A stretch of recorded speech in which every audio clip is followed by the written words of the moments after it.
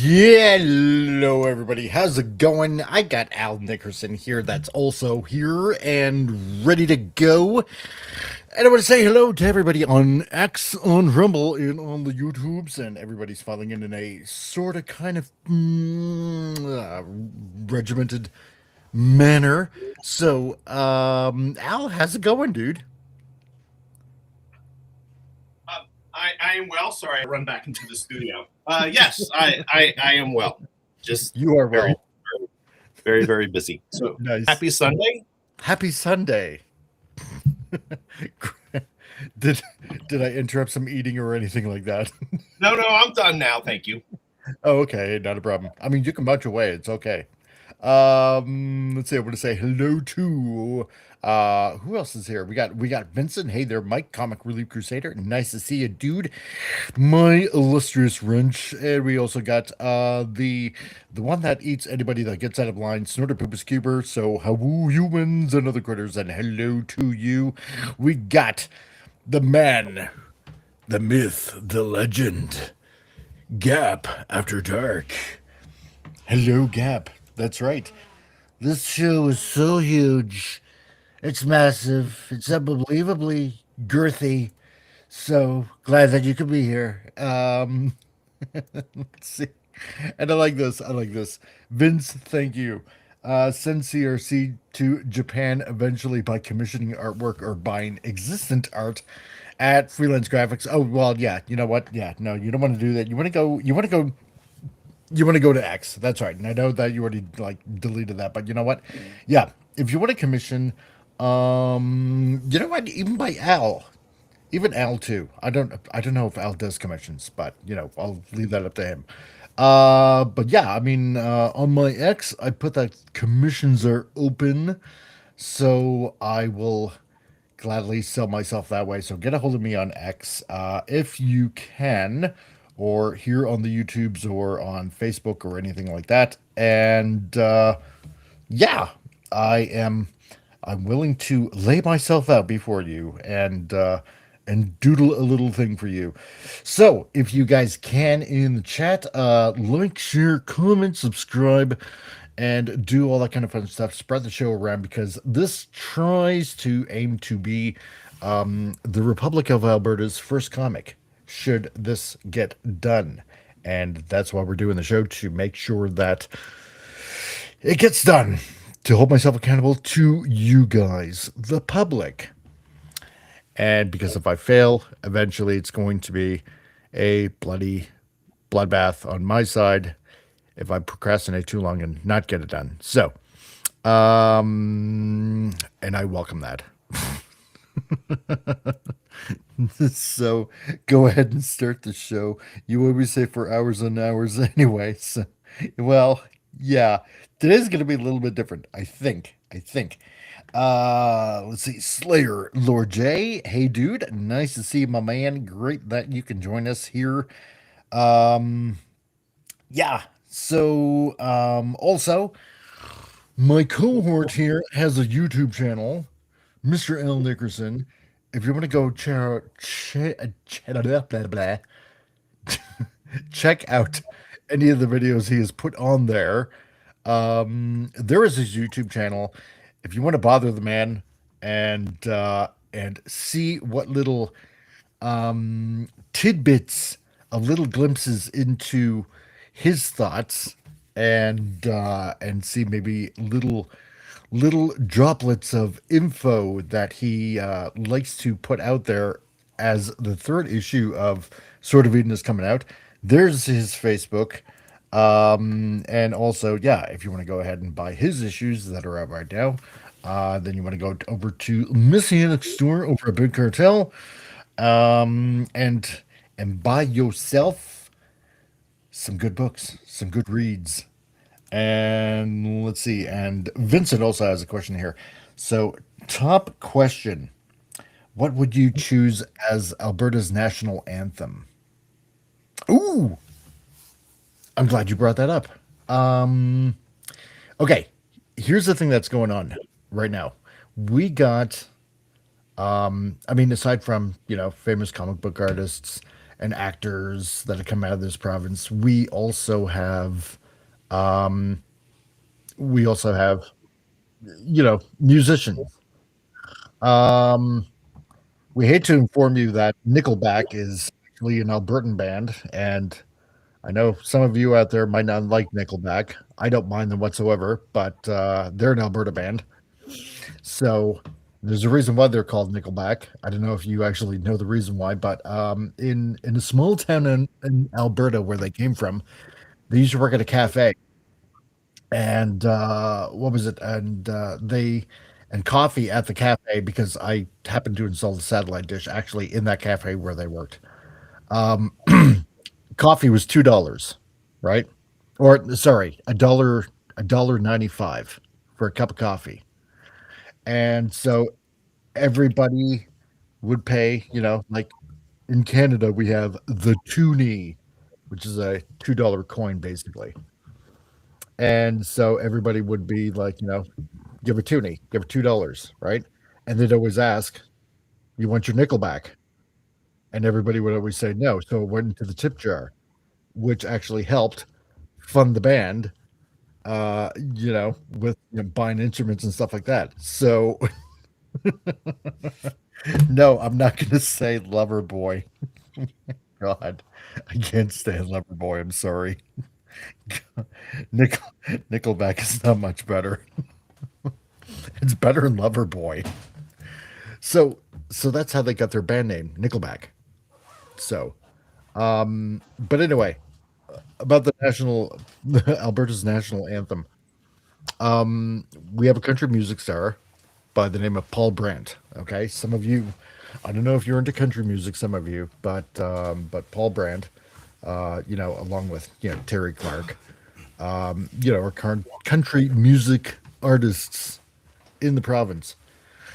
And lately, Paul Brandt has been causing a little bit of controversy, because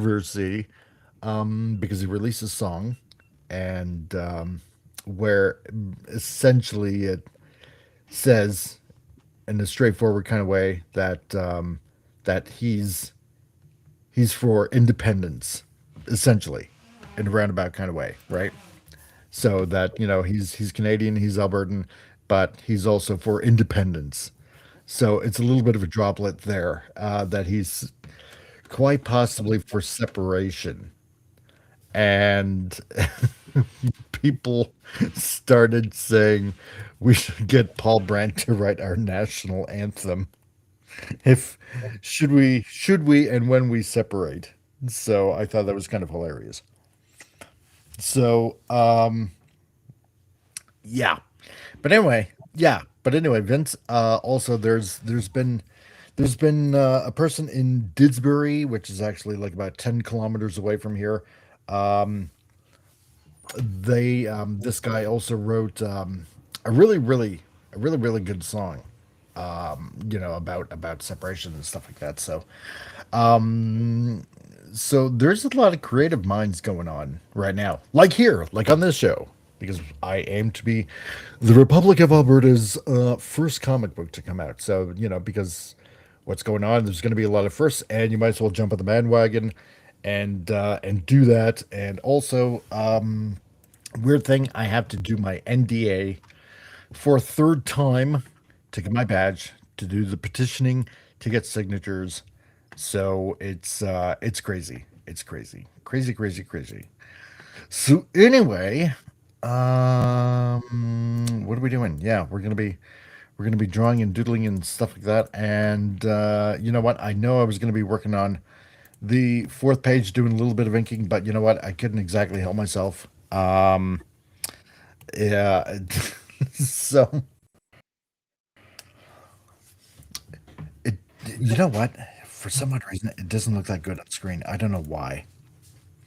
Like in the actual program, it actually looks better, but it's really weird. But anyway, I kind of decided to go ahead. I'm gonna fix those feet up though. But but the other stuff, the top panel, I'm kind of liking. I like how that happened. So I wanted to try to do a little bit of force perspective, and then I kind of did the word bubble there.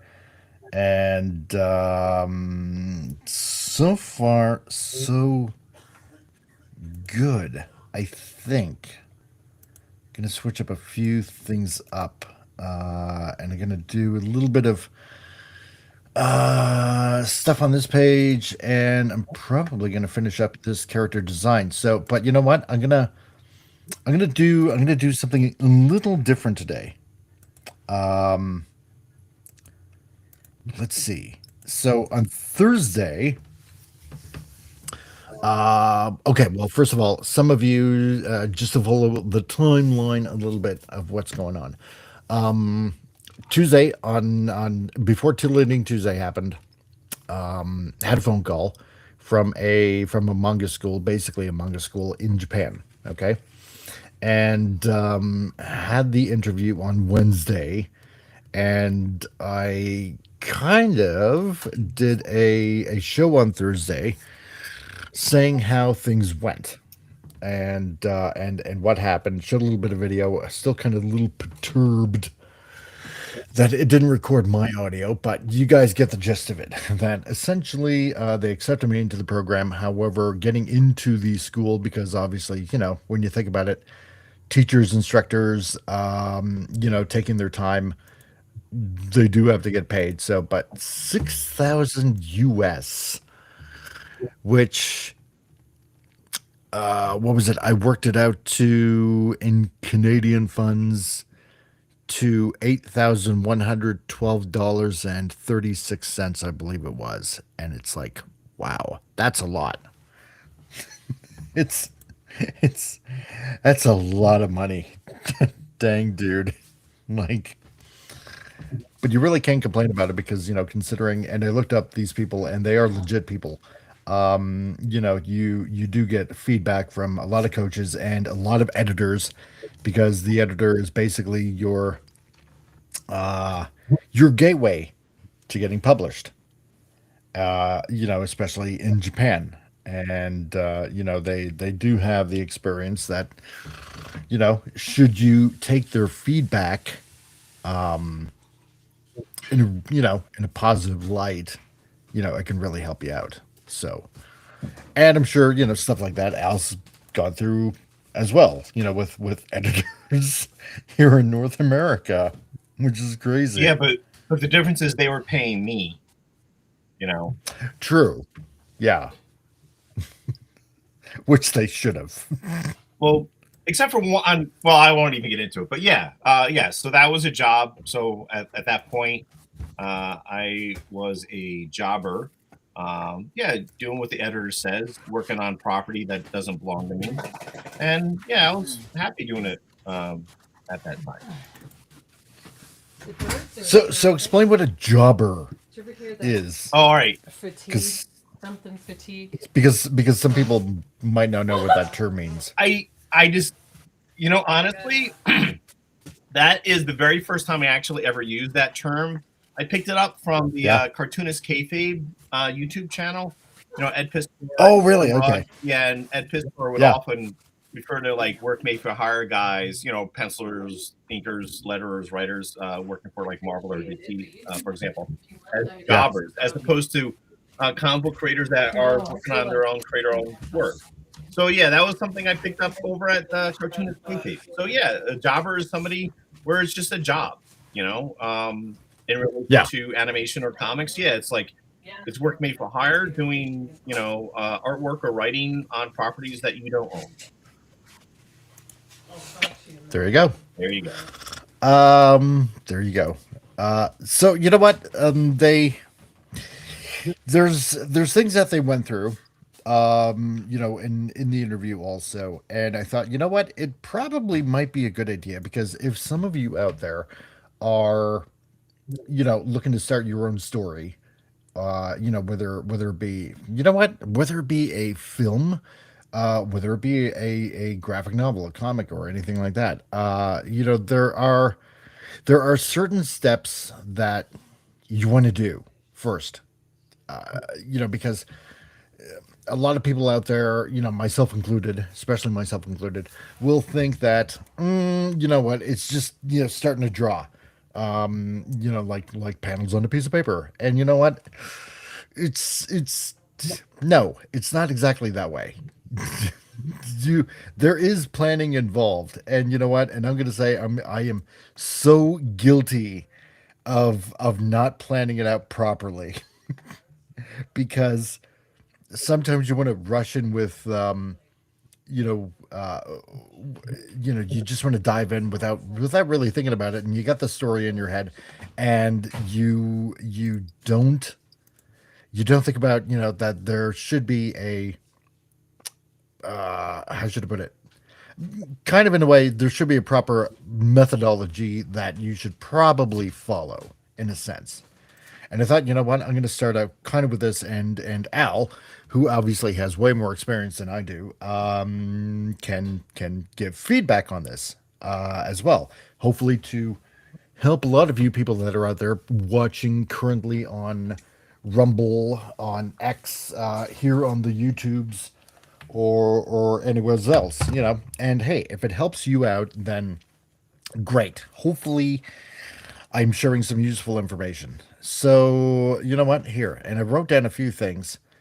Hopefully, that might be in order, sort of, kind of. It depends. It might vary on the North American side of things when it comes to creating, but generally, like when it comes to stuff like manga, it should be fairly simple.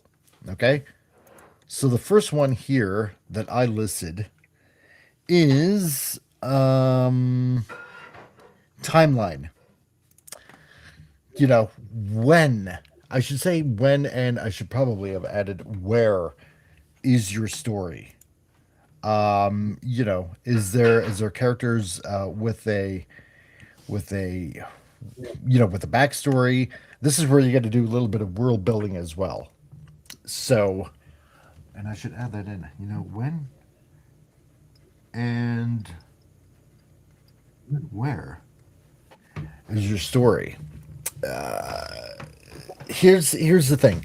Barry Goldyear, when I met him in St. John back in New Brunswick years ago, when they had their first entertainment convention there, the guy's from Maine, and he wrote the story that eventually became a movie, Enemy Mine.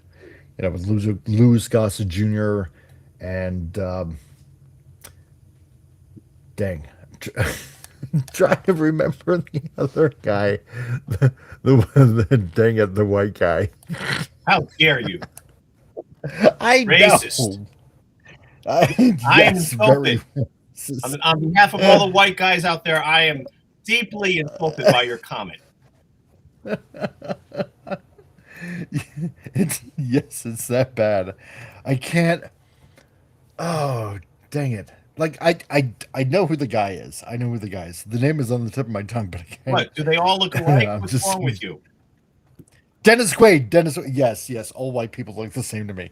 Dennis Quaid. That's right. That's who it is. Thank you, Vince. Dennis Quaid. Okay. So if you've seen that movie, yeah. So I talked to the author who wrote the book that got made into a movie with Dennis Quaid and Louis Gossett Jr. Enemy Mine. Okay. And so he gave me a really good tip, and I'm sure more than likely Al can kind of agree with this. He said that you may know everything about your character, but your reader doesn't. So you have to write it in a way, and you have to introduce your world in a way where you're explaining it to yourself. And that way your reader's going to know what your world and what your characters are all about. So you may know everything about it, but you have to write it in a way that your audience doesn't. You have to explain it to them. And a timeline also, you want to give this a little bit of thought. Where is it? When is it? Is it like, is it like set in the real world? Is it set in, like fantasy? Is it sci-fi? Is it set in space? Are your characters, is there like a definite beginning, or is there going to be like characters later on that are going to have some sort of interesting backstory that happened in the events to your main story that happened beforehand, stuff like that. Um, this is stuff that you kind of want to flesh out and think about and stuff like that. So, Enemy Mine is a great film. I used to watch it all the time. Yeah, it's a really, really good film. Really good film. So, Can I comment on that a little bit? you can. No, I want you to. I think that's one of the many ways to keep your audience engaged by having them learn more about your characters and the world in which they live through a process of storytelling instead of just like going blah, here's everything, Yeah. I don't like the idea of like, you pick up a new comic book or whatever, and there's like a lot of text explaining the world and what's going on in it and all the details of the character. I think it's a lot more interesting and keeping your audience around when you're explaining them what kind of world the characters live in and who those characters are themselves through a process of stories. And I think that's really interesting. When you were explaining what you were just explaining, one of the things that occurred to me, which actually might fly against everything I just said, is Wolverine. Like when I was like in the late 70s, and I became a huge fan of like John Byrne's run of Uncanny X-Men, and there's this cool short character with these metal claws, and like you didn't know anything about this character, but slowly they would give little details of his possible background, and little snippets. Yeah. And they also made a point that that Wolverine himself did not know his origins. So what had happened was, and I thought that was really interesting. I thought that was fascinating. I think the worst thing they ever did was actually tell his origin. But what Joe Quesada was saying when he was editor-in-chief at Marvel is that, the X-Men movies were being made, and Joe wanted to make sure that they, at Marvel Comics, told Wolverine's origin before that origin was told in the film. So that's why they did the Origins. I think it was initially a miniseries. I think Joe did Joe draw it or just maybe do the covers? I can't remember. Well, I mean, all that I remember is that Barry Windsor Smith did the origin story, which was Weapon awesome. X. Yeah, Weapon X. I was just rereading that. I was getting Marvel Comics Presents when that was coming out, but it was fantastic. Although it's really confusing because some of the things didn't happen, some of the things did happen. It was very confusing. But Weapon X by Barry Windsor Smith, who wrote it, drew it, and colored it, is fantastic. I'm referring to like phenomenal. Fantastic. Anyway, sorry. Oh yeah, great artist. I'm referring to like Wolverine's like origin, like his dad, because even yeah. Okay. They alluded to the idea that Sabretooth might be John Byrne's dad, might be Wolverine's dad. And the whole thing with the claws and the adamantium skeleton, and even back then, because I interviewed John Byrne for Back Issue Magazine concerning his run on Uncanny X-Men. And Byrne's idea, because he was actually plotting Uncanny X-Men, especially towards the end, and certainly for the Days of Future Past. Because in the Days of Future Past, there was a part where Wolverine in the future, not to spoil things, is blasted by a Sentinel, and all his flesh is just like burnt off his body. Yeah. And I asked John, I'm like, that Wolverine skeleton looked like a robot, and that was Byrne's idea. Byrne's idea was that Wolverine did not have a adamantium enhanced skeleton, but that his Wolverine skeleton was actually all removed and replaced fully with an adamantium skeleton. Oh, that's really cool. But then they did Origins, and I didn't like it. When Joe Quesada was editor-in-chief. And they came out, they really enforced this idea of the bone claws, like Wolverine when he became, an adolescent, and then his mutant abilities started showing. He had bone claws, and that was like never part of the canon. I hated that. No, because I know that into the 90s or something like that, what was it? There was an issue of X-Men or Uncanny X-Men, I forget which, where Magneto literally rips all the adamantium out of his skeleton, and like Wolverine ends up like, I don't know, like devolving or something like that, and then you find out he has like these bone claws and stuff like that. He becomes like more feral, and I thought this is kind of dumb. You know, Yes. that apparently that the adamantium was holding back his, his primalness or something like that. It's like, well, then Stupid. how come he wasn't like that before he got the adamantium? Like, explain that, right? Exactly. And I thought that was always dumb. But Yeah, no, they no, I liked it. Sorry, no, I didn't mean to interrupt. I always liked the fact that, yeah, when Byrne was doing X-Men, that he even alluded to it a little bit even more, that he was part of the, the Weapon X program when Vindicator ends up showing up trying to take Wolverine back when he goes to the X-Men Yep. mansion. Yeah. Yep. And I thought, oh, okay, so Wolverine's actually Canadian too on top of that. This is Yep. interesting. I like that. So yeah, and I've always liked the little droplets of information along the way that they've always given until, Barry Windsor Smith and Marvel Comic Presents, came along, and yeah, my brother made sure to get all those issues because that art was phenomenal. I loved it. It was so I like good. that run a lot. Oh yeah. Even after that, well, let's say, so when Jim Lee was working on Uncanny X-Men and then doing X-Men, but during the Uncanny X-Men run, they had a storyline where it took place at in 1938 in Madripoor, or even in Japan, where Wolverine yeah. meets Captain America. Mhm. Wolverine didn't have any claws back then. It's like, I No. hate this retconning garbage, which drives me nuts. And even Oh, what you're and doing with and Magneto, Black Widow too. Yeah. right? See, now that's interesting because she was a kid back in like 1938. Right. Which was interesting but confusing because they never really explained it. No, Like, not really. how does that work? I did find that interesting, but well, it's Cartoon 'cause of the physics, last my thing, friend. because the Romanov thing.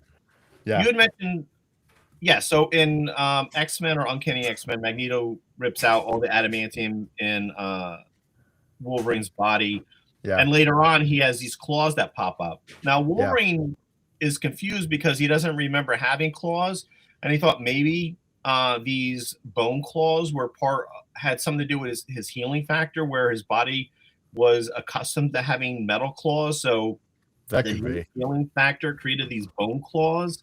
Hmm. Oh, I thought that was kind of interesting, but where they went with it, yeah, I think you and I agree that that was just dumb. Yeah. Yeah.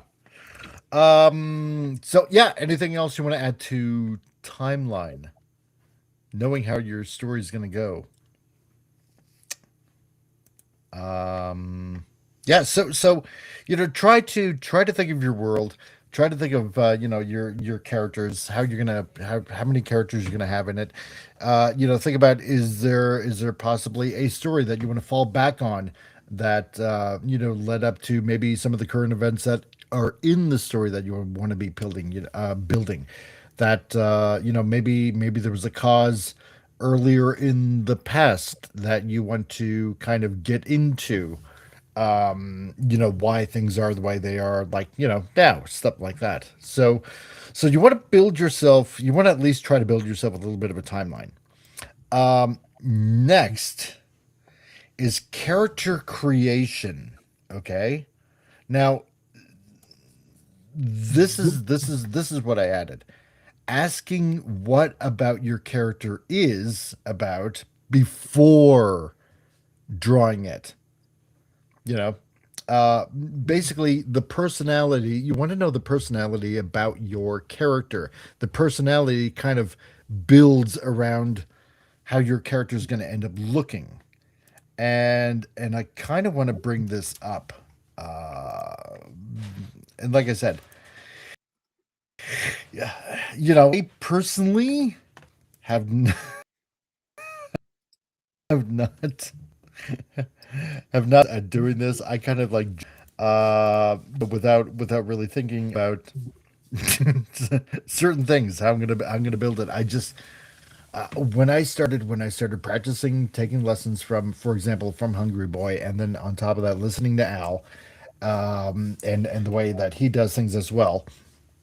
I just wanted to jump right in, but there's a very strict methodology that you really should follow.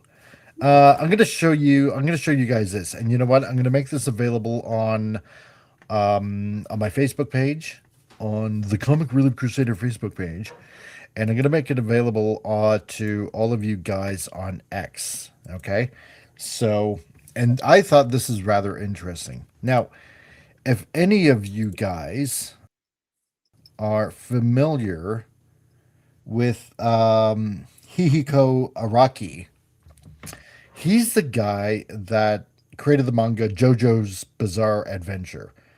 And for some odd reason, I don't know why, my son wants me to watch it. I don't have the time to watch everything that he suggests. So maybe something I know that Brandon, the anime guy, he's like, yeah, you got to catch up on Farron. And my son was like, oh no, you got to check out Demon Hunter. It's really good. And this guy that hunts down demons and kills them. I'm like, okay, that's cool. And then of course One Piece, which I'm I'm over 1,000 episodes in. So yeah, exactly, Vince. Yeah, there was a comic book crossover with Cap Wolverine and oh yeah, Sergeant Fury. Damn, I could look up his name. Oh. Yeah, Sergeant Fury. So yeah, there was too. So I thought this is very interesting to bring up. Let's see. Vince says, yeah, for my characters, I basically have like a personal file with key events for every major character, just like that. Yes, exactly. This will give you a little bit of, probably straighten a few things out, which leads up to the eventual drawing of the design, right? And everything has been translated into English, obviously. So, here you want to get into like names, their name, or a nickname if they had one, age, sex, to which is only two, male and female. Yes, all of you heard that, so you can rage right now if you want to, that I don't include z, them, they, them, or whatever. Birthday, birth sign, so, I guess some people kind of go for that kind of thing. Blood type, yes, blood type. Birthplace, height, weight, eye color, hair color. Eyesight, that's kind of interesting. Color blindness or glasses. Handness, so I'm guessing what Hihiko Araki means is that if they're right-handed or left-handed. So, which is very important, actually. Yeah, which is because I'm very conscious of that. Well, really? Yeah, I'm actually left-handed. Are you really? I didn't know that. Yeah. Like Kurt Cobain was left-handed. Paul McCartney's left-handed. I have found that many people who are artistic tend to be left-handed. So yeah, Nemish Man in the Sword of Eden, no one's going to notice this, but yeah, he's left-handed. So usually when he punches somebody, it's his left hand. Rebecca Stern, she's right-handed. So whenever she's using the sword, she's using it right-handedly. So no one else is going to pick up on this stuff. But yeah, if you do, it helps you with developing the characters, at least in your own mind. Yeah. Canadian Spider-Man, how's it going, dude? Hello and good day. Spidey, when are you getting here? When are you getting to Alberta? When are you going to sign the petition? Hurry up. Type of voice. This is rather interesting. Because this is actually something I never really thought of. Type of voice. Because let's face it, and Al again can probably, protest to this. I mean, when it comes to fans, I mean, they want to know everything about a character. I mean, some of them really dive deep, which is, in one way it's kind of creepy, but in the other hand, it's kind of nice. They want to pay attention so closely to your characters. Spidey says, working on it. Want to buy a 2003 Vibe? I gotta unload some things. Oh, okay. Well, Spidey, I got a 2002 GM Envoy, so if I buy a Vibe, I mean, at least that's like 1 year closer to updating it than the GM Envoy. So, does anybody out there on Rumble or X want to buy a 2003 vibe from Canadian Spider-Man? If so, look up his Twitter. You can find him at Canadian Spider-Man, or especially maybe in the Manorama chat. And if you want to go ahead and buy yourself a nice Canadian car, Canadian Spider-Man has a car for sale. And collector, how's it going, dude? And of course, it's important, as everyone knows, that left-handed people are cursed by the devil, or by the Pope, or by another big mouth who has nothing hello to decide. Don't be jealous. Oh my god. Okay, I do remember some stories. I think even Tom told me, and Tom, if you eventually show up and watch this or end up in the chat, um, I think Tom also told me that when he was in Catholic school, they would make him. Oh my Yes. God, that wasn't Tom. That was my father. You do? Oh, it was okay. So it was my wife's dad, but I heard this from other people as well. That they would correct you by making you write and do everything with your right hand instead of your Yep. left. Yeah, and I was like, that's kind of, I mean, twisted. Damn, Yes. dude.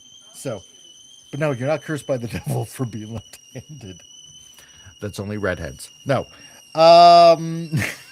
So I wonder, does that go into the hardness column? Um. What, being left-handed? I don't know. So, okay, history of surgeries, cavities, illnesses. See, this really dives deep into like really character building. This is kind of crazy. Scars, burns, skin damage, birthmarks, tattoos, other physical characteristics, nose, eye shape, posture, breast size, legs, moles, race, religion, criminal records, awards, education, forming experience as an infant, young child who is including who is involved. That's interesting. Sexual history, lovers, thoughts about love, marriage. Okay, well, that's pretty personal, but I guess it goes into character development, which is kind of interesting. People that the subject admires or hates. That's okay, yeah. This is really forming a really in-depth character profile, like a psychological one too. What is this from? Like, where'd you get This this is from? this is from um okay, first of all, I did if you were watching on Thursday, the lady at the manga school had said that she was going to send an email, right? Because obviously I couldn't afford, 6,000 US for tuition. So, but there was things that she said she was going to send in an email. So, to help with character creation and stuff like that. And this is from a well-known manga. The artist and writer, and some of you guys in the chat may know, whether you're on Rumble or X or anything like that, Hihiko Araki. And he made a manga called JoJo's Bizarre Adventure, and that's got turned into an anime. It's extremely popular even in North America. So he's quite well known, and so this is basically a character sheet of developing a character's personality. And so his method is like, if you know their ins and outs, what they think, what they feel, and stuff like that. Generally, from his perspective, your character, their psychology, kind of comes out when it finally comes to drawing your character, kind of thing, which is very interesting, I thought. So, anyway, I'm gonna go through this like really quick here. Personality traits, relationships, family relationships, problem relationships, environment, school, economic status, behavior, pets, plants. Like really, pets and plants. Personality. So yeah. So this is kind of what you want to think of too. Are they cheerful or gloomy, humorous or violent? active or sociable, virtuous, expressive, weaknesses, worries, unusual traits, what is distinctive about them. So, this is stuff that you do kind of want, I suppose, coming out because it explains a character quite well. And then again, it holds you accountable to how well you're holding the character, to its foundation, right? And I'll give you a really good example in a second here. Okay, so special skills, fighting styles, abilities. So sports, dance, nimble, martial arts, guns, driving, language studies, other certifications. Then it goes to hobbies, recreations, likes and dislikes, food, clothing, shelter. What do they like favorite perfume or cologne. Collections, creative pursuits, music, newspapers, books, stuff like that, habits, favorite phrases, and other stuff like wine, food, supernatural abilities, attuned to spirits, stuff like that. So, I mean, you got to understand that this comes from Japan. But I'm gonna say this. You know what? This is really really interesting. So, and let me just catch up on the chat here quickly here. There's such a thing as a left-handed roping horse, so I'm told. Really, I had no idea. What are we doing here? Oh, collector. Okay, what are we doing here? We're going through like maybe the ins and outs of if you want to end up being creative, creating your own story, like whether it's like film or your own written story, like a novel or a comic or anything like that. We're kind of going through like little steps here, and like I said before, there were some steps that I did not pay attention to, and I should have. So, and that's kind of why I'm doing them now, right? Let's see. Vincent says, yeah, they forced King George to use his right hand and it screwed him up mentally. Really? I didn't know that. Huh. I did not know that. And collector, breast size. Wasn't it Dr. Samantha Fox who developed the standards for these? The 80s were good. I'll just say that. Anyway.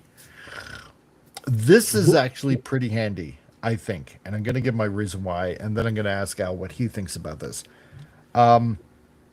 It holds you accountable for holding your character at least true to themselves, and sticking to their beliefs, their likes, their dislikes, what they like, what they fear. All kinds of stuff. Because I got to tell you something. Like all of us by now, a few years ago, and you all remember this when Captain America was actually, what was it, a shadow agent for Hydra? The Never whole happened. Captain America Never Hail happened. Hydra thing. No. Well, yeah, this is what I'm thinking. This is what I'm saying. Rancor Steve. How's it going, buddy? Nice to see you. You should be at work. Yeah, what's he doing? Yeah, you said you were supposed to be at work. What are you doing? You're supposed to be working. I love picking on Steve. Steve is awesome. No, glad to see you, man. Glad to see you. Everybody give Steve a round of applause because he is selling guns to people. There you go. Yay. Making sure their amendment rights are not taken away from them. by Amen, selling you commies. weapons. That's right. Is there a form of being creative that's so Japanese or so German? Well, I'm not saying like I'm not saying it's a form necessarily. It's an assist. Look at it as an assist. So, and Windrave, how's it going, man? Glad you dropped into. I'm just going through some things that maybe if you want to get into this kind of stuff, maybe it might help you. And he says, like, ugh, I hated that Hydra Steve Rogers. Yeah, I know it was dumb, right? But this is what I'm talking about. Developing your characteristic traits. I can't believe my restroom mirror is here in the chat. Thank God. Once you have this developed, then you wouldn't have a Hydra Captain America. you know, because their personality is so solidified. You know, they wouldn't do that.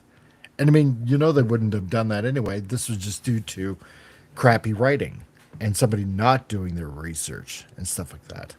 Well, it was definitely intentional, despite his Oh yeah, history. 100%. So what do you think of something like this, Al? Like when it comes to this part of character creation?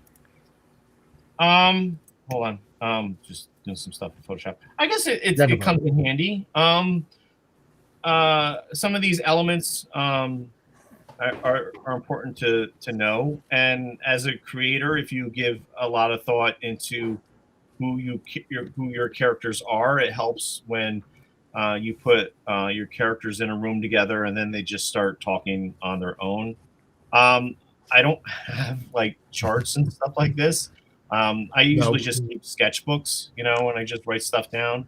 And also now, and I don't even have style guides. And I was actually just doing this a few minutes ago.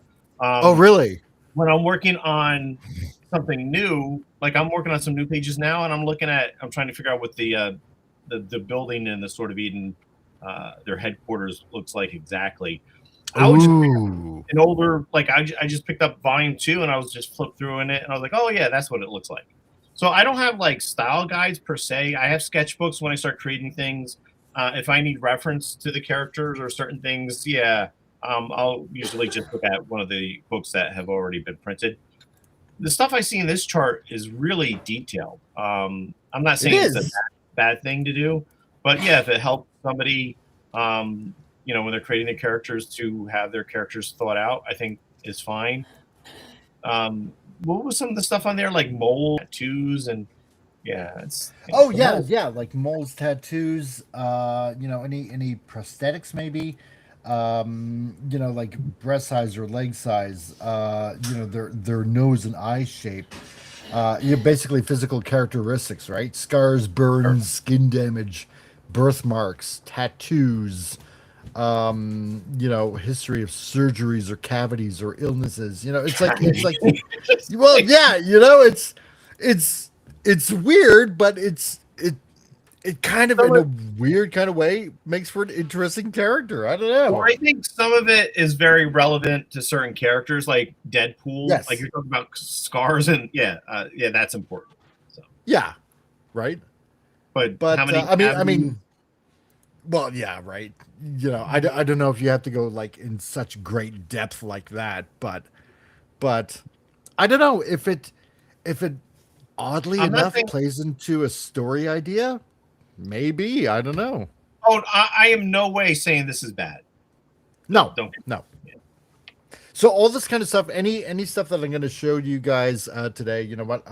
Like I said, I'll make it available on the Comic Relief Crusader page on Facebook, or I'll be posting it on X. So if you want to grab this kind of stuff, if you feel that the stuff that I'm going to show today can assist you or help you in any way, then hey, you got a little bit of an assist that might help you solidify some ideas you know, in your head when it comes to story ideas and stuff like that. So, Can they download that from somewhere?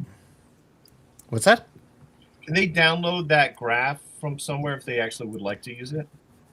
Oh yeah, no, I'm gonna post it on my Facebook and X. Oh, okay. Yeah, on Twitter and Facebook. Yeah, because you know what? Like I said, I'd like to bring everybody along for the ride, and if I can help you guys out, then you know what's mine is yours, and it should be able to help you out. So yeah, so for all of you on X that are happen to be watching after the show, yeah, I'll make sure that I post all of that kind of stuff today. And if you're watching on Rumble or here on the YouTubes, yeah, go to my X. Vince just put it up right there, and I'll post it a little later on. And let me know what you think, and if I can get any kind of other materials and stuff like that. I'll try to find it, or I'll ask Al because he's got a plethora of books that he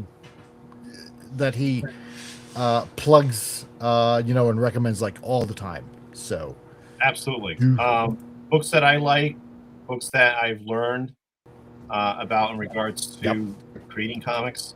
And folks dealing with the history of comics. So yeah, I'll post something, the recommended reading list on my Facebook page. Hopefully, Cool. sometime today. Nice. So next, this is what I'm going to call the needle drop, okay? And if you want to know what that means, this is how I kind of mean it, okay? And I kind of wrote it down because I kind of try to get my thoughts, down. Because if you've been following the show that's been going on for the past 24 weeks now, literally like pretty much like half a year, you've seen me do a page 1 and a page 2 and getting into a page 3. And then what I ended up doing is like I changed the course a little bit and then started from a brand new page 1, 2, 3. And I mean you guys have seen it here, live. I mean, like he was like the brand new page 3 and then page 4 and stuff like that. So this is kind of what I call the needle drop. All right. Like when and where does this chapter 1 take place? Okay. And let's see. Hope that worked out because I can't see it without the Facebook account. Oh, okay. Well, you know what? I'll drop it in the chat there in a second, Vince. So yeah, when and where does chapter 1 take place? So, like I mentioned before, like what we talked about on this channel. Hey, pop culture mechanic, fellow Albertan. Looking for freedom wherever he goes. He's pop culture mechanic. Everyone knows. Yes, and check him out. Because he does his gaming stream on Saturdays. It makes for a nice, relaxing Saturday. And then he goes his anime recommendations on a Sunday. So check the dude out. He is awesome. I love his channel. So I love dropping in on his channel. Hold on a second, Vince. I am. Move over. Thank you. It's coffee time. One sec here.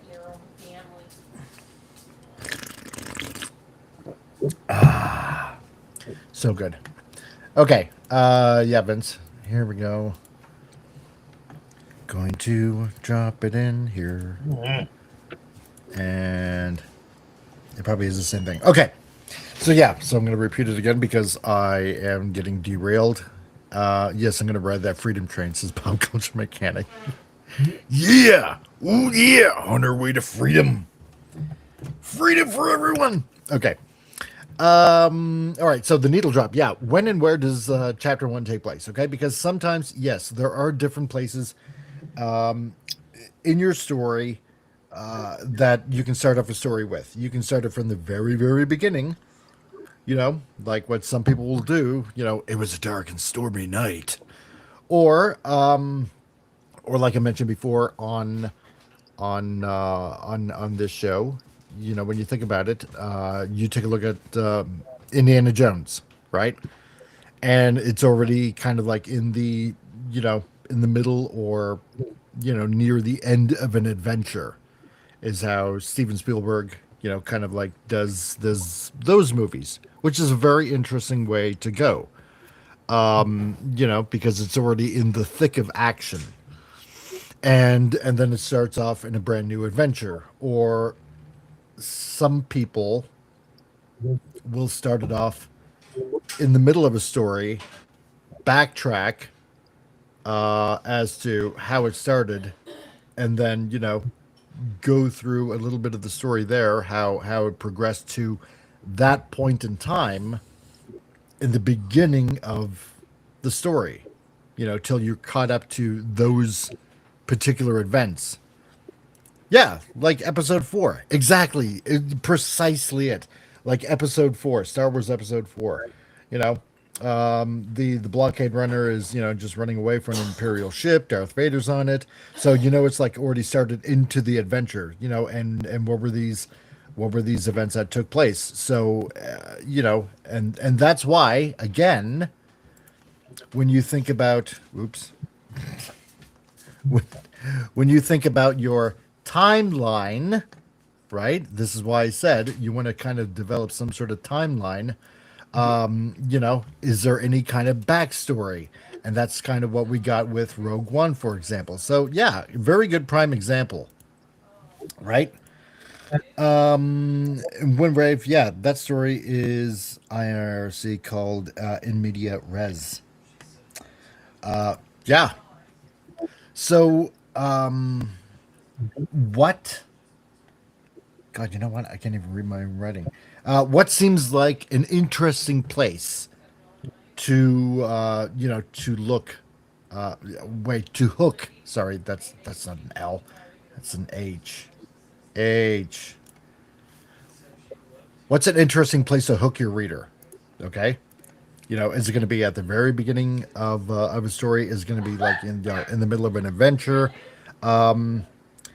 Because from my understanding, as I sip a cup of coffee right now, good coffee. You have, I'm going to say you have 3 to 4 pages to hook a reader. It's kind of like, because many of you know, obviously, I'm a graphic designer. Say, for example, when it comes to making a business card for a client, okay? Basically, you have 5 to 10 seconds to impress the person that you give a business card to of whether they're going to, stick it in their wallet or stick it in their pocket, or you got that brief time to hook them about whether or not they're going to give you a call back. So, and the same thing goes for visual media like this. You know, you have a few pages to basically hook your reader. So, Al, what do you think about that? Hold on. What are your thoughts? Well, here are my thoughts. So, Okay. my one thought, my computer's running very slowly, is that in regards to business cards, if you're an illustrator, graphic designer, whatever, I would make sure to put your artwork on the business card. I don't really use business cards anymore, but I actually should probably get some printed. So on one side of my latest business card, I actually have the artwork of the cover to the swordofeden.com, the Sword of Eden first graphic novel. So there's some artwork there. So you hand somebody a business card, it's got your artwork on it, at least on one side of it. On the other side, I have all my info and stuff, but I also have artwork on the other side where I actually do have all the text of my personal information and everything else. So yeah, you should put your artwork on your business cards. I think that's really important. And also, like, if you're looking for work in comics or animation or whatever, and you go to, for an example, to a comic book convention to talk to editors and publishers, yeah, make sure you have a business card, and make sure you get a business card from them. Usually editors, producers or whatever, they don't want to take a whole lot of stuff home with them, like samples of your artwork or anything. Yeah. It's okay to show samples to folks like that at a convention, but don't give them anything to take home. They're not going to want to carry it. But yeah, at least if they have your business card, I think that's very important. And make sure you put some of your artwork on your business card.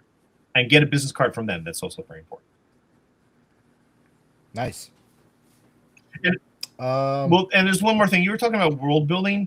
I think it's really important. Right. I think world building is very important. It's not just, well, here's one way. Because when I was teaching, I found out that a lot of my students, when they're drawing their comic book pages, they like drawing the characters. They weren't crazy about drawing backgrounds. Right. So what I would tell them is, look at your backgrounds on your pages within your panels as the world in which they live. And world building is important because if you look at something like The Lord of the Rings, that world is very important and plays a big role in the story for The Lord of the Rings, Middle Earth. Gotham is not the same as Metropolis. Tatooine is, different from any other planet, in the Star Wars universe. So these worlds actually can have a character up onto its own. Krypton, very important to the origins of Superman. So yeah, don't look at it just Yeah. like as just stuff to fill up a panel or a page, but look at it as like what Mike was referring to as world building, and potentially the idea that these worlds in which your characters exist actually can have or can be a character of their own. Yeah, because remember, this is your universe that you're creating, right? You can make it look like anything, well, I mean, depending on the world that you're looking at making. I mean, if it's set in modern times like today or something like that, in a world very much like ours, yeah, then of course you're gonna have very, how should I put it? Just stringent rules that you have to go by, obviously, because if it's going to be like a very real world setting, well, there's not much room for deviating from that. But I mean, if you're going to go something like totally 100% sci-fi, I mean, your imagination, the world's your oyster. You can come up with anything that you want, right? So you have a lot more flexibility than you were that's real world based, let me say. Canadian Spider-Man says, yeah, the farm eggs around here are everything but white shelled. Oh, okay. Is that in reference to what Vin said earlier? Don't make it eggshell white. He's talking about the business cards, or Patrick Bateman will come and get you. Is, is that from American Psycho? Patrick Bateman? I've never watched that movie, man. So, um, yeah, I know. In Star Wars, yeah, desert planet, forest planet, not a moon planet. That's not a moon. So, no, and it was always a forest moon, like the forest moon of Endor. I always thought, like, how can a moon become a forest, and the planet that is actually Endor is like, it looked like a gas giant or something like that. It's like, how is it that a moon develops into a forest moon and not the planet down below? I thought that was always kind of I always neat. I liked it. Yes, American Psycho. Okay, that was a good guess of mine. There we go. Yeah. So that's why on the first show of this year, that's why I gotta work on backgrounds more, because again, yeah, this is 100% world building, and you have to focus on the world that's behind your characters, because it's very important that, in the sense that it can set the mood as well. It's not just buildings or forests or anything like that. Backgrounds can also set the tone, or the emotional framework in which the characters are in also. If you kind of get what I mean. Backgrounds are extremely important, when it comes to world building. Yeah. So let's see here. And What also, else? I just want to add one more example. Yeah, go There's for a it. reason why, in the early 1960s, that Stan Lee and Jack Kirby put everything in New York City. They didn't create their own Yeah. fictional cities. Yeah. They wanted that universe, although, well, I won't even get into that. But they wanted to make sure that the universe that they were building was relatable. I don't know what it's like to live in Gotham City or Metropolis, but I know what it's No, like to neither live do I. in New York City. So Yeah. it helps with your readers, yeah. Yeah, because it's something that you're familiar with, something that Yes. right? I don't know where there exists a city like Gotham City. I mean, Metropolis, sure, there are a few examples. I mean, Toronto was originally supposed to be a metropolis, but Metropolis just seems like any kind of other city. Gotham just seems like dark, gloomy. I don't know, like maybe like Chicago, maybe. I haven't the faintest idea.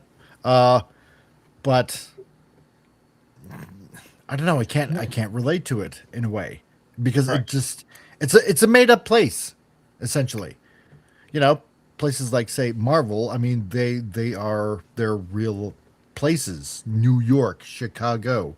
You know, like I mean, God, even West Coast Avengers. You know, even listed like real cities. John Byrne. I mean, when he did Alpha Flight, and even when he did X-Men. I mean, he literally drew Calgary in those panels. What you were seeing is actual Calgary locations when he drew those. So, you know, downtown Calgary, the airport, stuff like that. You know, he drew from real life. I can honestly say that because that airport actually literally, well, maybe a few little differences since he drew like, you know, back in the 70s, but it's essentially still the same. So, Windray, something similar exists in Robotech lore. Triol is a livable moon above the mega-sized planet Phantoma. The Zendrati were made to resist the heavy gravity to mine the ore there. You know what? I I haven't looked at Robotech in such a long time. I used to love Robotech. Robotech was awesome. I could look more into Robotech. I'm thinking about maybe switching from collecting Transformers to just maybe get a few Robotech figures. I'm happy with what I got for my Transformers. Okay, anyway, so carrying on. Let's see here. Okay. Now, so once you got that kind of stuff settled, you know, what your characters are like, what kind of world do they live in, yada yada yada. Then this is where you can kind of draw into visual design. Okay. Because now that you got a personality set, you know what their likes and dislikes are, yada yada yada. Now you can get into the visual stuff. From there, you know, it should kind of give you a rough idea, you know, oh, well, they like this and that, and they don't like this and that, you know, then I can kind of like maybe draw it like this. So you basically have, you know, your character should try to look unique. You know, their costume, if they have a costume, or, you know, whatever clothes that they're wearing, should match their abilities or their powers. You know, and here was kind of another thing that I thought I'd add in. Their hair also should probably match their personality. And this is kind of an odd way of looking at it, but you know what? I'm gonna give a little bit of an example here. Let me open something here. Because obviously you guys have seen what I came up with when it came to visual design, or you know, a few things that I've done for you know, for some other people when it came to, you know, costume or character creating. And let me kind of bring it up. Okay, so let me just kind of zoom in here. You know, I already kind of knew how my character was going to be. You know, I already kind of gleaned it in my mind's eye, kind of thing. You know, whether we're going to be like, um, you know, but like I mentioned, you know, the gear, the character, you know, their costume should match their abilities or powers. So I'm doing something that is, it's not superhero based. It's not, you know, pew pew flashy powers, you know, say like, you know, Wolverine or Iron Man, or, you know, like Superman or Green Lantern or anything like that. There's no flashy powers whatsoever. But, you know, in this story, she's going to be a hunter. So the gear, like I said, the gear should reflect that. So when it comes to character designing, you know, what she wears should reflect on what she does. So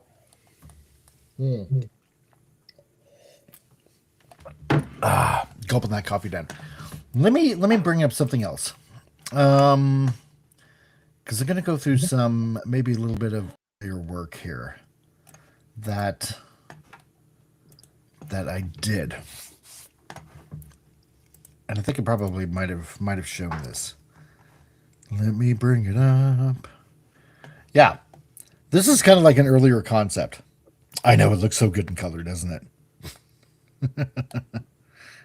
it? Yes, exactly. Does the curtain matches the drapes? Yes, it should. There's something earlier I had in mind. Okay, early kind of character design, and I kept the pouch thing that kind of goes around like like the belt kind of thing because I thought this is neat. I like that, and I wanted to keep the high boots and the jeans kind of look.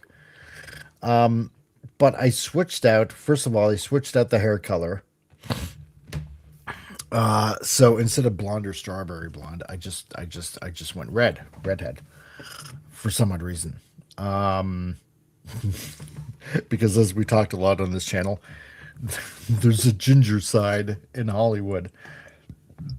But I had the duster jacket, and only because I thought duster jackets were kind of cool, and I thought about this a little bit more, and that's kind of why I got rid of the duster jacket because um, I thought, and I kind of gleaned this from a comic, and I forget what comic book it was, but it's kind of like a cape. And if a bad guy grabs a hold of a cape, that's kind of like around your neck or something like that. I mean, they can toss you around like, like you're a pillow, basically. You're kind of hooped. And that's kind of why I switched to a shorter jacket like this. And I thought, yeah, that kind of makes sense now. So not as easy to, to grab. So along the way, you're going to end up tweaking here and there. Let's see. Vince says, yeah, my only slight objection would be the hair color matching the jacket. Not sure about that. Well, yeah, exactly. That's kind of why I wanted to change it more. You're gonna go through these phases. At least for me, I did. Yeah, he's right. It's your first design obviously it's not gonna be your final design. Mhm. Let me see what. And I think what I did even earlier before that, I still kept the duster jacket. I wanted this to be like kind of like a black sweater kind of deal. So this one is even earlier, and you can see a little bit of Masamune Shiro, Appleseed, Ghost in the Shell kind of vibe to that design. Because I was like, one of the first manga that I read. What here? Let me see here. Let me try to bring something else up that might be even earlier because I know I kept some of the old work. It might be in my practice folder. And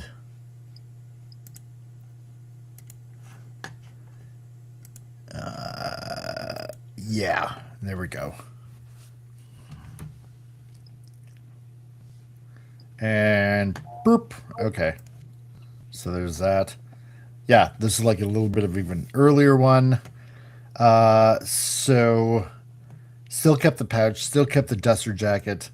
Actually, you know what? I had a knife there. I should probably bring that back. But yeah, is I was playing around with like expressions. Yeah, it's very Masamune Shiro oriented. But here, I'm gonna show you something right here. I had this very different jacket before the duster jacket, and oh hey man, hey Gap, you're back. Nice. I don't know if it's a type of flight jacket. It's something from the Rocketeer from the movie The Rocketeer, and the comic. And I always thought that that kind of jacket was like really really cool because it buttoned up top and down the side.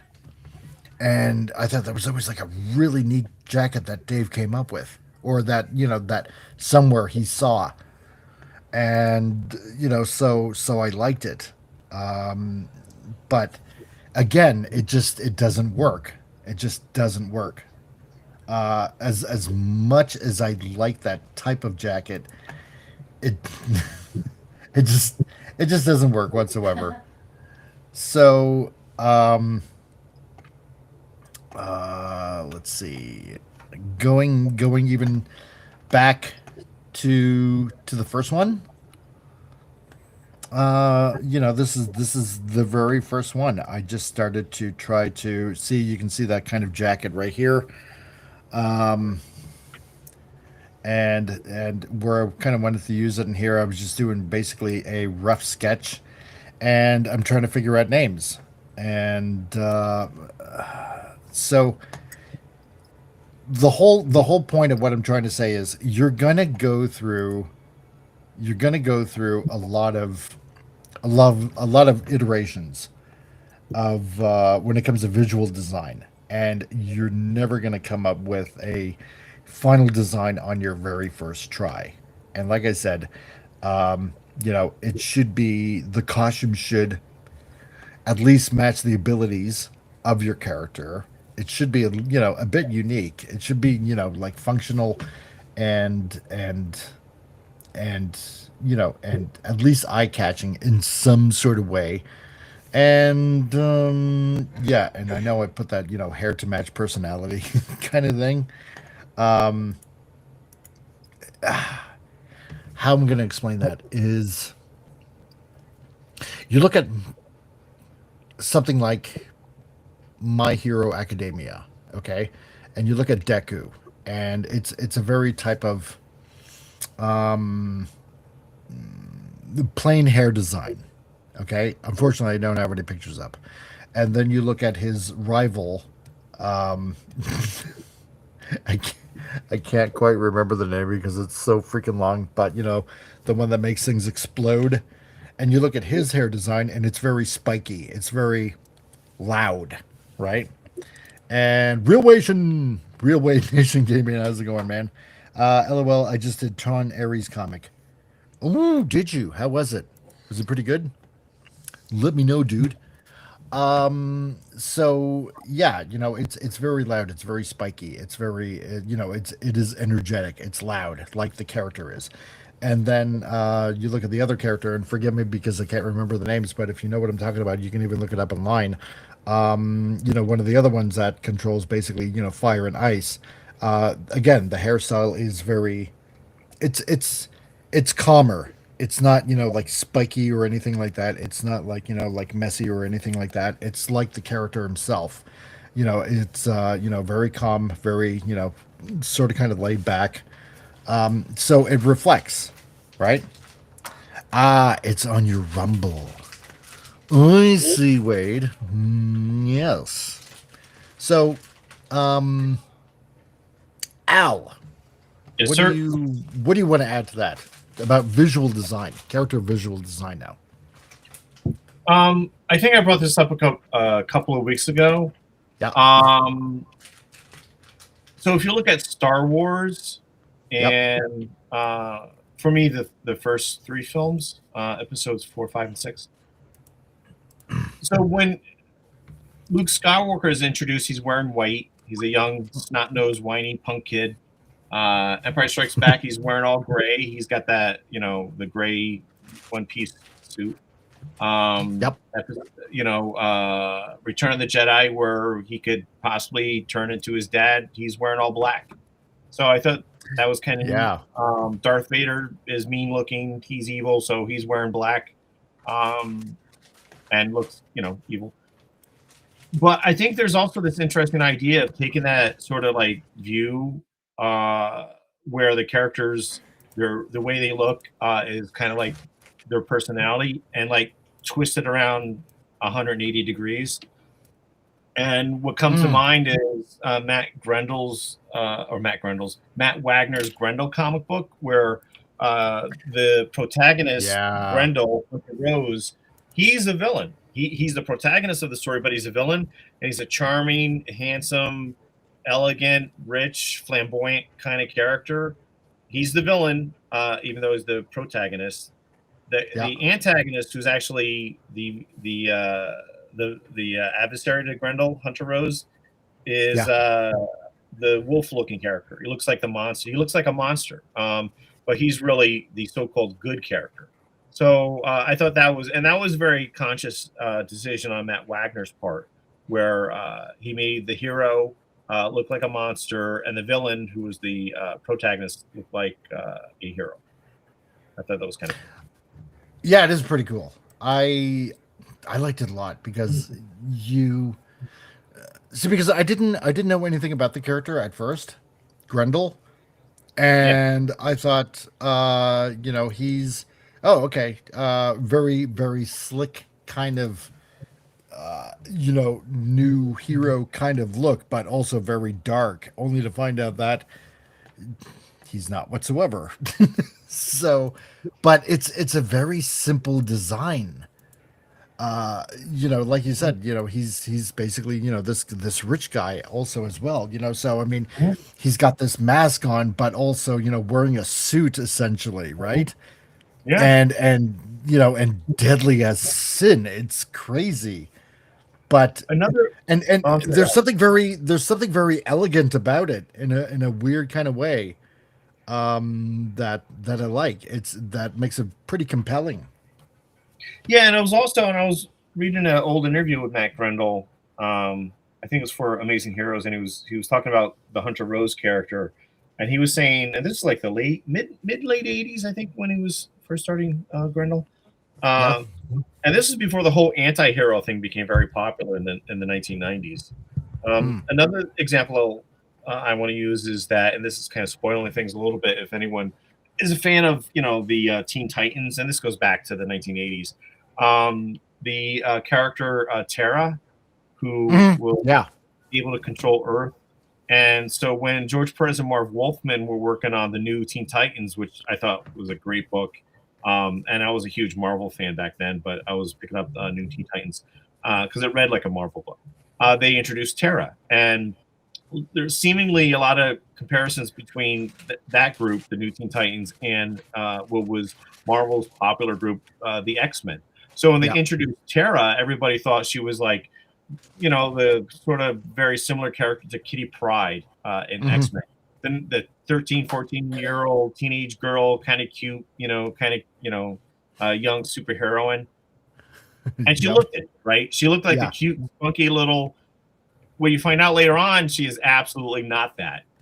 She was like, which helped with the whole surprise that Marv Wolfman and George Perez had in mind when they first introduced the character, because they knew all along that Terra was going to be a villain, not somebody who's a hero who turned evil, but an actual villain in this story. So they made her a cute little, teenage, snarky teenage superheroine. So Mike's right. So visually, your character should say something, whether it's part of their own personality, who they are, or who they might not be. So I think that's important. Let's see. Vince Womack says, "Is it based on Beowulf? Because that's what pops into my head every time I hear Grendel." Yeah, it does. It sort of is. Initially, Matt Wagner would. Sorry, I'm just checking my email. Say, it had to do with Beowulf. Once Matt was done with the Hunter Rose character, and I think it was Comico, I can't remember the name of the publisher, wanted to expand the whole Grendel mythology. Matt Wagner got rid of Hunter Rose, I'll say. So Matt created this whole mythology around the whole Grendel character, where there was always a Grendel. Like, Hunter Rose was not the first Grendel. Like, so he just sort of expanding the whole mythology of Grendel and alluding to Beowulf. And Beowulf and that monster back then was the first Grendel. So Matt Wagner in the mid 1990s, Dark Horse was publishing all these Grendel Tales stories written by other writers and artists besides Matt Wagner, where they're introducing all these other different forms of these other different Grendels in the past, Grendels in the future. So he expanded on the myth, and it came from Beowulf. That was really what Matt sort of geared towards. That's how I was exposed to Grendel through Dark Horse, and the character Matt on top of that, and yeah, I gotta find those issues. I mean, because they are a really good read. They're really good read. Yeah, I like the Hunter run, and I think I mentioned on your show some weeks ago. My favorite Grendel story is the Grendel Batman crossover, the 2 series that Matt Wagner did, like in the 1993, 1994, where Grendel actually goes to Gotham and he picks a fight with Batman. Great stuff. Yes, I remember that one. Man, that was like really good. Yes. Collector says, yeah, it is indeed. Ever seen the Beowulf movie with Christopher Lambert? Lots better than people think it is. Oh, wow. I don't think I've seen the Christopher Lambert one. I do remember seeing the 3D animated one. That, oh man, that was like years ago. Gotta remember that. 16, 17 years ago.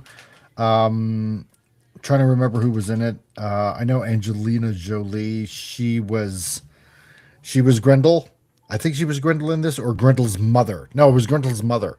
Wow. Yeah.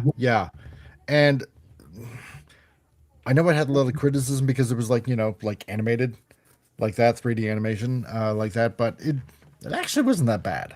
So, and I know that the latter half of the story, from what I remember, is kind of like lost in time, but they kind of tried to fill it in as best they could, and I think they did a pretty good job in doing that.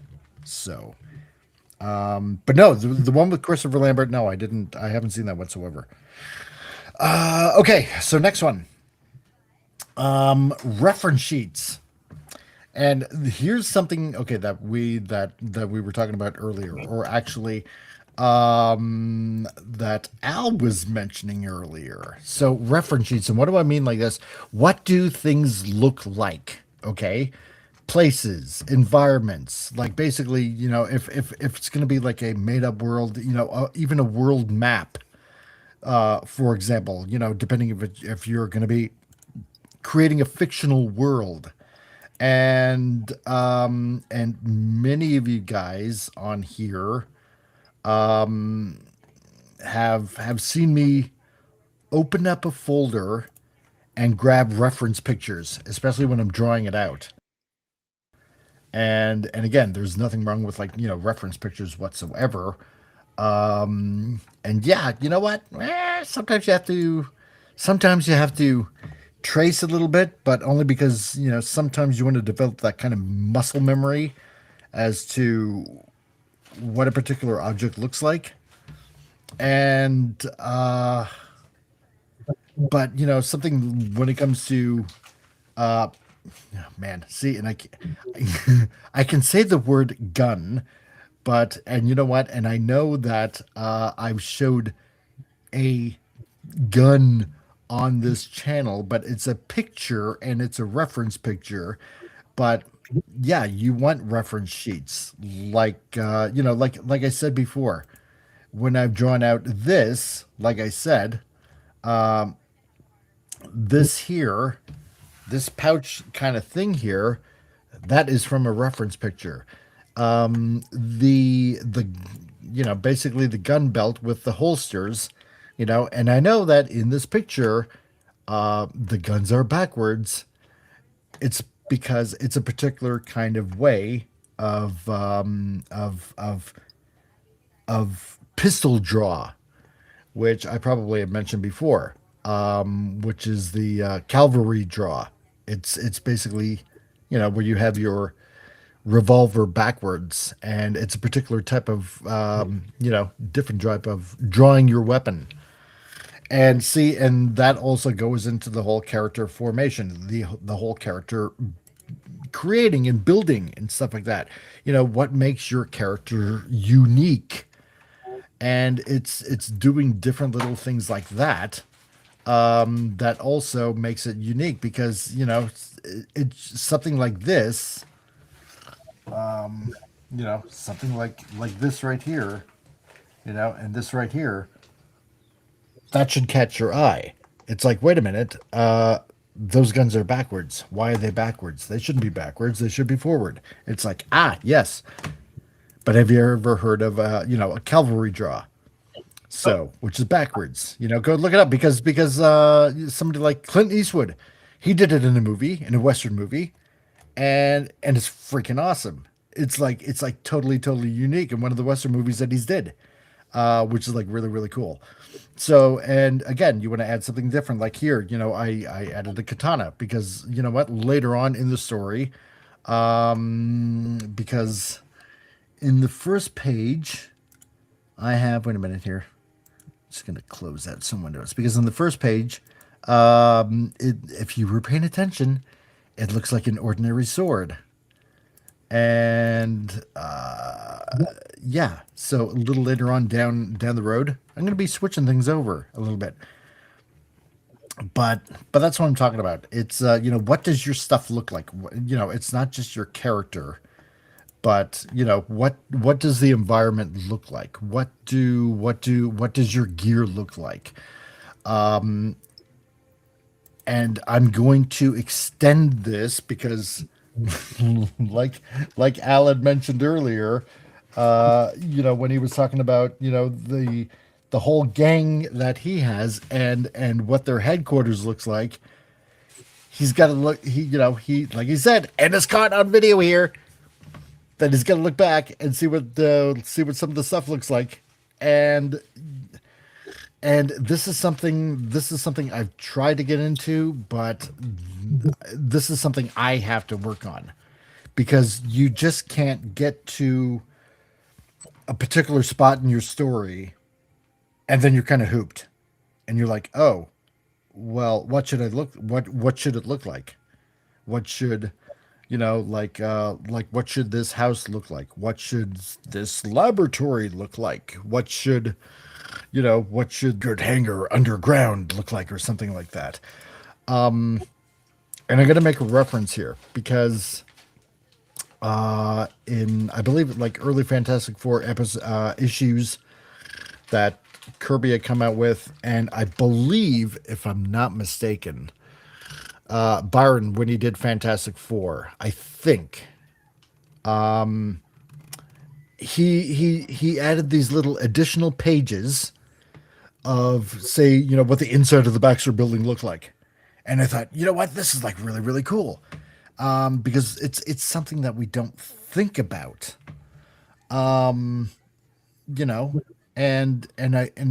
it's neat because you see the panels on the page, but sometimes in the back of your head you're wondering what the rest of the building looks like. And you know what? And it's a really cool reference sheet to make. Because because sometimes you should be held by a few little constraints. You can't just draw willy-nilly and hope for the best, because there are going to be people out there that are like, well, back in issue 15, it looked like this, and why does it look like that now? And then you're going to have to like do a then you're gonna have to like make up some sort of excuse. It's like, oh, I don't know, renovations or something like that. It's like, well, no, that doesn't exactly fly. When did the renovations happen? You're gonna have some sort of silly nerd like that that's gonna do something kind of funny like that. Yeah, I had a Probably. silly nerd read the Sword of Eden graphic novel volume 1 and pointed out how the hero's headquarters looked like the Baxter building. Yeah, really? Yeah, and I'm talking to him.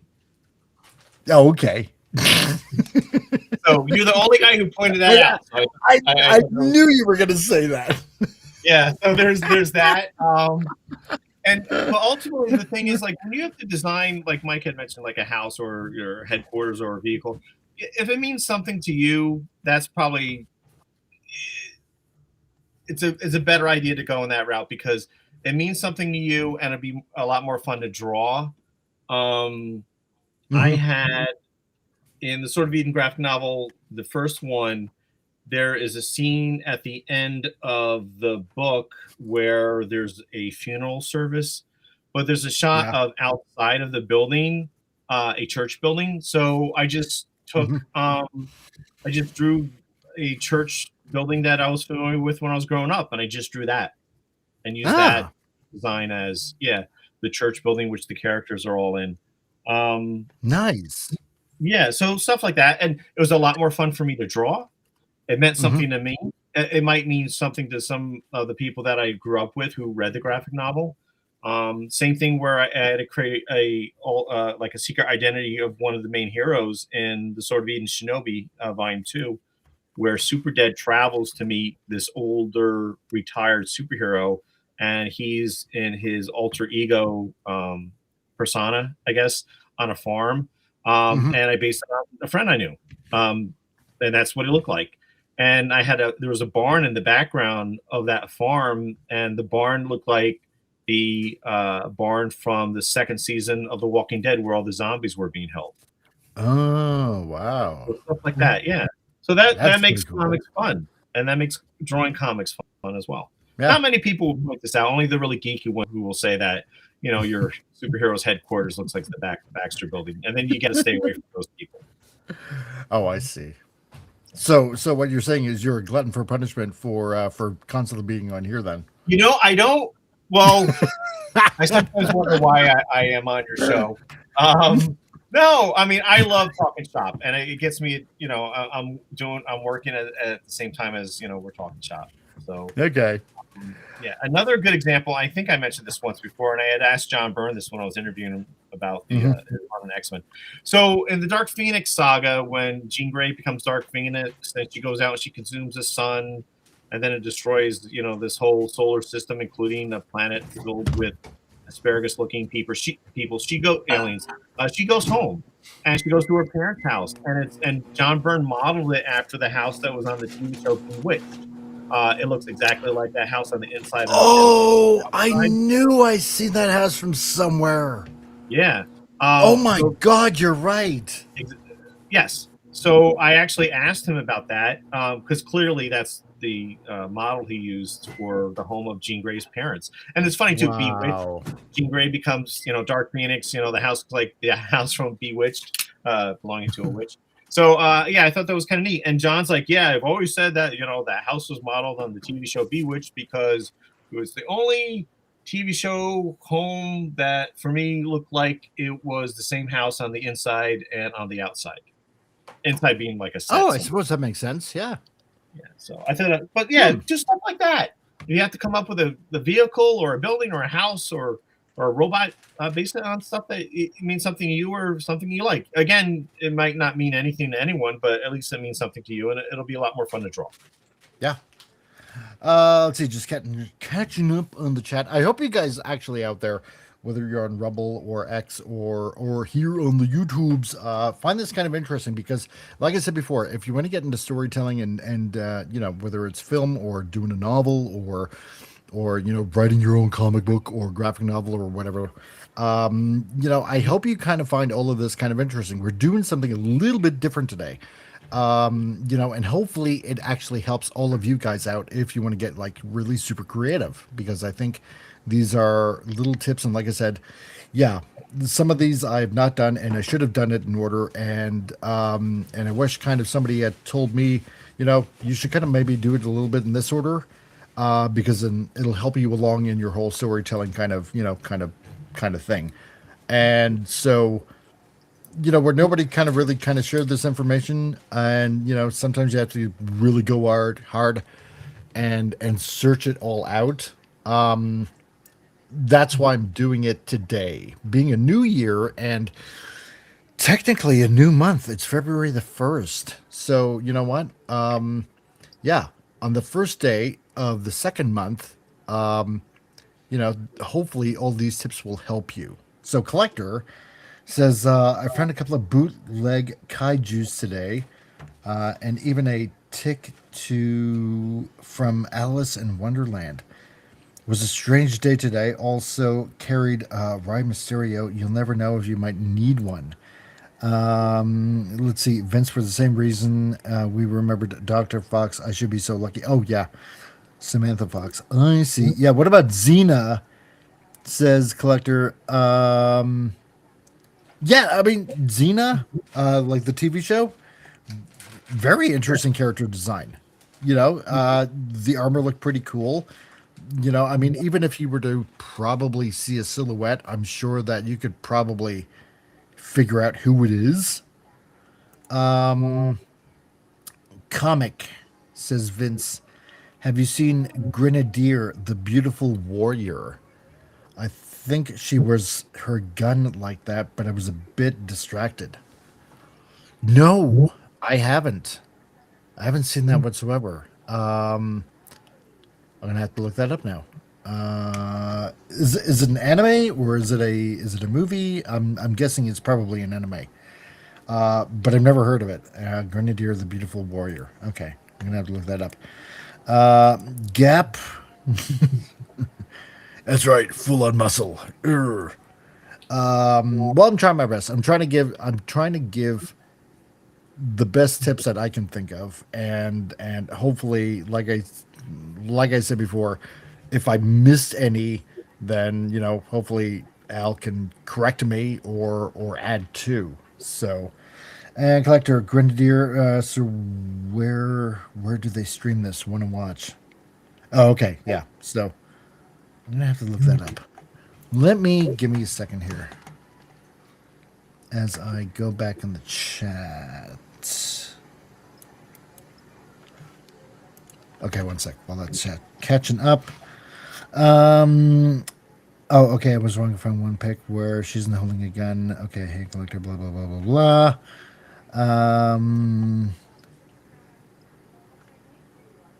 Blah, blah, blah. I missed my huge circles.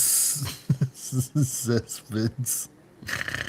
Oh, man. Okay.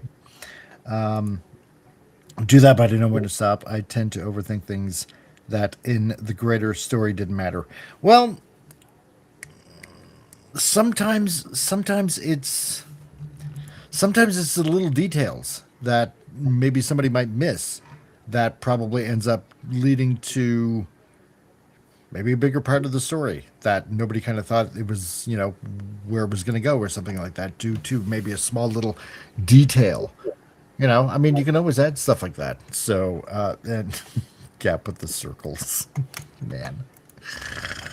You guys are crazy. You guys are like nuts and crazy and stuff like that. So, okay, wait a minute. I'm going to copy and paste that. I'm going to look this up. Oh! Okay, that's interesting. So it's an anime. Oh, okay. Let me just bring up a picture here. Grenadier, the Beautiful Warrior, subbed. Oh, really? She does the same thing too. That's interesting. It's like the Old West meets Sailor Moon. That's weird, man. Huh. I had no idea this existed. That's weird. Okay. Jeez. Okay. Anyway. Next one. All right, style. And this is what I really, really super struggled with for I'm gonna say for months. Like seriously for a few months at least, okay? Style. And obviously what I'm meaning by this is art style. All right? So many of us have particular artists that we like, that we hate, and then there's Rob Liefeld. And But a lot of us, depending on what we like. Um, oh my God, Vince! She literally bounces her bullets off her circles when reloading. No, no. Okay. Anyway. A lot of us like, like artists like obviously like Jack Kirby, Jack's the King Kirby, or Sal Buscema, with some of the work that he did, or Don Perlin, Ron Lim, Jim Lee, Mark Silvestri, yeah, sure, I'll include Rob Liefeld in there, or other artists like say, like I mentioned before, Masamune Shirow, Katsuhiro Otomo, Rumiko Takahashi, or you got other artists, say like Mobius, that has like completely, I think, extremely awesome art style. Love his stuff. Yeah, like there's a lot of them out there, and what I struggled with is I growing up I enjoyed reading my Marvel comics. Okay, and like I said, like last week, for example, I got a whole bunch of old comics from Tom. Tom, if you happen to be listening at some point in time, love those old Transformer comics. Thank you very much.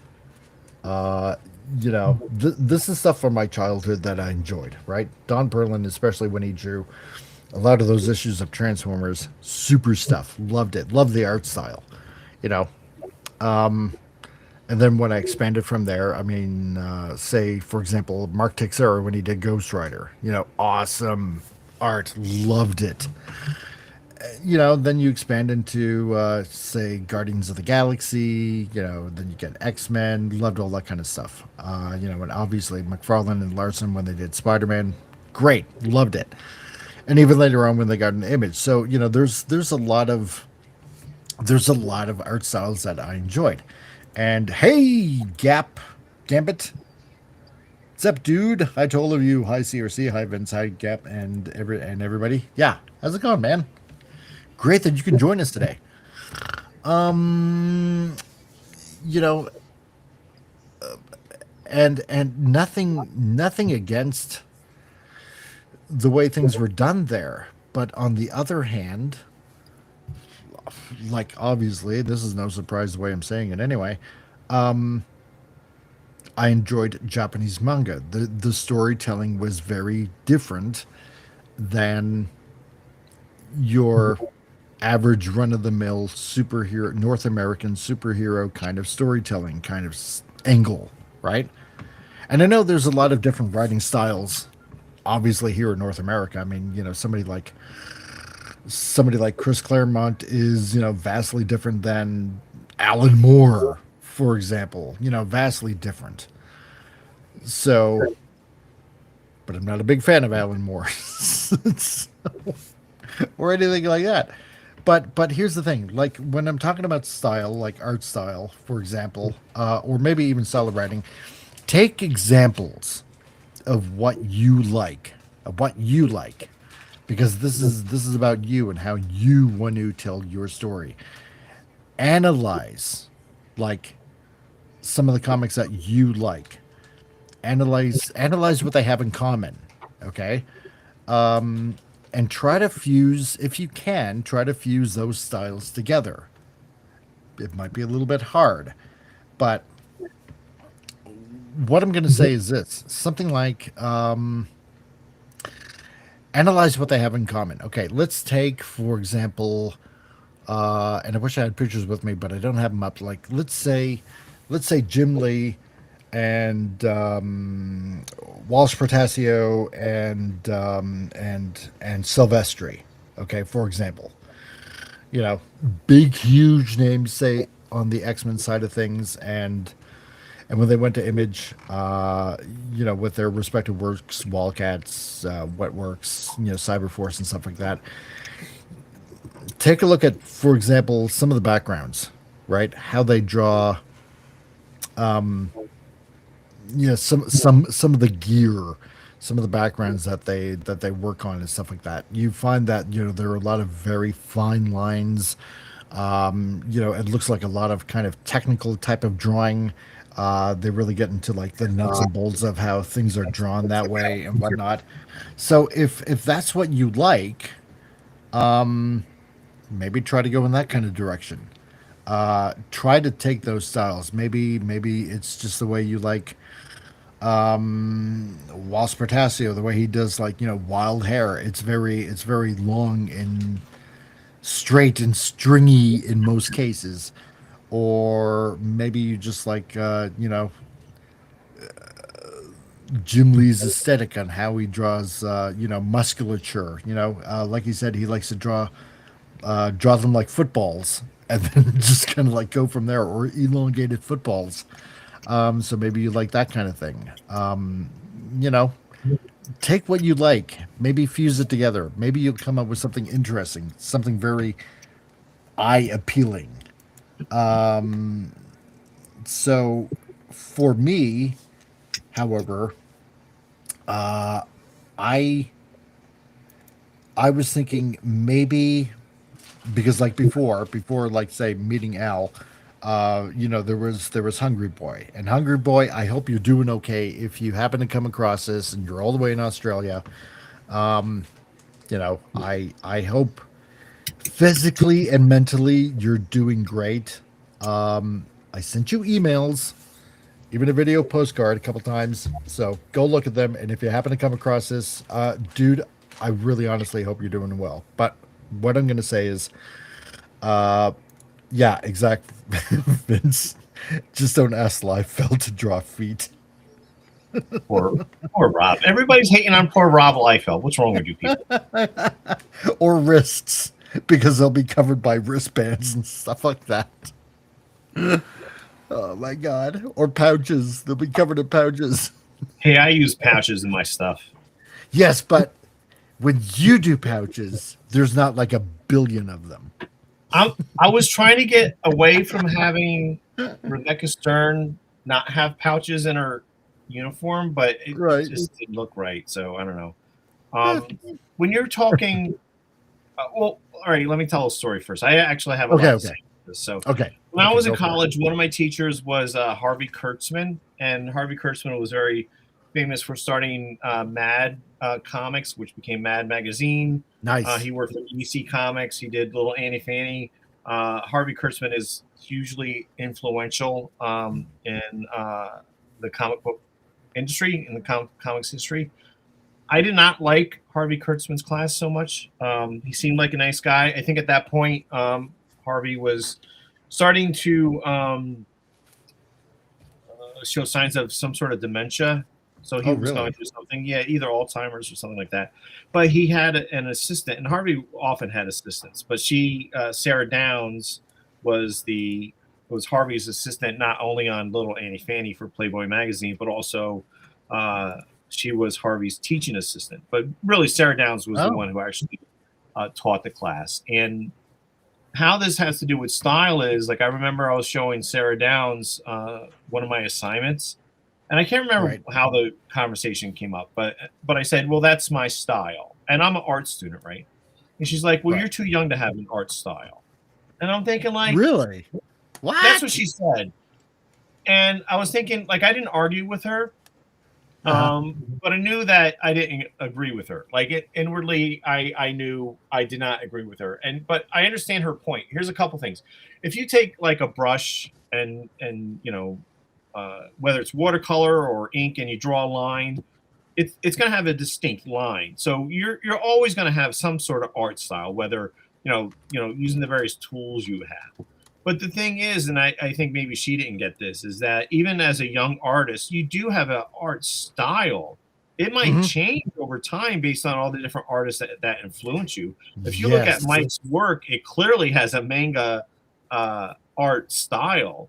And I've had many students come to into class with a very manga art style. But your art style will change over time based on all the different people that influence your work. So I think, even as a young artist, I think you have a art style. But I also think that your style has a huge impact on the kind of story you are trying to tell. Image Comics used to Yes, that's publish important a to bring that comic. up too. Yeah. Oh yeah, well, one good example I thought of was that Image was publishing a book called "I Hate Fairyland" by Scotty I've Young, seen and that. Scotty Young has a very cartoony art style. Yeah. So I picked up "I Hate Fairyland," and it's this little girl who's in this sort of Wizard of Oz kind of world. It's a fairyland, exactly. This fantasy world, and she's angry because she can't grow up. She's stuck at looking like a 12-year-old girl. But it's a very cartoony style, but the book is very violent. It's like really, it's very cartoony, but it's very violent. So that art style does not fit that sort of mood for that kind of story, but that's absolutely 100% intentional.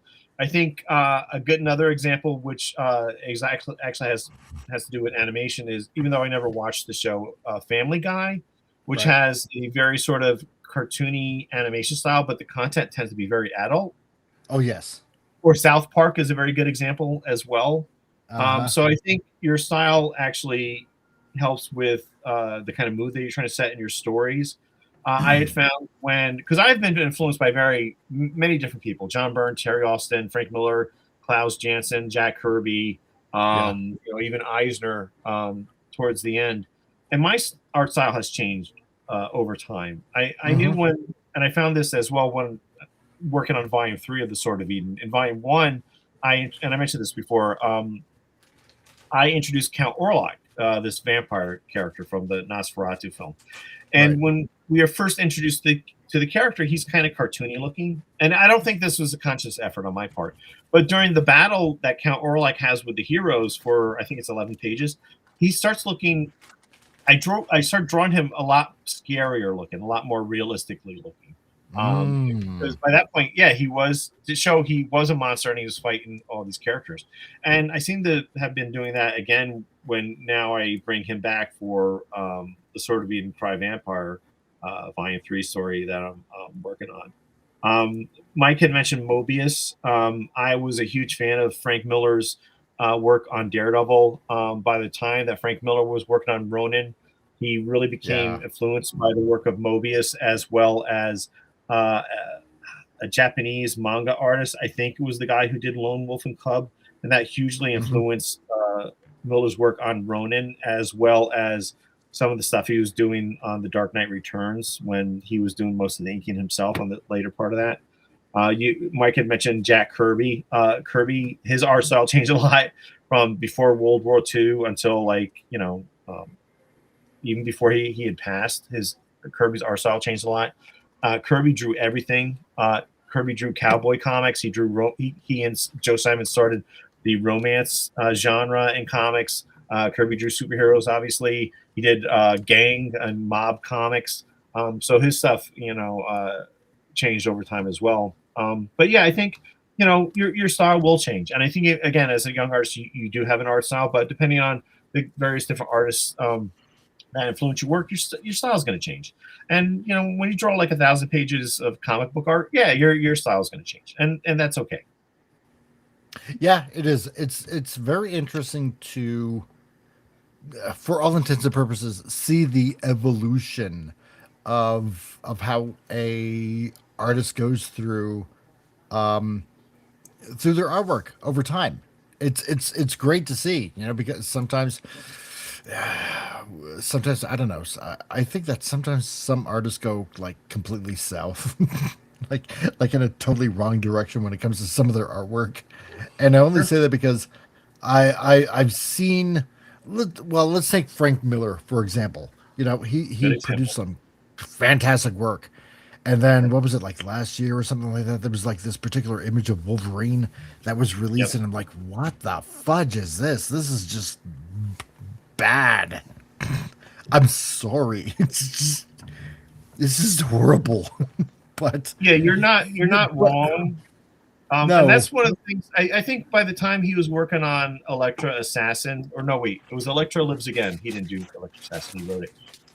Electro Lives Again, his art for me was kind of ugly looking, and I think that is the kind of art style he had on Sin City, and I think that's one of the reasons why I could not get into Sin City. No. But you take a look at somebody like, let's say, okay, again, Jim Lee. When he did like some of his first work when he worked on Punisher War Journal, like way back when. Yeah. You know, because that was like I believe that was like, you know, some of his first works, Punisher War Journal, which was really really good. You know, I mean, I even got this one issue Punisher Wolverine crossover, which is fantastic.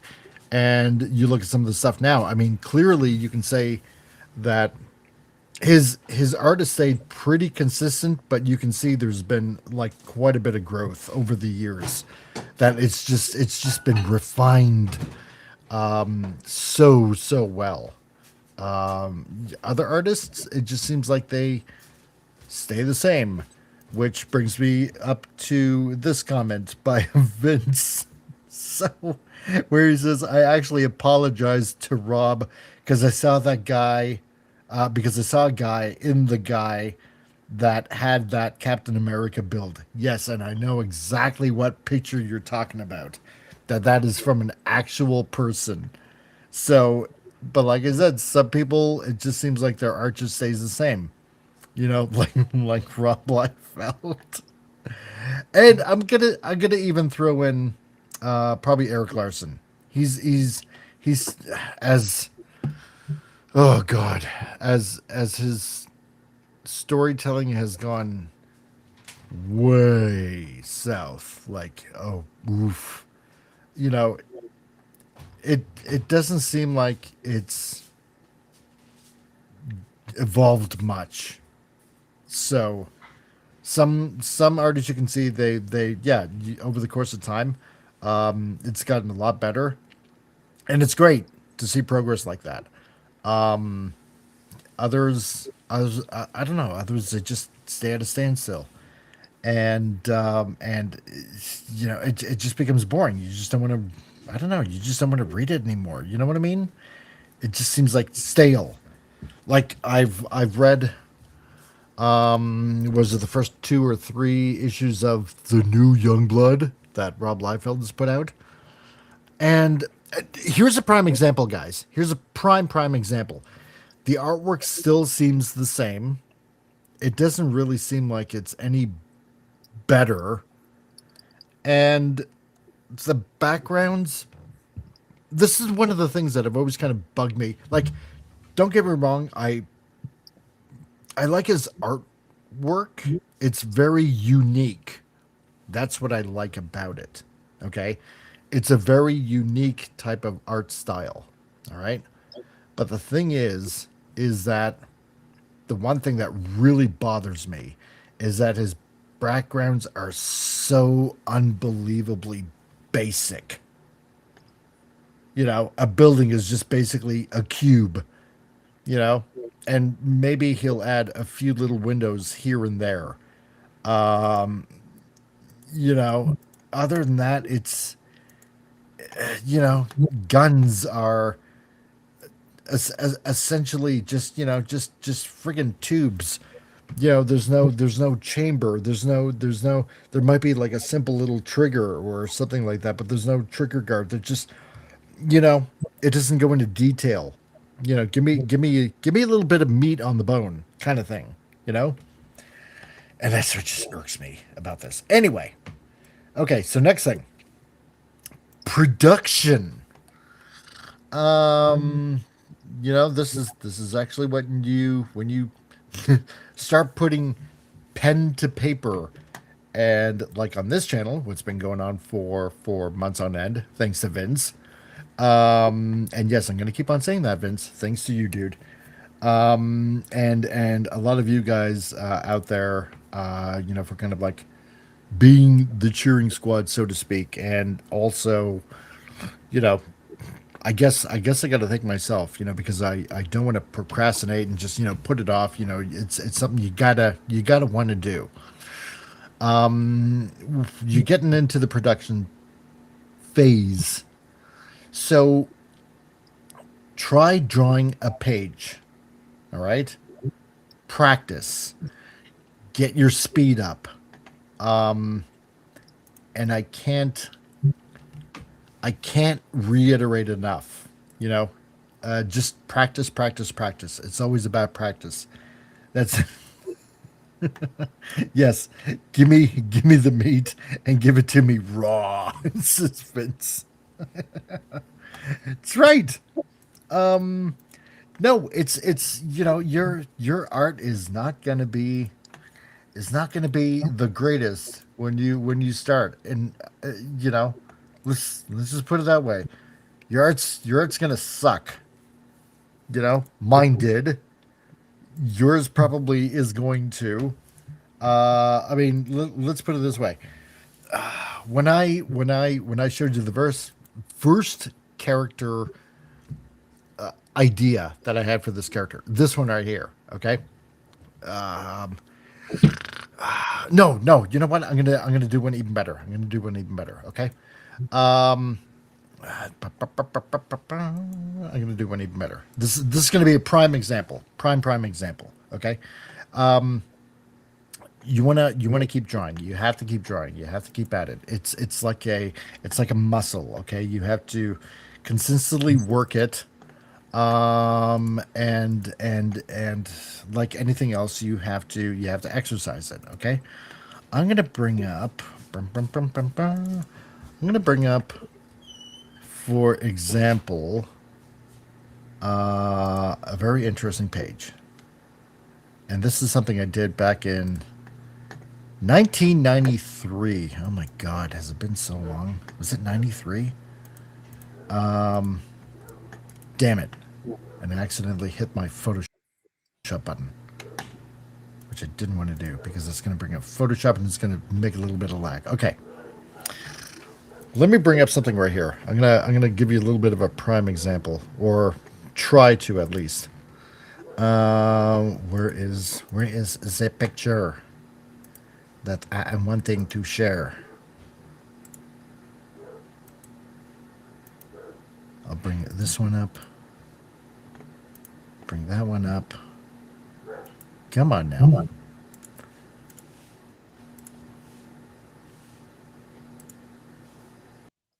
Really? You're not gonna bring it up now? I'll bring up the folder. Fine, let's do that. You dirty bugger. Okay. I kept a lot of my old work. I am a pack rat that way because it's always yeah, about 33 years ago, says Gambit. Yeah, 1933. Here's a lot of the old work that I did. Okay, this is gonna, like, some of the compilations that I put together for a uh, for a video that I actually put on YouTube. Okay. And a lot of it is from a lot of the comics that these friends of mine and actually did.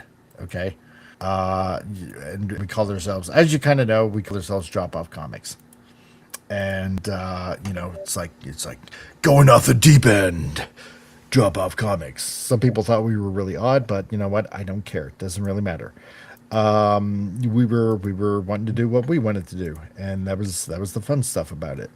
But anyway, here, if I can bring it up, and I wish I could. I wish I could maybe I can make these icons a little bit bigger.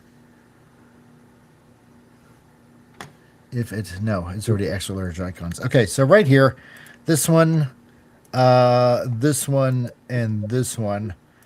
I had a little title called "The Forever Wars," and like an interesting story of basically this alien princess comes down to Earth, and Pop Culture Republic, how's it going, dude? Nice to see you, my man. And this is kind of like the appeal of manga at the time. Basically, an ordinary guy that gets caught up in like this intergalactic war. I think I was planning on destroying the entire Earth at some point. because that would have been like really interesting, and seeing how that dynamic kind of played out, so to speak. That's my stuff. So it's very basic, manga style, and I'm gonna see if I can. Dang it! Stupid Photoshop. I don't want Photoshop up now. Sorry, guys. A little bit of a technical kind of thingy happening on my end. Anyway, can I? Very weird. Not bringing up the window. Okay, whatever. So yeah, so we got that.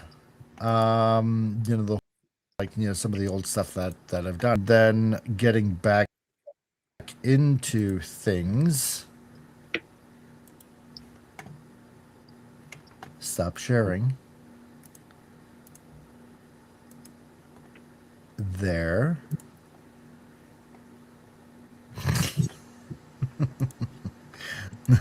Pop Culture Republic. Destroy Earth? No way. That's where I keep all my stuff. That is the Tick. He's Yes. quoting from the Tick cartoon. Yeah, great cartoon. I know he is. Yeah, okay. It all right, is. Yeah. Was that the Galactus story? That was the episode that had the Galactus character in it. Which was That really was. Yes. Yeah, that was 100%. excellent. Oh, I love that episode. It was such a great episode. I actually have all the episodes still on the back of. Oh yeah, got to save that kind of stuff. Oh yeah, I have them. Okay, so that was. Yeah, go ahead. Oh no, I was just gonna say I have them on the DVD. I have the 2 seasons on DVD, the DVD sets. But for some reason, I think on Nice season there's one episode that they could not put on the DVD set, and I think it had something to do with copyright. And I haven't. All right, yeah, and I think that Galactus episode, Galactus spoof episode, was one of the episodes that was not included on the DVD set, if I remember correctly. Oh, really? Yeah. Wow. But how'd you get them? Okay. Oh, actually, how did, dude? As Pop would put it, I seize. Okay. All right. Or if you know what I be meaning. I think I do. Yes, because at least there, you're guaranteed to find all the episodes. Okay. Even the band one. Yeah, you know exactly what I mean. Okay, this is what I probably should have done, because this actually would make things a lot better for people to understand. Okay, so, because at least the better that you guys out there have context to what I'm talking about and stuff, then at least you can kind of like gauge your own, how your progress is doing and stuff like that. So, let me do this. Okay.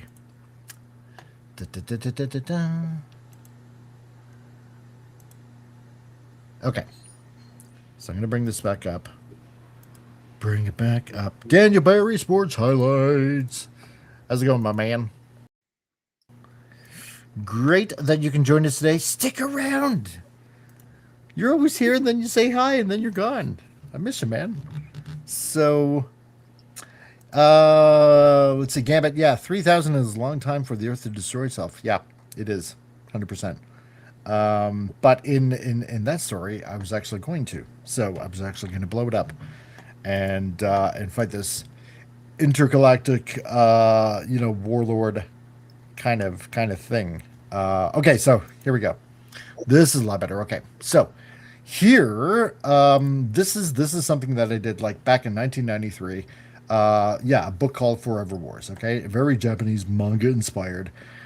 This is kind of like how this is the cover. It's very basic. I hadn't really drawn a lot. I kind of did, but then I stopped. Then I kind of picked it up again, And yeah, as you can even see, yeah, all new title, free poster. I included a little poster and inside. So all new action from Drop Off Comics. So that's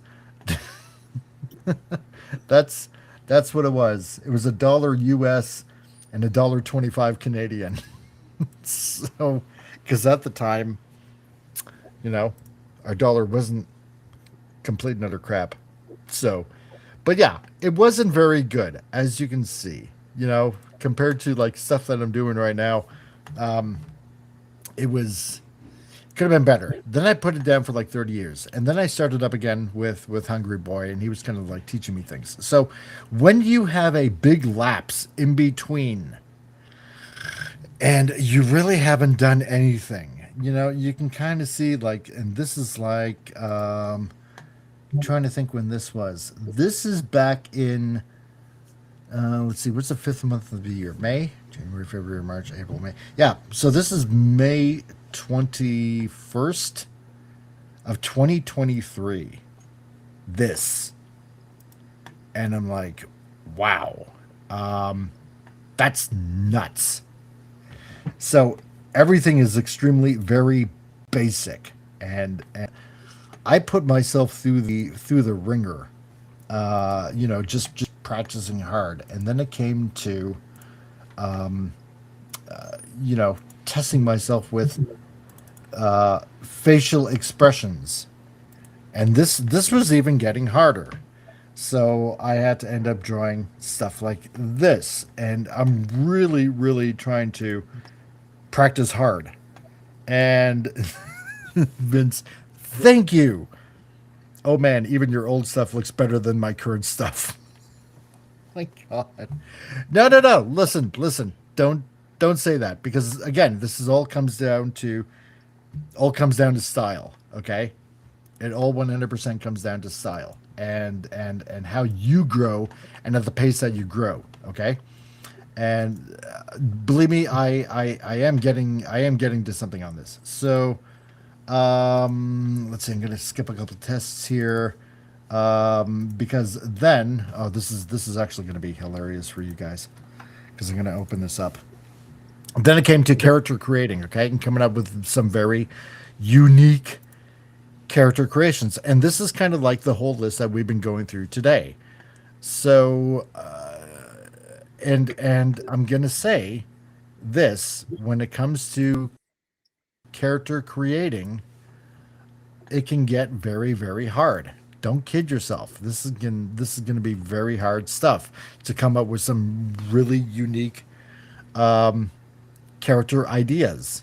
So don't put yourself down. Don't judge.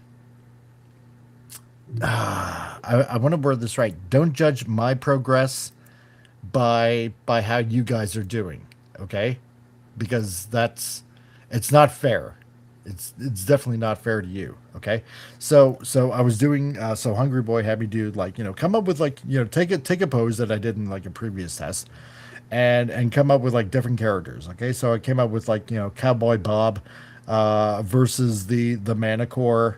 Apparently he needs more cowbell. So he's armed with milk, a pitchfork, for left hand. No, sorry, right hand. Shoots milk from his udders, and there's Cowboy Bob, blah blah blah, right? So it's like coming up with like funny stuff. The reluctant graduate versus the big brain. And again, this is, and it's funny that you mentioned the tick, because this stuff is very much from the tick. So, oh, we got pop culture minefield here. How's it going, dude? Somehow, wait a minute. Let me see if we can get you on here. I don't know why you're not coming up. I see him. Hello? Hello? There you go. Okay, there you are. Yes, here I am. There you are. So, it's coming up with different character ideas. And how you been doing, man?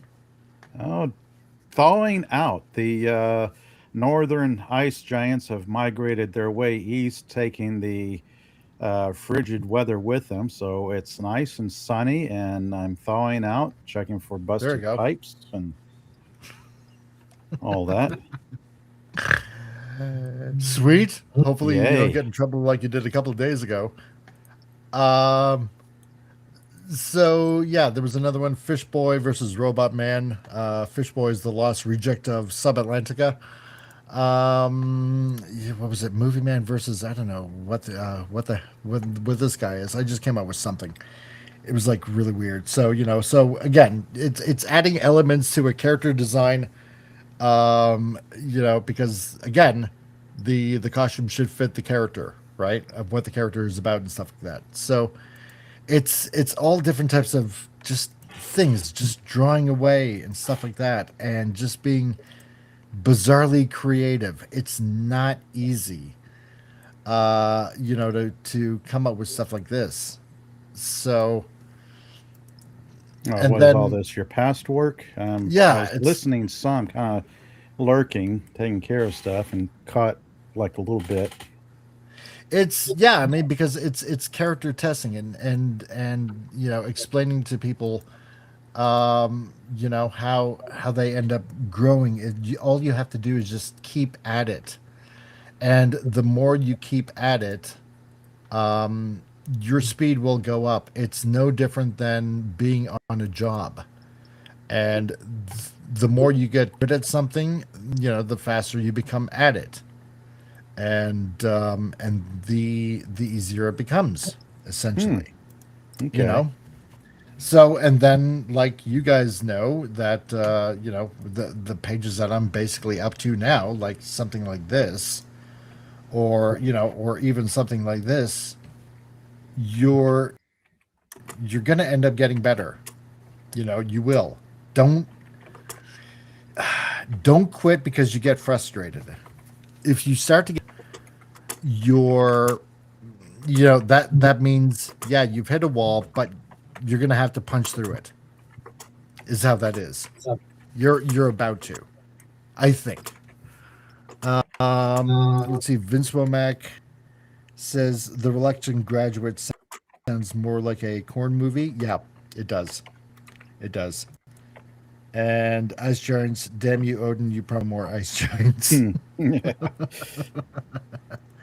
Al, what do you think when it comes to, like, at this point, production? I think that it's healthy to be critical of your work, a certain amount of critical. So if you're somewhat critical of your work, I think that's healthy, because I think that just gives you the opportunity and want to grow artistically, where you can look at your work and say, like, I should have done this better, or I should have done that better, and it makes you want to be able to become a better artist.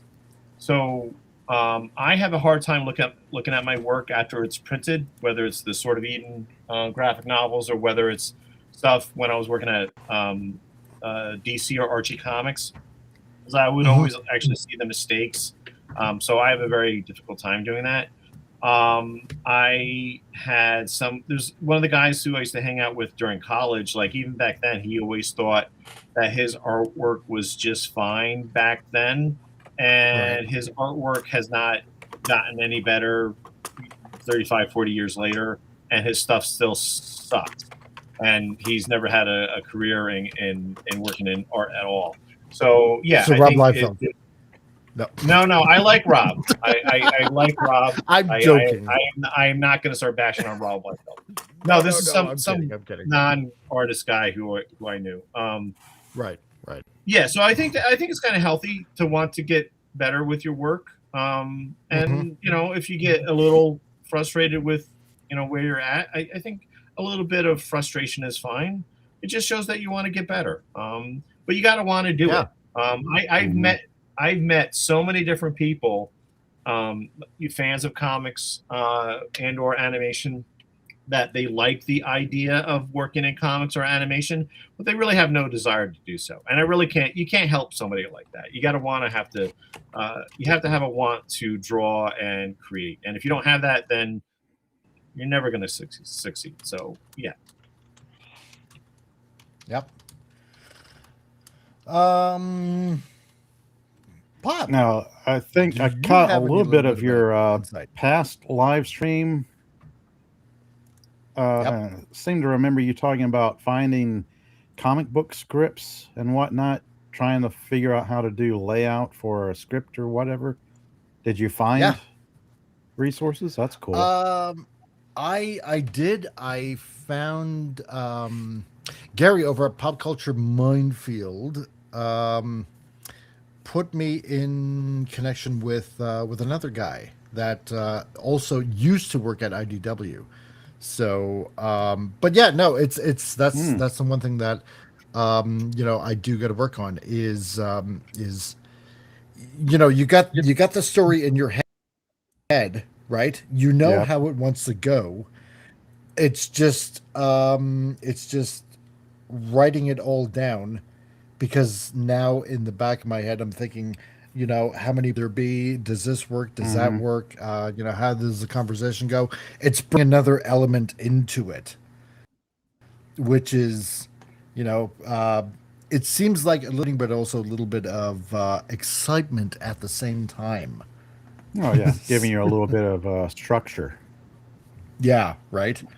And 'Cause I sometimes, like searched for sample comic book scripts and found like pages and pages of sample PDFs for just about anything and everything you could think of. It's like, oh, here's this layout, and there's how this writer does it, how this yeah, writer does it. And it's kind of neat to look at. it is.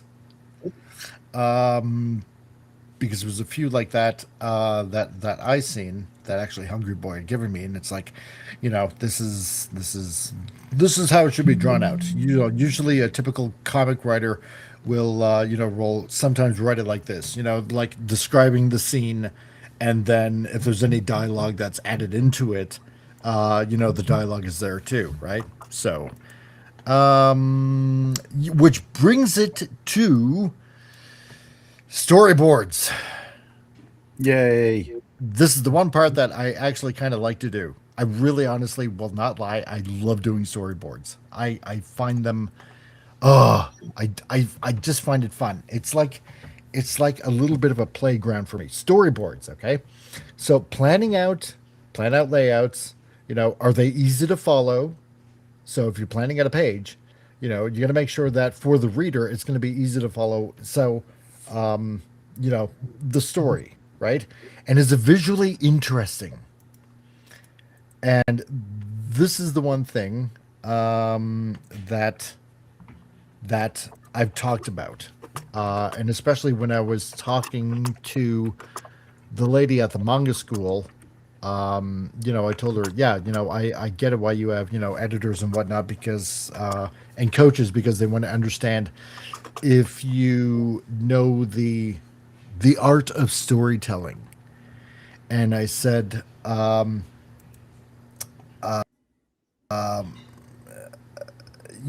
planning out your storyboards, like I did I think it was like last week. I was showing everybody, how I laid out, the entire page as I was working on those pages. You have to picture it like a movie. It's the same way like a movie.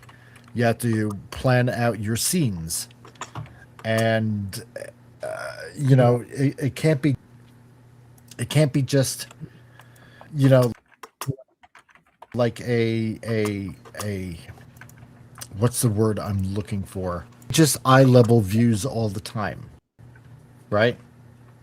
It has to be, sometimes you want to grab a shot from certain other angles, like a worm's eye view, a bird's eye view. You maybe want a panoramic shot.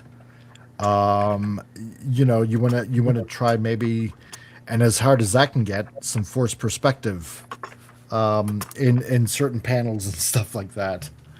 Uh, and that's not easy to do, and that's something that I am trying to work on, like this right here. It's a little bit of a it's kind of a little bit of a forced perspective, kind of, but this is like something that I'm trying to work on. This is not easy to do. It's really not, and I got to finish up this panel too. But let me bring up the other pages because this is kind of like what I brought up. I think it was like this past Thursday, or it was the Sunday before, and I can't quite remember. But this is how. Oh wait, never mind. This is kind of like how I think in my head. Is so far the story. No, see, this is the wrong page. Dang it. When you were saying storyboards, what I was thinking of is storyboards for like animation, film, or television. So that's not the same thing you're talking about. Well, I don't know. I see it kind of like as the same thing. So, planning out a page is kind of like planning out a scene in a movie. That's just kind of the way I see it. I mean, like a storyboard in a movie. Because if you're on set and you gotta shoot a certain scene, or even in animation, if you got to draw a certain scene, I don't know. Just to me, it's kind of like the same exact thing. Well, it's plotting it all out. Well, yeah. Well, I think what you really mean is thumbnails, like you're just doing little roughs of your because storyboards for film and television, they're drawn differently and they actually don't function the same way. Because in comics and I'll say comics and graphic novels, again, you're reading. So you read comics and graphic novels, and you read prose, and you read books. But you watch animation, and you watch film, and you watch television. So they're a little different. So when you do storyboards, because when I was working on the Ace Ventura Pet Detective animated series, not only was I doing character design, but I was also doing storyboards. So they function this differently, because comics you read from left to right, but you might not necessarily within a panel or a frame of a storyboard read everything from left to right. It doesn't necessarily have to function that way if you're looking at storyboards for film, television, or animation. So not everything always moves from left to right within a panel for a traditional storyboard. And a lot of people will never see your storyboards when you're working in Hollywood. So that's true too, I suppose. Yeah. So and I've got a lot of story when I was. Because. Well, I was going to say go ahead. When I was working at MTV, I got plenty of storyboards, although I didn't work on those, for like Beavis and Butthead and the Max television show, and mostly because in regards to the Max, I was a huge fan. Okay. Wow. So there's a link right there if you guys also want to look it up. Scripts, comic book script archives. It's founded by Tim Simmons because he couldn't find an online resource for comic book scripts.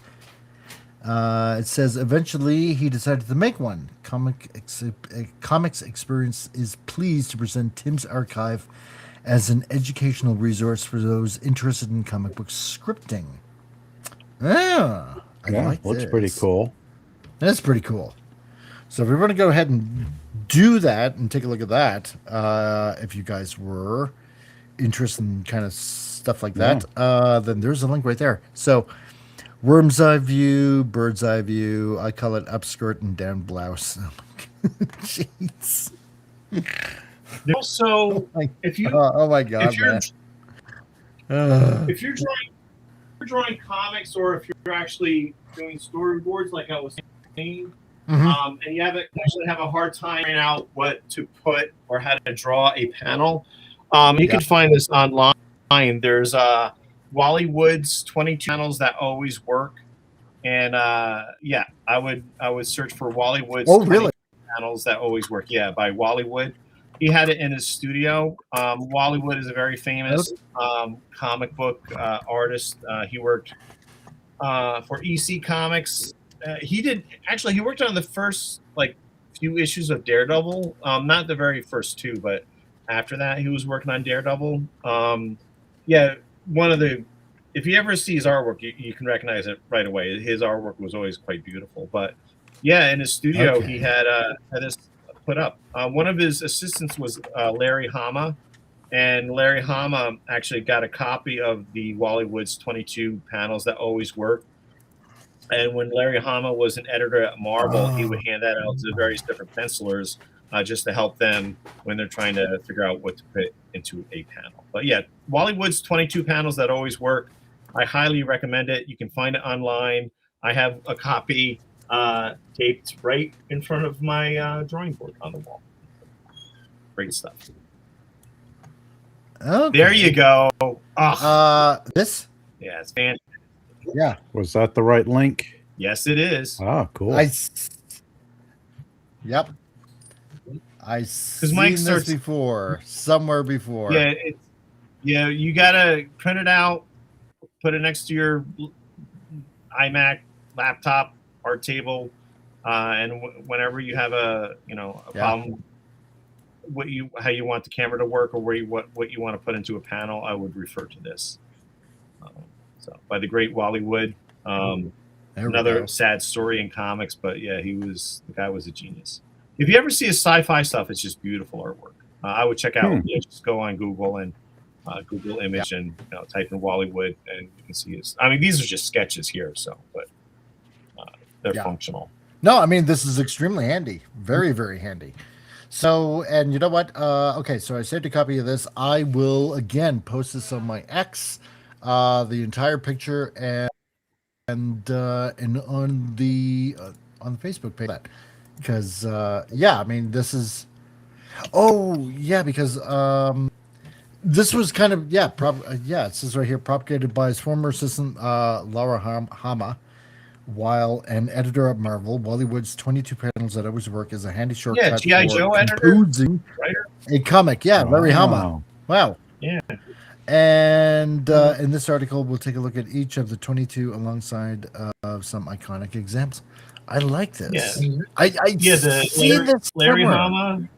Oh yeah, it's great stuff. Larry Hama used to have a hand grenade on his desk at Marvel in his office.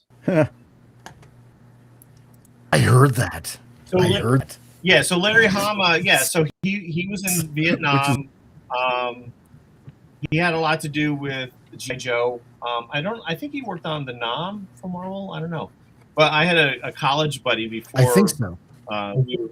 We were in college. He was an intern at Marvel, and he went into Larry Hama's office, and my buddy saw the hand grenade on Larry Hama's desk at Marvel, and my buddy was like, "Is that a live grenade?" And Larry Hama said, "Why don't you pull the pin and find out?" Yeah.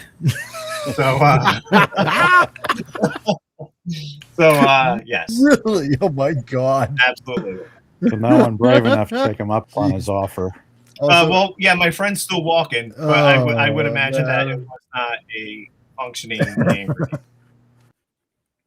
No, I think the Army would take a very dim view of that. It's like, you can't leave our employment with one of those. quite possibly. People leave. Yeah.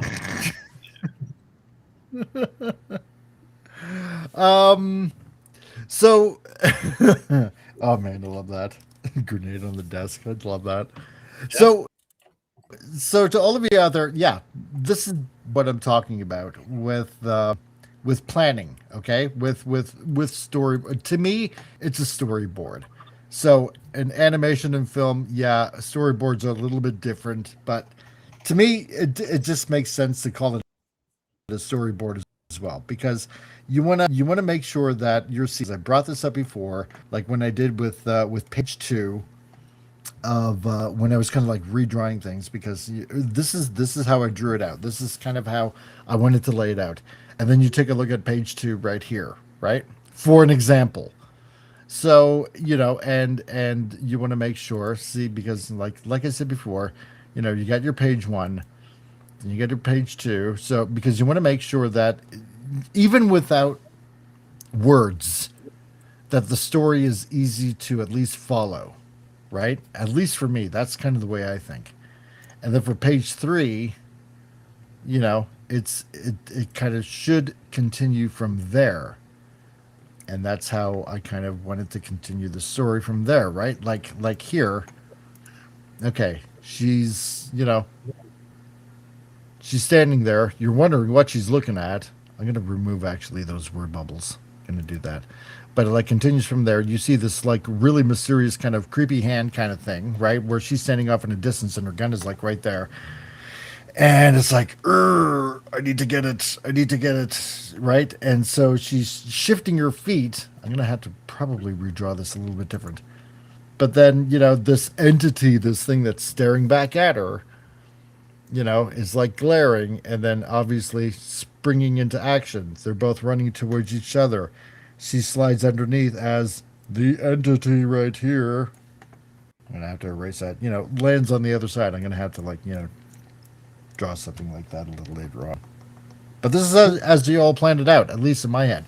This to me is a storyboard, at least. So, you know, slides into first, grabs her gun, like that. See, and it should be easily, and then, you know, you kind of like do this big reveal of, you know, what this creature thing is, right? And this to me is, at least for, you know, for planning out your thumbnails, your to me storyboards, should plan it out. You should plan out your story before you really even should get drawing, at least to me. So You mean you don't make it up as you go along? in my head, sort of. but I don't know. To me, at least, it helps that you know, does work on paper, kind of thing. Because sometimes, and again, as a graphic designer, and I try to explain this to sometimes with clients when they want something printed. You know, sometimes you'll have a person that comes up to you is like, "Oh, I got this on this stick, and I like the way the colors look." But you have to explain to them like what looks your colors on the screen. Sometimes it's not going to come exactly the same way when you print it out. Sometimes it'll come out like darker, something like that, because you have to explain the printing process. You know, depending on what type of paper you're using, the weight of paper and stuff like that. You know, what looks good on screen doesn't look exactly the same on print, right?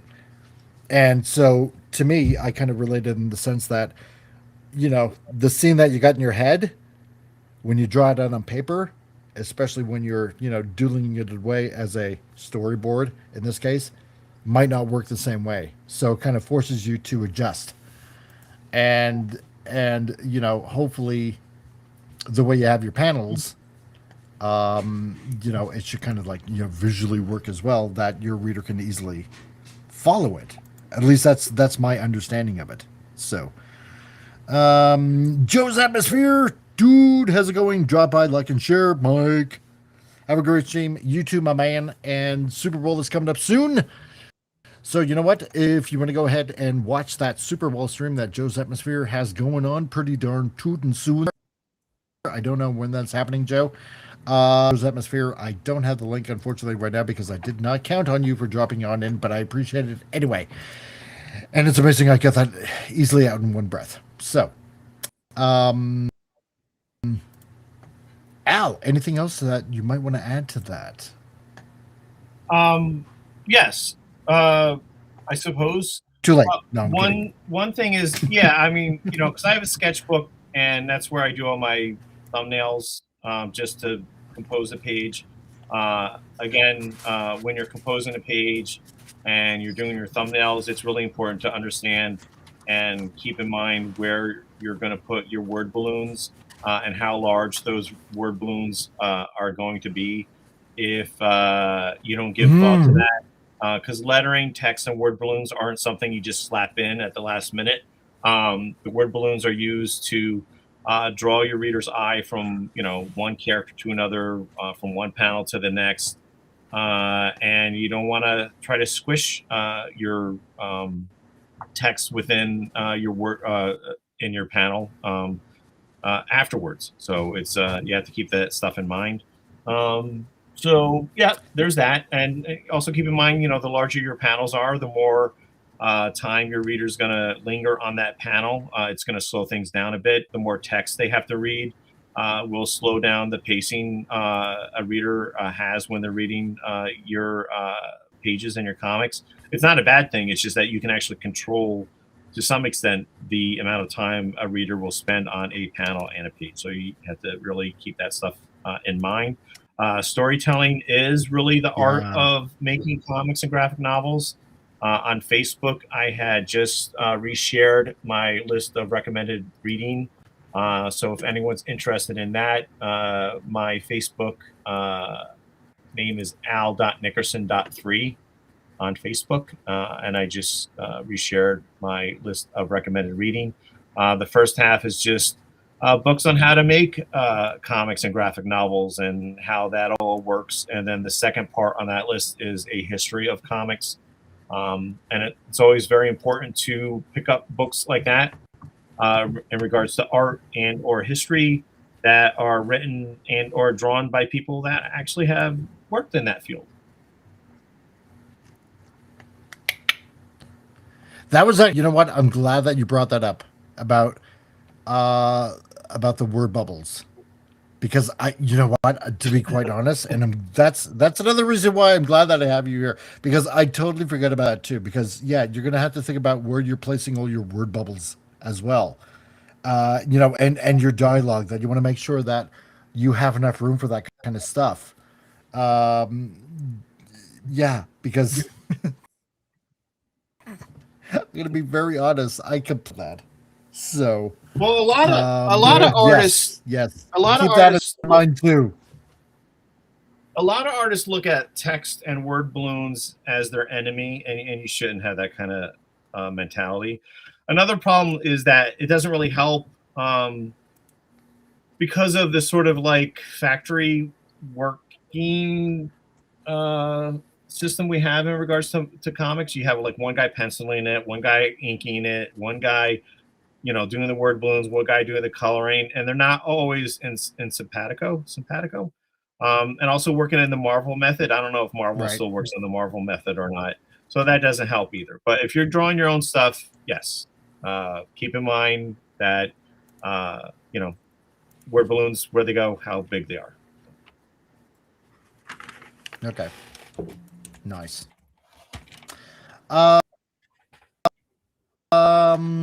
Let's see. Next. Draw the page. So know where your margins are. That's actually been brought up here several times, Al, to me. Drawing the page. Know where your page cutoffs is. You know, your binding area too. And what I mean by binding area is you know, where the spine of your book is in relation to what page you're on. So it's you know what, and this is quite honestly something I have to. So because you know, let's take a look. Yeah, my page one. So what it is let's say if I do this in the standard North American reading from left to right, okay? This part here, this side right here, that's going to be my binding area where the spine of the book is, okay? You flip the page, obviously, right? And this is, or yeah, is that? Yeah, that's where it is. And then the back of the book, yeah. So this here, this side, as you're flipping the page, that's going to be where the spine is, right? And it's the same on this page. This is where the spine is going to be. You know, you flip the page, it's going to be on this side. So you're going to have to keep all of that in mind.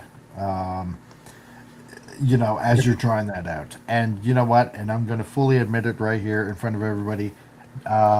Did I think about that? No. Why? Because I'm an idiot. Also, like on page 2, it doesn't look like, because she's supposed to be standing on grass. Oh yeah, like right here. Yeah, I know. I gotta fill in the rest of the bottom of that. Yeah, it's supposed to be like, you know, this kind of like tundra-ish kind of you know, out in the middle, kind of desert-ish kind of area. So there's supposed to be grass. Actually, you know what? I kind of upgraded. Hold on a second here. because I was kind of actually working on a little bit of. Yeah, there we go. I was actually doing this, fiddling around with the with page 2, and yeah, so you can kind of see that. Because even the horizon line, I would make it a little jaggedy, especially with the on the last panel with the foot. Yeah, no, exactly. So And I'm just also gonna- keep in mind when you're working in gray tones, your gray tones, because of dot gain, your grays might get darker. So right when it comes to print, yeah, correct. If it's digitally Yeah. printed, the dot gain will not be as much. If it's offset printing, it's going to be like 20%. So right. you got to talk to your printer. You got to figure out also like the template to use that they're going to use to make sure everything's the right size and proportion. The Sword of Eden Yeah. graphic novel, volume 1, was 220 pages. So Mike is right in regards to keeping aware of where your the binding area, which side of the page will include the binding area, because since my first Yep. graphic novel was 220 pages, I had to move all my pages a quarter of an inch away from the binding area, because otherwise my readers would have to crack open the book and a lot and just to read the whole page. Volume 2, I moved my Yeah. pages 1/8 of an inch from the binding area because it was just 100 pages. So you need to keep stuff like that. Yeah, that's yeah. See, and I didn't quite do that. And I want to say hello to a new person. Ignore meal all you want. Nice to see you. Great that you could join us today. And he says, "Hey guys, anyone see the Liege Maximo figure? The Albemarle looks weird.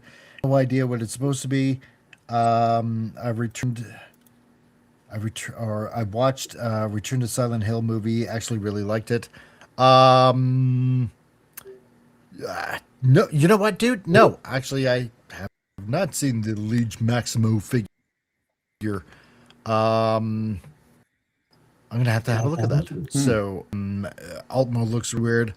I'm gonna take a look at that. So, but you know what? Welcome to the geekiness that is this channel. So, nice to see you. Glad that you can join in, and I don't know. I hope you like and subscribe, and find out all these going on here. So, so howdy to you, dear dude, and I'm glad that you can join us. So,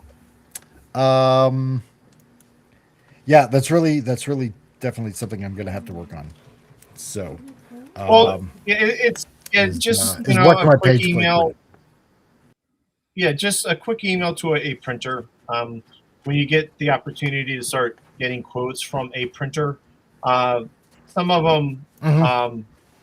they might take the time to answer your questions. The problem is that, when you call it a printer to print your work, you're talking to a salesperson, and the salesperson is not going to be able to answer Exactly. art-related questions. Yes, exactly, like what Mike said, because they're not artists. That's not part of their job. They're not the desktop publisher. This happens to me a lot. I think this probably happened to me three of the 4 different times that I had to self-publish a book at a different printer. The salespeople aren't going to be able to answer your art questions. You got to find out what kind of template they use. They might even have a specific template. You're going to have to take each page of your artwork to put and fit into their template. You got to talk about, whether you need to move your pages away from the lining of the book. You got to talk to them about dot gain. You got to talk about them if your stuff is being printed in color, what kind of mode to put it in. It's CMYK, but in regards to like making sure the colors come out exactly the same. So, and the DPI, make sure, and this is a stickler for me, to make sure that your printer, for me, prints my work out at 600 DPI. They'll usually say that 300 or 400 DPI is good enough. It is not. If they start lowering the resolution on your pages, your artwork is going to start anti-aliasing and look fuzzy. So I make sure that my printers print my stuff out at 600 DPI. I had a lot of problems. Well, I don't want to say a lot of problems with the Sword of Eden Shinobi book in the process of it being printed, because I was given different instructions from 2 different desktop people at the printer. But once we worked that out, everything was fine. Nice. Because you don't want to spend a lot And let's see, the one. Yeah, precisely. Maximum Redstone. Max Redstone. Who says huge? The show is now huge. It's phenomenally big. It's bigly. That's right. It's amazing. Mr. Man of shoe cartoon fame that added in his little comments. Got his comments in. Great man. Fantastic man. Bigly huge, like he says. Great to see you, man. So, it was so much simpler whenever we just used Quark Express and screw Adobe. Yeah, no, Max, I agree with you, dude. 100%. Yeah, those days are over. Oh god, Quark Express, I remember that. Oh goodness. Jeez. Blast from the past. That's, oh my god. I know, right? That's God, that's a long time ago. Oh my god. Okay. So when you're drawing out your paper, you know where everything's gonna be laid out. And how it's gonna be laid out. Okay. And then next, and this is, I brought this up because Al is such a pro at this. Inking. Okay. And yes, I kind of was screwing up how I was writing this. Inking, okay? Because if you're going to be drawing this physically, like on a piece of paper, and I shouldn't say on a piece of paper, but you know what I mean. If first sketch it out. You see me do this on here, sketching out a drawing, even when I'm doing these pages. And then if you got to ink it, whether it's digital or it's, I'm going to say, or it's physical. This is something that I'm still getting used to digitally, especially. You basically got a choice. You can use a liner, which is essentially a pen, or I'm going to say you can use a quill, okay, which has nibs, your handles. I'm gonna kind of put it like this: liners, or pens, and I got pens. Everywhere from like 0.01 millimeters to like 0.05 millimeters. They're easy, but when you're inking over your sketch, when it's done in pencil, sometimes that ink will rub off as well. It'll fade, right? Which is a little bit problematic. I'm going to say with quills, because you have various types of nibs and a lot of different types of nibs on top of that as well, to I'm going to say roughly kind of say gain different effects. I'm going to say it's hard to use them because it takes a bit of skill to build up the skill, especially when you're inking. But at least you're going to have very solid lines, especially when it comes to erasing some of your sketches that you've done over. Now, I am not an expert, obviously, with inking, so this is why I also included this, and this is why I got Al here, because if anyone knows about inking in spades, it's going to be him. So I'll let you explain it. I'll let you explain how to ink comics. I mean, Well, I taught I semester mean, course on how to ink comics. no, okay. I should have rephrased it a bit better. It's right up there with explain the internet. Oh, yeah. So yeah, exactly right. Yeah. My favorite part of making graphic novels is the inking stage. Like, I love to use pen and ink nibs on paper to ink a comic book page. That's my favorite part of comic book making. I love inking with a brush. I still can't, at this point, I still don't see digital so-called inking compared to look anywhere near as good as traditional inking using a brush. I think a brush is, a wonderful tool in regards to varying your ink line from going to thick to thin, for example, or a very nice smooth line using a brush. When you use a brush, I would ink like clothes and hair and that sort of thing. For drawing cars or border panels or buildings, I would use a nib and a straight edge, because depending on your tool, you'll have a different type of line. I don't know if I can really recommend any sort of books on inking, because that's not how I learned how to ink. I learned how to ink from people like Will Eisner and Sal Amendola and Harvey Kurtzman and Gene Colan and Erwin Hasten. Like, those guys were the men that taught me how to ink, like, in the classroom. But I just did a quick check on Google, and if my page would actually come up, there's actually 2 different books that I've heard of that instruct how one could ink comic book pages. And my computer's running very slow. All right, here we go. So there's the DC Comics Guide to Inking comics. Klaus Janson, very famous comic book inker. Frank Miller, he and The Dark Knight Returns, Daredevil, that sort of stuff. Klaus Janson also teaches at my alma mater, the School of Visual Arts. So that is the DC Comics Guide to Inking Comics. I don't think it talks about digital inking at all. Another older book on the art of comic book inking, it's called, The Art of Comic Book Inking, by Gary Martin, who was and is an inker, and Steve Rude, the co-creator and penciler of Nexus with Mike Barron. So those 2 books Nexus. I have heard of before. So yeah, so The Art of Comic Book Inking by Gary Martin, and the DC Comics Guide to Inking Comics by Klaus Janson. So I actually think I flipped through those books. So yeah, I would recommend those.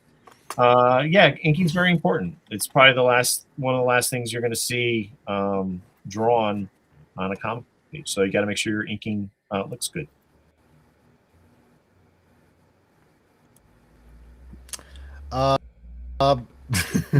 And I know the veins. So.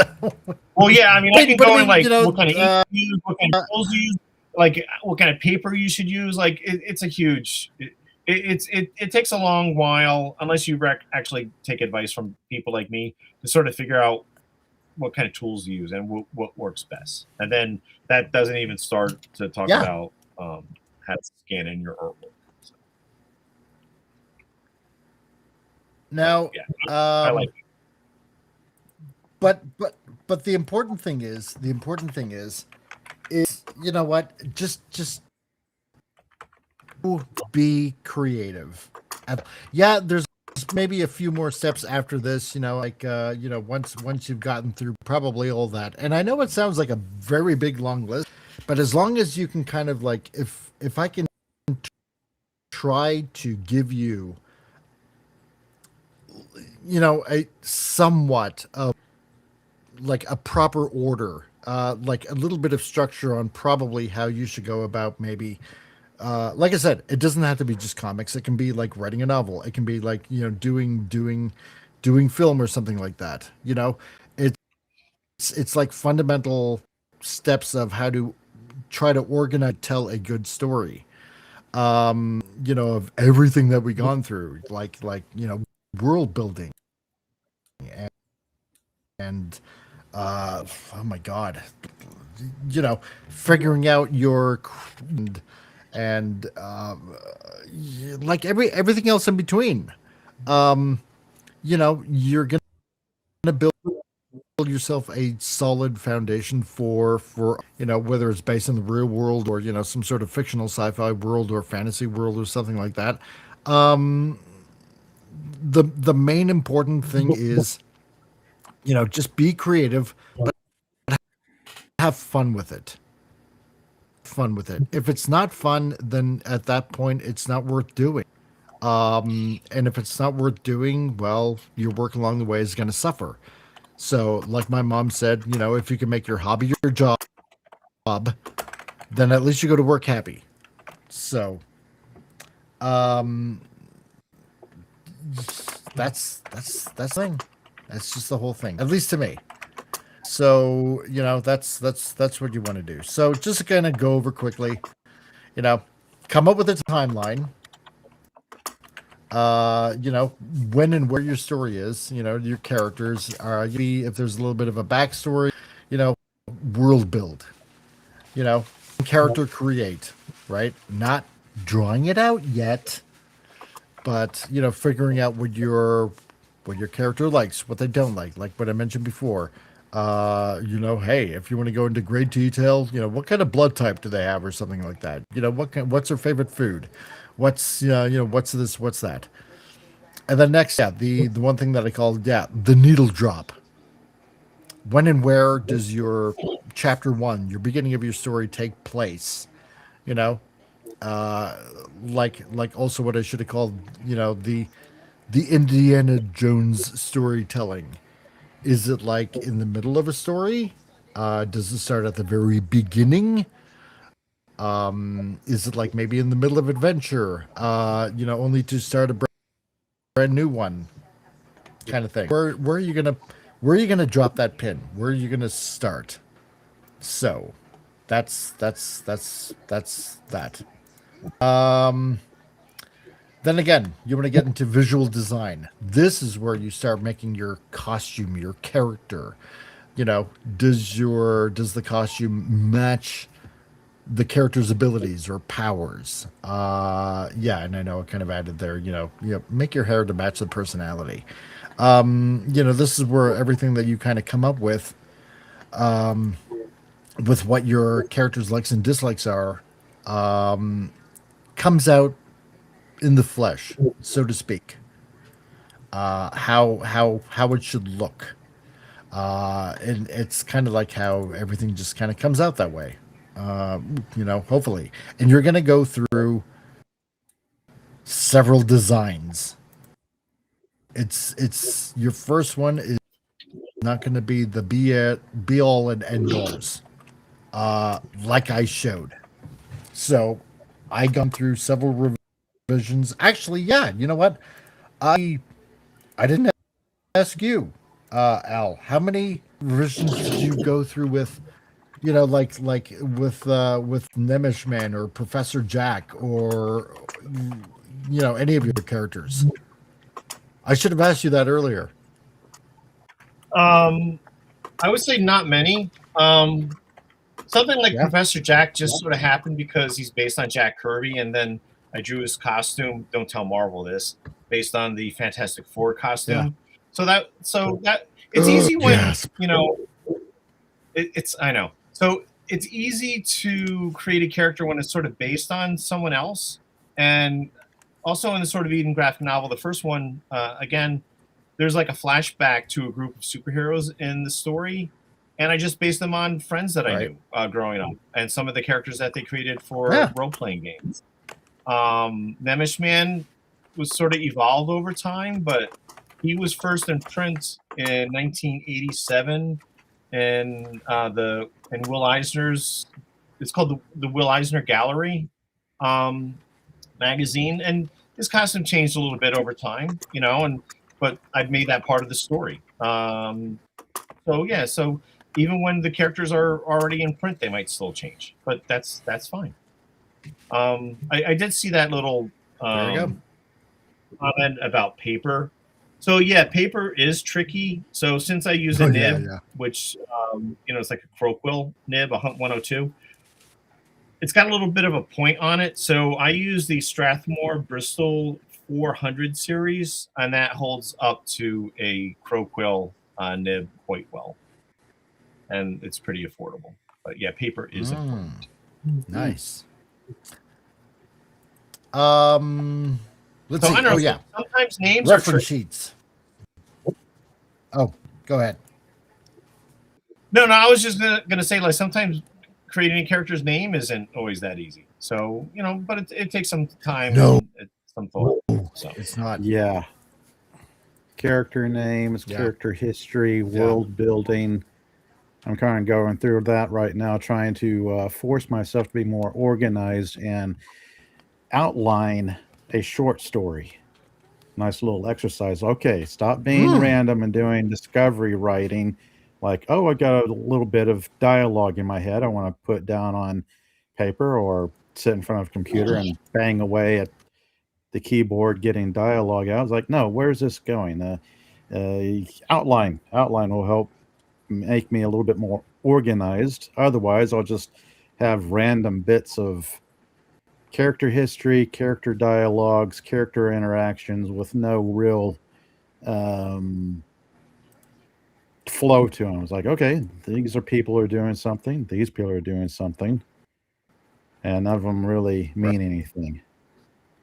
Sometimes a good way to write a story is to have an ending first and get your characters to that ending point. I have that. One of the short stories I've been playing with. That's another very interesting way. Over the past couple of years, I have like the opening paragraph and then the ending page. And it's like, okay, there needs to be stuff in between. Yeah. Gappa, you mentioned paper. Do you also think about how long the will last? Like some books, hundreds of years, etc. Does that ever come into your head? Oh, okay, yeah. The life expectancy of the paper and stuff like that. Well, I'm going to make a snarky joke and then I'll give you a serious answer. Yeah, I'm not going to be around that long, so I don't care.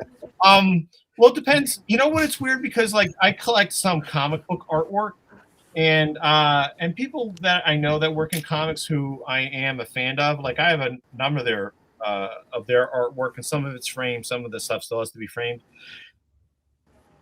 How you store any original artwork determines on how long it's going to last. Because if you have artwork in a like frame, for example, next to a window that's seeing sun all the time, yeah, that paper is going to start to turn yellow quickly. The most important thing I think is that because I had some artwork by Keith Giffen, who worked on a lot of things that I really like, but I had some artwork from his Heckler comic book. And I noticed the inker, when he used like a reprograph, like that ink is just disappearing.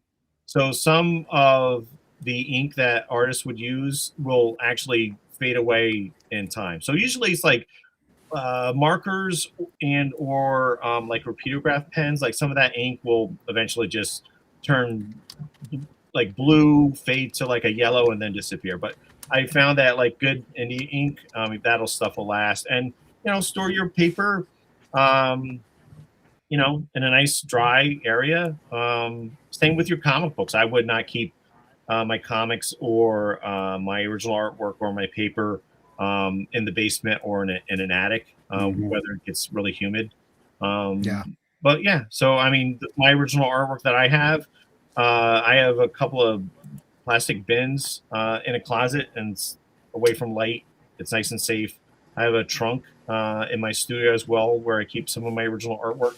And that stuff will last. So I'm not too concerned about that. I would say change out the poly bags for nice Mylar bags. Yeah. Yes. And new acid-free boards. Yes. I actually, because I don't care anymore, I sold like 13. I told Mike this a couple of weeks ago. I sold part of my most of my Marvel and DC comics that were bagged and board. So I think I had like 17 or 16 long boxes I sold to a retailer because I really don't care about that stuff anymore. And back issues are now, I've talked to several different retailers and they're selling a lot of Marvel and DC back issues. So I think the demand for Marvel and DC comics has increased in the last couple of years. So yeah, if you have an interest in selling your comic book collection, talk to a retailer, talk to a reliable retailer that's going to give you a decent percentage of your books. Now might be the time to sell some of your comics. That's what you want to do. Let's see. Yeah. Well, what I want. Reference sheets. So this is if you want to go into detail. Yeah. what do things look like? Okay, places, environments, gadgets. Like I said before, if you want to, do a whole world map, if your world is, the fictional world or something like that is part of your story, then what does your world look like in its entirety? You want something to fall back on, especially if you're going to be doing like story and stuff like that. You don't want to, at least in my head, you to a certain point in your story as you're drawing it out, and you don't know what it looks like, right? Also, have reference pictures available. If you don't know how to draw it, try to get reference pictures. There's nothing wrong with reference pictures. If you don't know how to draw something, reference pictures are your best bet. Of depending on what a real life object is. If it's something totally made up, maybe um if you're skilled enough, maybe make a 3D model out of it, and that way you can see it from all angles. That might be enough. Or like what Alan said, sometimes you have to go back a little to see what certain places look like like their headquarters. Meanwhile, in Al's universe, his own material to make it look like what their hideout or their gathering place looked like. Stuff like that. You want those available so you have a little bit of a degree of consistency, at least. At least makes sense to me.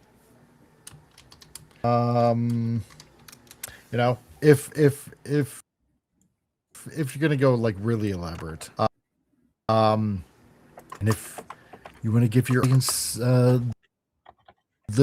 best of yourself, I think maybe kind of gives you how well you can tell a story, how things you can keep consistent, stuff like that.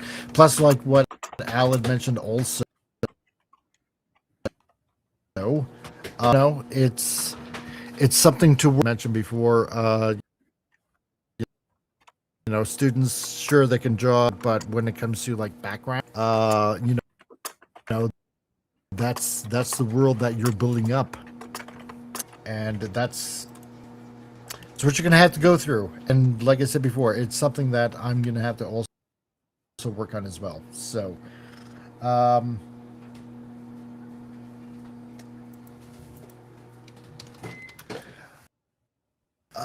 let's see. And gap after jerk stuff going on in the chat right now. The year 6666 is going to be evil. Watch out for Damien. Oh my god. And he also says, so the year 2226 find some Al's artwork intact. Yes. Yeah. You probably will. But keep it out of direct sunlight. Keep it out of moisture. And There'll keep probably it be keep new it in a archival relatively technologies by then. keep it in a nice cool place, and you should be good. So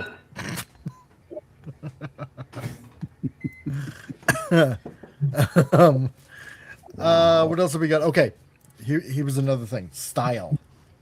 Okay. Art style. And like we mentioned before, take examples. And like I mentioned before, like take three artists, see what they got in common, and maybe if it use it all together. Pop, you mentioned that you got to get going. You want to plug it? Yeah, I gotta take off. I just popped in because I had some free time this afternoon. Thought I'd pop in. Didn't know if that link from like last year would still work or not, and yeah, it worked. So yeah, I can pop in when I've got some free time in future There you go. live streams. Yeah, but yeah, this is pretty neat. Checking this out, see Man. what you've been up to.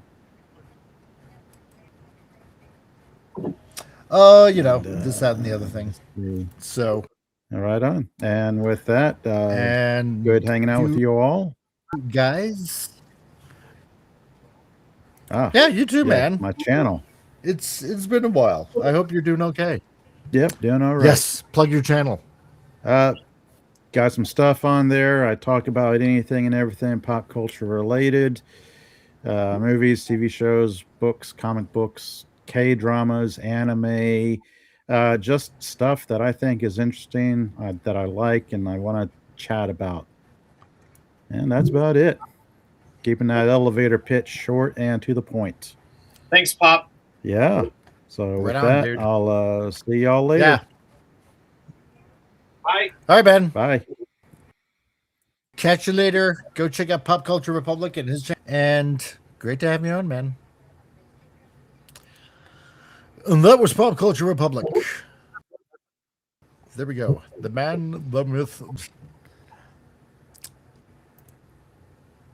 And I couldn't quite make out what you were saying for some odd reason. I'm going through another 6-second delay. Kind of weird. It doesn't happen when I have 2 people. It happens when I have 3 or more. So I'm waiting for something to clear up. I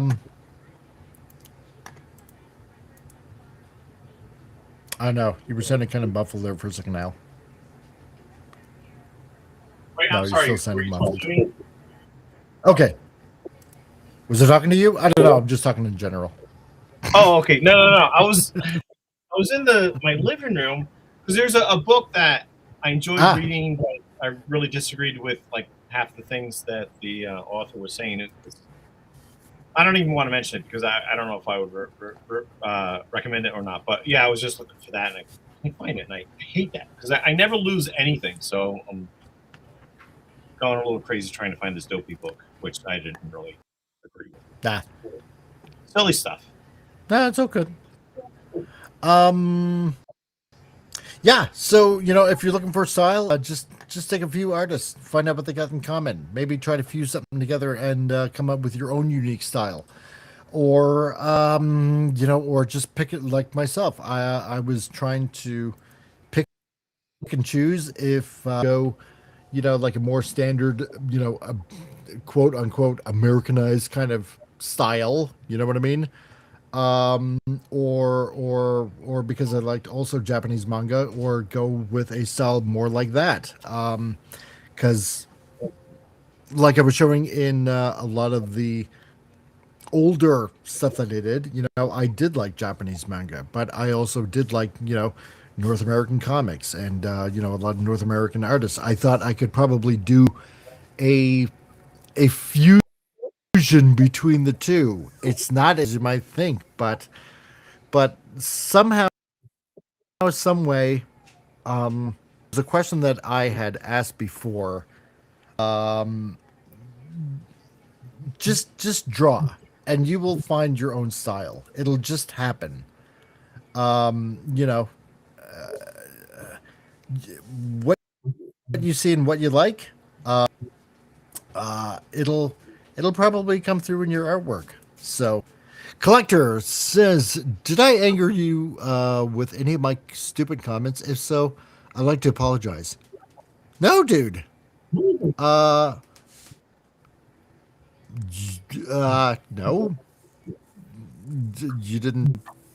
You didn't anger me whatsoever. So, no, I've been getting a little bit of a lag going on right now. So no, it's definitely not you. It's definitely on my side. And Mr. Luke and your artwork, I holler, therefore I hear you. Unfortunately, I really honestly can't hear you because this is just text and therefore a representation of speech. So I will graphically put down in the substitution of speech, and I will put down a graphical representation that resembles words and put down, yes, I do. So, and Luke, you know what? Well, that you're here because this is This is all about comic creating today. So and ignore meal if you want, or ignore meal you want. I like that name. It's a very unusual name. Therefore, that's the reason why I like it. Does CRC not do movie matinee on Saturdays anymore? Yeah, of course I do. We had a movie yesterday, and we had a movie the day before that. Had a Greta Garbo movie yesterday. So yeah, no, I totally do movie Saturday. Mike's movie matinee, totally on Saturday. I think the first one we did of the year, we did John Wayne's first movie as well. No, I totally do them. So, and I got a list. So if you want, go ahead and check. They're fun. Okay. So let's see. Production. Okay. So this is when you're going to start actually drawing. So try drawing a page, and practice. Okay. And the other thing put in there, get. And this is one of the things that I'm trying to work on is getting your speed up. Okay, because here's the thing, and this is a very good tip from Hungry Boy.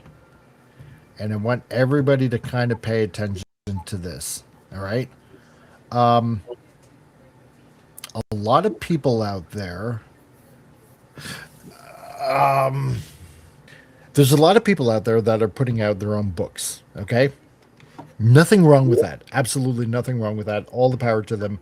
It's fantastic. Okay. Some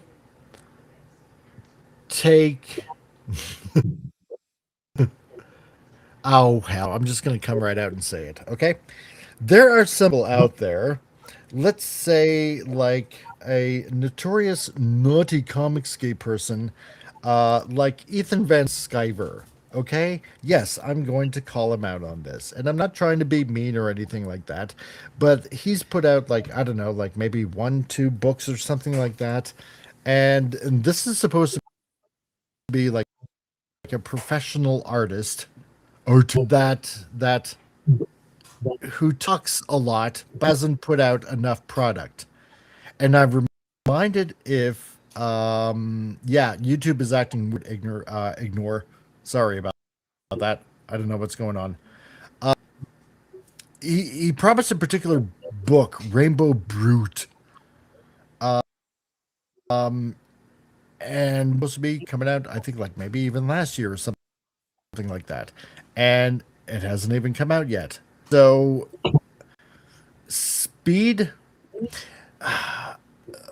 it's a two sword basically. You should practice to get your speed up, yes. However, oh yeah, that's right, Vince. Yeah, another next Cyberfrog story as well. Exactly. And like somebody said, you're going to either have to decide whether you're going to be a YouTuber or you're going to be putting out, a book, a comic that you promised, right? Or graphic novel, so to speak.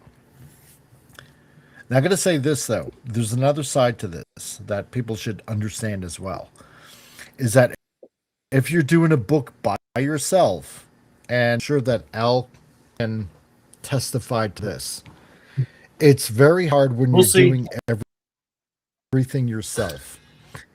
When you're and then you're inking everything, and then you have to add all the shading yourself. You're adding the screen tones or like solid grays. It's a lot of work. It's a lot of work, and I'm sure Al can testify to something like that. He's the only person working on his own book, and he's working on his third one right now, as you guys all know. You got something to say for that? Yes, I agree with everything you have to say. No, yeah, but it's not just writing, the drawing, the scanning in the artwork, doing all the lettering, the gray tones, coloring the cover and the back cover. It's the business side of things and self-publishing and dealing with printers and selling directly online to your readers and selling, the bookstores, my case, Christian bookstores, as well as comic shops. So yeah, it is time consuming, but you got to want to do it. I think Dave. Well, here's a couple of things that reminded me of some stuff that Dave Sim has said over the years. So one thing that Dave said was that in regards to drawing, that first you become good, then you become quick, and then you become quick and good. So it's just a matter of practice and keep doing it. So yeah, you'll get better. If you want to get better and you look at your work and you want to become a better artist, you will, as long as you keep drawing. And then yes, you become faster, and then you'll become quick and fast.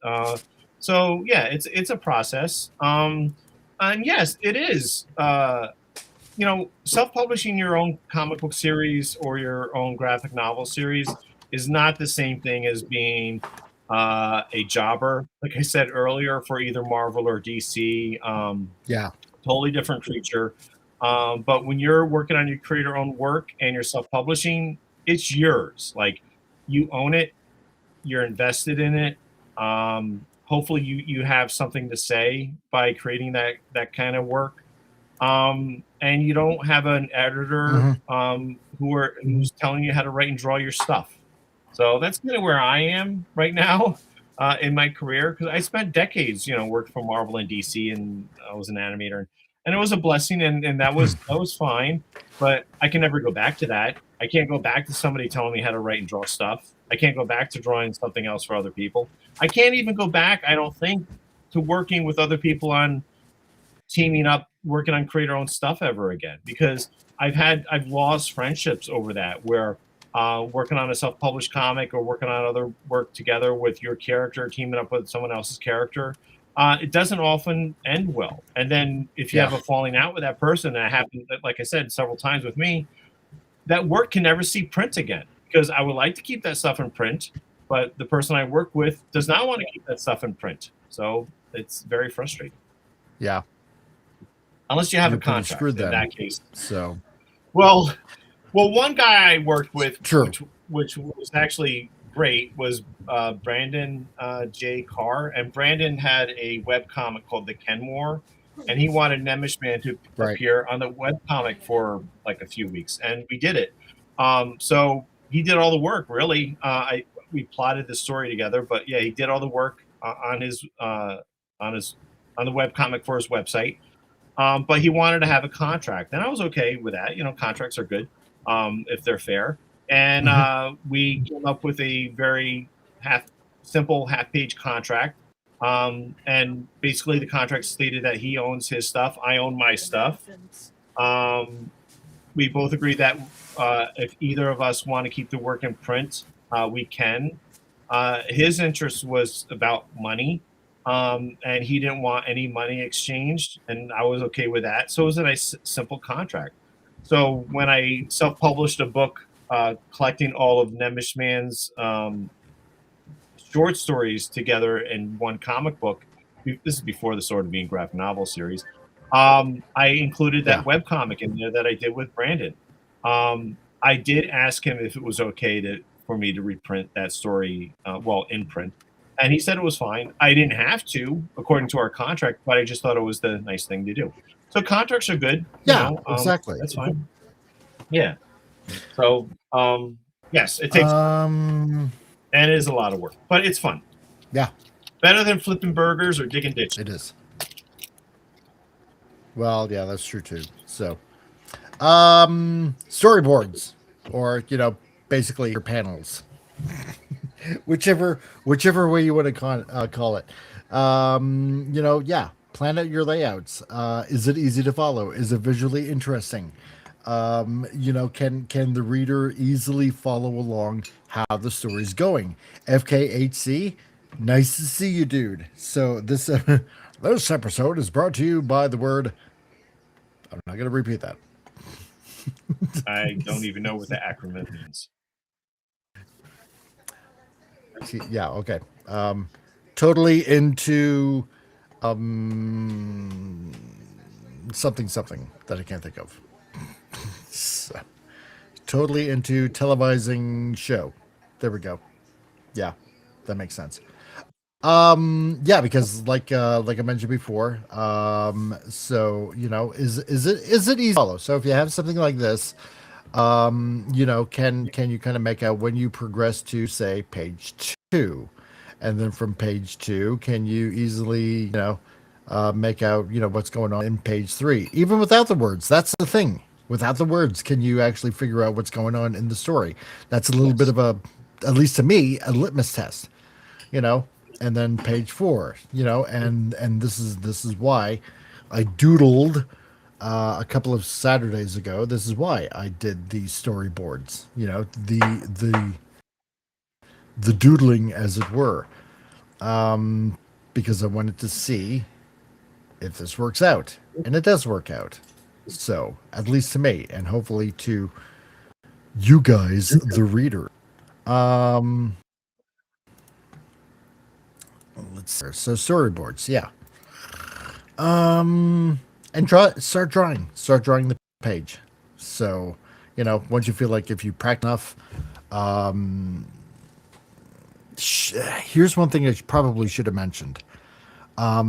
If you have reliable people to fall back on, get a critique. There's nothing wrong with getting a critique.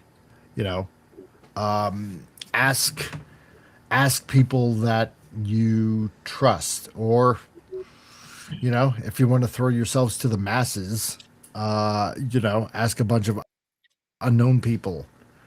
It's probably going to be better, I think, to ask a bunch of unknown people. Say if you were in a group on Facebook, for example. And I'm just using that as an example. If you join a group of, so to speak, ask them what they think. And because these people have no biases, so to speak. They don't know you from a hole in the ground. And more than likely, some of them are pretty nice. Some of these groups are pretty nice where it's like, hey, don't put anybody down. They're just trying, aspect. And you should get hopefully some honest feedback. And, people that'll say, hey, try to work on this instead of that. Try doing this instead of that. And hopefully you should get some honest feedback. Friends and maybe family, I'm not going to say they're the wrong ones to ask. I'm not saying that whatsoever. I'm just saying sometimes friends or family, they don't want to hurt your feelings, and will say, oh no, it looks really nice, it looks really good, because they don't want to hurt your feelings, right? Unless, of course, they want to be blatantly honest with you, and but don't take it personal if it's constructive criticism. So, Well, I mean, I consider, for example, Al a friend, and he's like, hey, maybe this would look better going, if you did this instead of doing that. And you know what? And I trust his expertise enough to know he's right. So I'll do that, Anyway, you were saying. Well, if you're married and if you're writing a book or if you're doing a comic or whatever, yeah, your wife doesn't want to read your stuff. It's like, Right. don't try to torment your poor spouse by making her to read your graphic novel or comic, because she really doesn't want to read it. So I would go with that. Friends are good. I mean, I've had a proofreader who proofed like all my stuff for the volume 1 of the Sword of Eden. Whenever I had Right. questions, I would talk to my, fellow Christian friends about certain things. I've gotten advice from other comic book creators mostly on the business side of things. And a lot of it had to do with distribution and printers and that sort of thing. But Terry Moore, who self-published Strangers in Paradise and Rachel Rising, gave me some really interesting insight. And one of the things he told me was that he phrased it like this. He said, it's very difficult to get other people to love the things that you love. And I was like, Yes. that's that's amazing. So yes, so yeah, it's not easy getting people to love your stuff. You know, some will, some won't. Right. I've had, and it's weird. And then when you start dealing with like bookstores, especially Christian bookstores, who tend to be very finicky. Like I've never had any really major problems. I had a couple of things that sort of annoyed me. There's like a very large, probably the largest physical Christian bookstore. I think they're out in the Midwest. I mailed them a copy of The Sword of Eden to review to see if they would carry it in their bookstore, Christian bookstore. And the woman at the store, she read it. She said she thoroughly enjoyed it, but she didn't want to carry it because she thought that some of the graphics in the book would make some of her customers grumble. And that's kind of how she phrased it. And then my attitude was like, if you enjoyed it, maybe your readers would enjoy it. But I couldn't get her past that. It was the dumbest thing. Yeah, your book is great, but we can't carry it. I'm like, if you think it's great, maybe your readers might think it's great. It's like how, anyway. So that made me very unhappy. Yeah. So it's kind of like no. I totally get it. Oh, sorry. Go ahead. Oh yeah. And and you do have a lag. So yeah, these things do happen. Like right now, I'm dealing with Barnes and Noble, and so far it's fine. So I think I had mentioned like 2 weeks ago. Yeah, I got a very nice email from the CEO of Barnes and Noble, and he was great. Yeah. He wished me luck, which was nice. I did get an email from the buyer that I think I'm dealing with over at Barnes and Noble, but yeah, she says it's going to take like 4 to 6 weeks before they get back to me because they get so many books coming in. So, but yeah, you got to deal with crap like that. Yeah. It was really odd. Posting on one group on Facebook, it was a comic and animator, Christian group there. And and just posting a couple of pictures and stuff like that, and it just seemed like, I'm trying to remember which picture I posted or something like that. I think it was the character profile one. I think you are. I'm pretty sure that you are. Oh.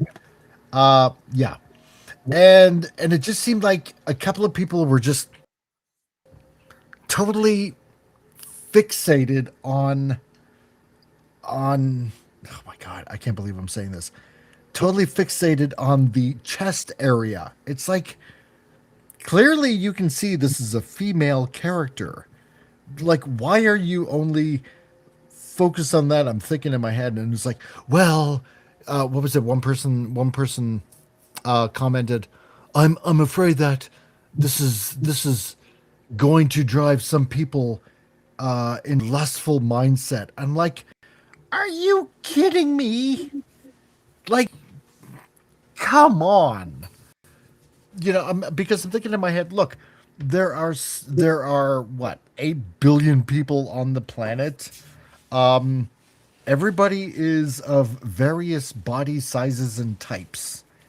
And the only thing you're worried about is if the way I draw a particular character is going to drive somebody to lust. It's like, okay, what would you rather have me do? Draw some sort of 400-pound purple-haired, heroine that fights off evil? It's like that dynamic doesn't work whatsoever.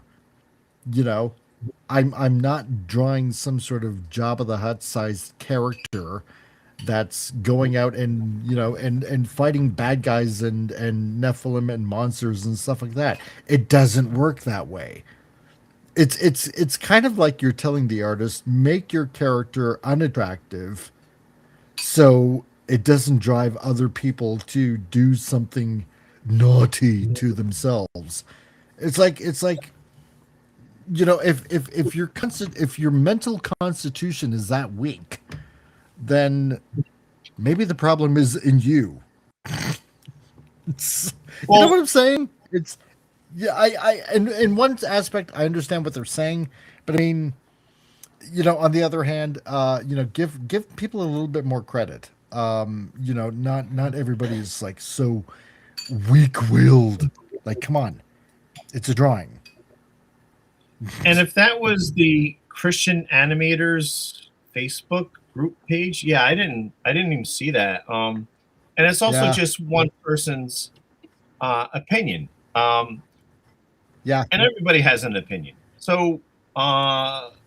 the only thing I can think of at the time is like when I was working on the Sword of Eden the Sword of Eden Volume 1 graphic novel, Right. a female Christian comic book creator and gamer, she gave me some really good advice about the anatomy of one of my drawings. And she was right. So I followed her advice and that was fine. So. Oh, But normally I don't listen to interesting. Yeah, she was great.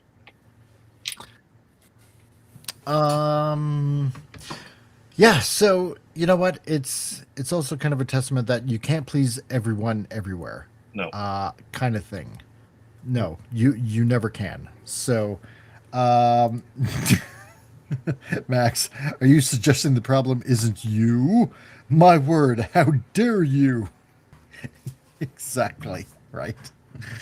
Oh my gosh. Yeah. No, it's like calm down.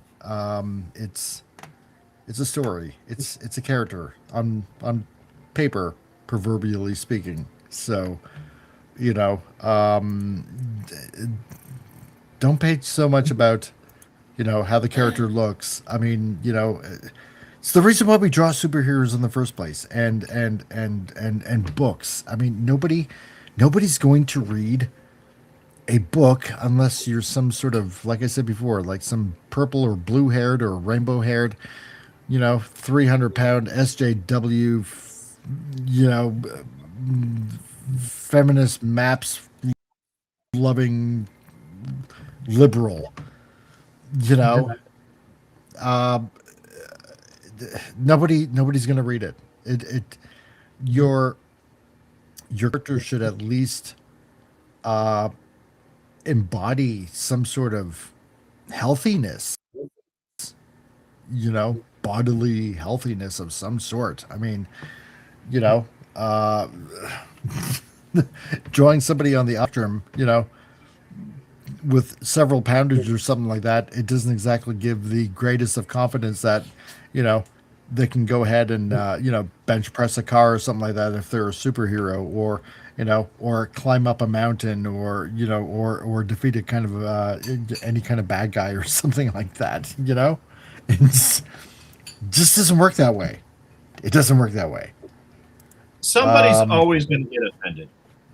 Oh yeah, always. Somebody's always going to be, butthurt. So, let's see what else. Oh yeah, then once you know how to draw, pencil to paper kind of thing. Yeah, then of course you're getting into inking as well, and learn how to ink. If you're going to use liners, pens, great. Just realize that when you go to erase those pencils underneath, I found your ink is going to fade when you erase it.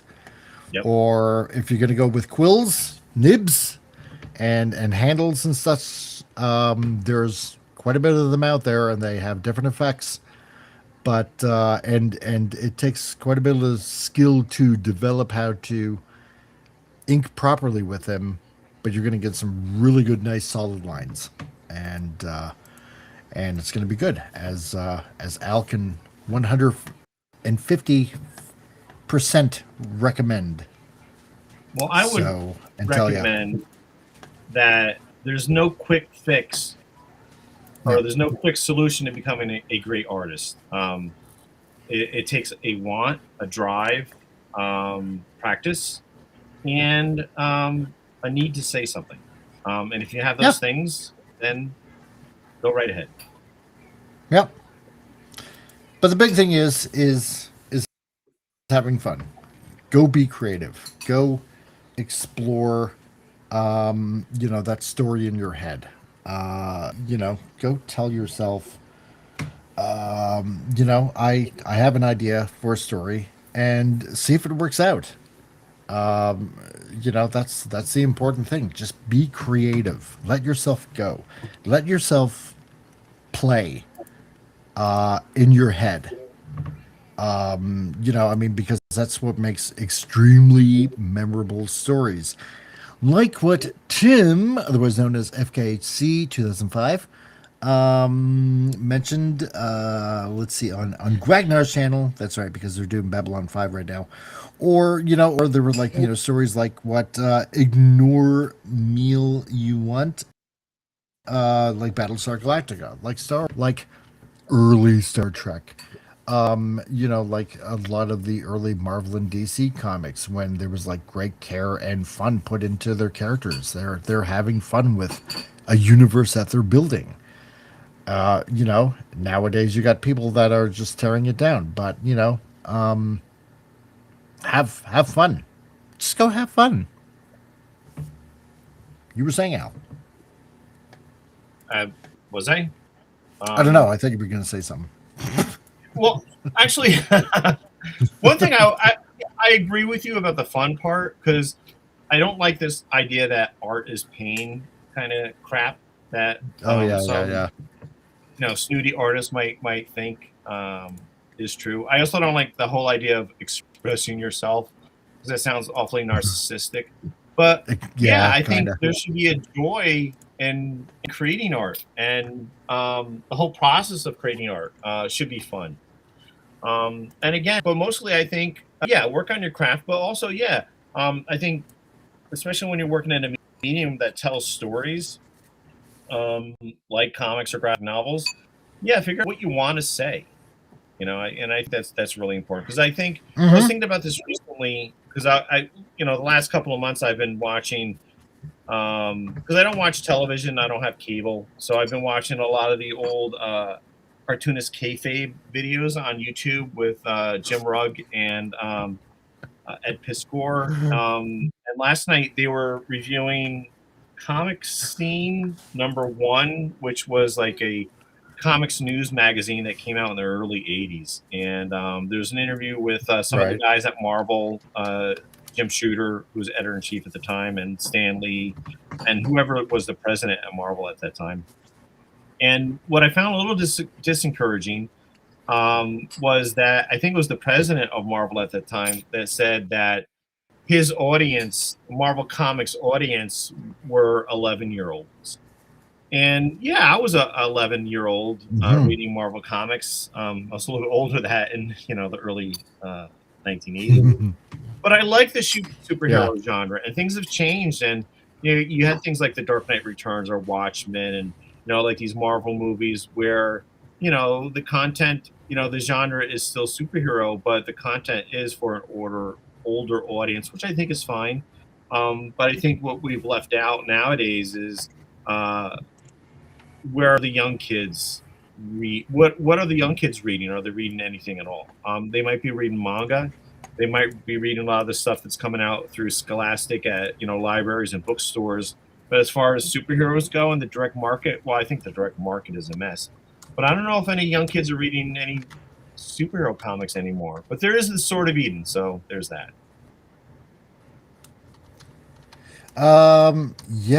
Because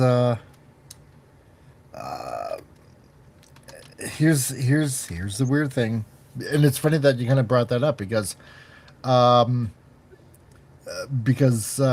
was it? Sometime this week, Jim Lee acknowledged that Japanese manga is outselling American comic books.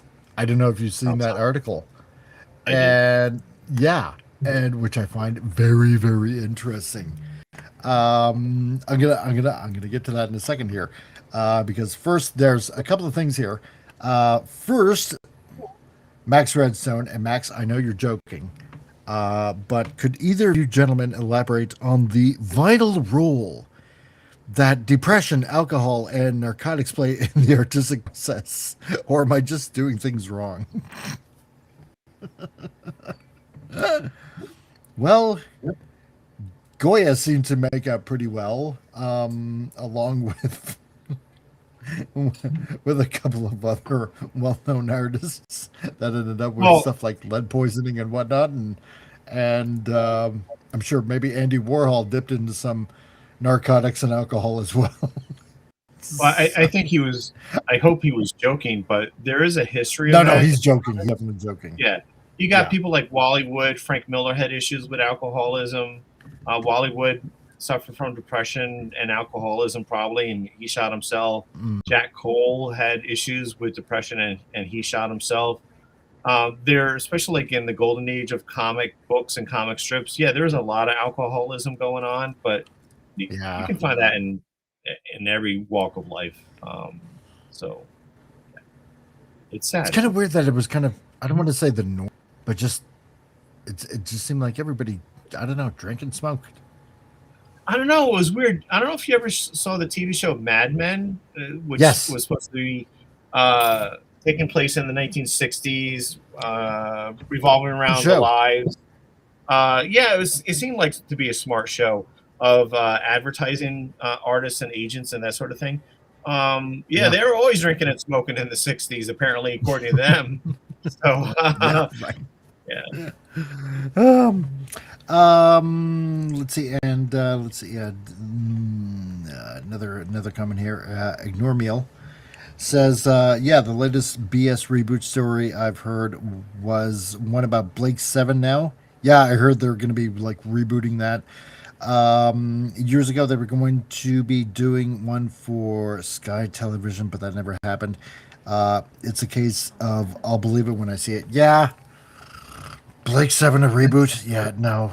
I really honestly hope that doesn't happen. I really honestly do not hope that happens. Because let's face it, the way the current BBC is, it'll be like Doctor Who. It'll be a crap fest. Okay, so what is this I got on screen? Because I was going to show this earlier. This is the other thing that was sent via email by that manga school that I was talking about on Thursday. So even though they wanted me, again, a $6,000 US tuition fee, which works out to $8,112.36 Canadian, is way too much.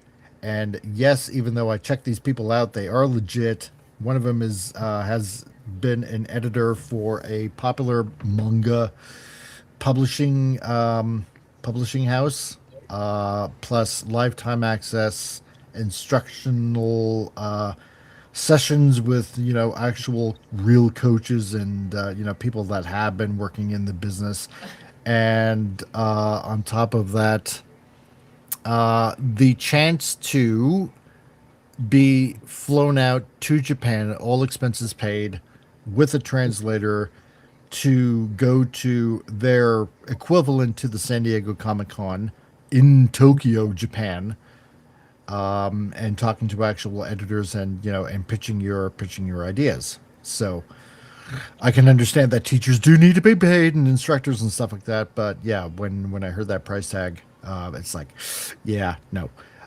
Sorry, that's not going to happen. But this is one thing, because she had mentioned that she would send some things in the email, which I showed in that video, which was kind of annoying because for some odd reason you didn't hear me, which is, I suppose, grateful in one bit. But anyway, this is a plot extract sheet to better construct and write plots for a story. So what I'll do, I'll try to zoom in a little bit on this, and I don't know, it's kind of interesting. If you want to come up with like your title, your entry, and and it gives like basically an example. So like in column A here, what kind of story is it that you want to build, want to come up with? So and it gives an example here. So like in this case, a story about a boy who aims to become a pirate king and runs the world's oceans with his friends, / a story about a psychologist who takes care of AI's mind in a near future governed by AI, or a shiny new employee goes to work and somehow starts a training session to be a assassin. Well, I can tell you one of them is definitely One Piece, and I think the last one, it sounds like Sakamoto Days. So, and it goes through. It's kind of interesting because it forces you to lay out your ideas on paper, and you can see kind of like out there. what stage or what period is this in? Like what time period? Does this take place in? So, is it like, modern era or medieval or something like that? And then it kind of forces you, who's your main readership? So who do you want reading this? And actually on one group that kind of asked me to forced to answer this kind of question, who do you want your readership to be? And I mean, sure, you want to answer, well, I want everybody to read this, but like Al had mentioned, it's like, not everybody's gonna see it, your way, what you have in mind, and no, that's just not realistic, So if you can kind of figure out who you want your core demographic to be. Is it kids? Is it going to be, adult men or women or middle-aged people? Yada, yada, yada. That's what you want to figure out. And then That's actually important. it is very important. It's Okay. 100% important. Well, Yeah. because when you're dealing with publishers or if you're dealing with Hollywood, they want to know who the target audience is because that might not be the target audience that they want to reach. So that's one of the first questions they'll ever ask you, especially in Hollywood, what your target audience is. Because the problem I've had, is just that like something like Nickelodeon, like they're really geared towards a very younger audience, or even like to some extent Cartoon Network. So yeah, the Sword of Eden graphic novel series, it's not all ages in the sense that it's for like a very young audience. It's not Veggie Tales. So I actually have a it's not really a label, but it's for suggested reading for the Sword of Eden is preteens and including adults. So because there is some violence in there, but yeah, it's certainly not VeggieTales. So some people want to publish or create content for that age group. So yeah, so these people will want to know who your target audience is. Totally. And then there's another interesting statement. Let's extract the roles of each scene. What happens. So and it's a good brain twister in a way. What's like the first turning point. Or what is considered like maybe a false victory or false defeat, because you got to have a sometimes a twist in your story. Like an example, the couple is happily making out, or Joe confronts Mary after she fails the exam, or Mary tells Joe that she wants to get married. Like the first turning point in a story. Or in the case of like maybe a false victory or false defeat, Mary is in the depths of despair after Joe refuses to marry her. Or, on the other hand, or she commits self-harm and abuses her cat. I haven't the faintest idea what example they got this from. It's twists and turns in a story. I suppose you can kind of like equate it to a side quest kind of thing. Kind of weird side story or something like that. Or a second turning point, maybe losing everything, or a reversal of stuff. Mary is reported by a neighbor and interviewed. Or she finds out that Joe was... are they meaning Joe's Bizarre Adventure? I'm not sure. She finds out that Joe is threatened by the mafia, or recalls of a happy past. She finds out why Joe refused to marry her and decides to go after him, blah, blah, blah. Catharsis. It's interesting stuff that they kind of put into this sheet, this plot extract sheet. Or let's extract the roles of each scene, what kind of character think and feel. So, turning points. It goes on and on and on. It's I don't know if anybody would be interested in this kind of thing for like plot extraction. It's different, but This is things to think about, I guess. If you're wanting to plot things out. So, anyway, yeah, but yeah, that news earlier, talking about stories and whatnot. Yeah, that happened earlier this week. The president and publisher and chief creative officer Jim Lee basically shared this intriguing wave of insight. It's not really insight whatsoever, but about the whole state of American comics and how they're faring against manga as an alternate form of print entertainment. And it's like, dude, it's not that hard to figure out. We don't make, they don't make everything woke and political. It's, maybe if it kept gender ideology out of I don't know, Batman and Superman, people would actually want to read it. So if you quit pushing climate change ideology and stuff like that, maybe people might give a damn. But it's just ridiculous. I don't know if you've seen the article, Al, but or if you have any comments on that, because I know you've had your slight dealings with DC. Well, I've never. Well, my slight dealings with DC. It's odd. My slight dealings with DC really had to do with DC Entertainment and them paying me royalties a couple of times, which is aggravating to get them to pay me royalties when our contract states that they ought to pay me royalties. I did hear about the Jim Lee comment. I didn't read any articles about the Jim Lee comment.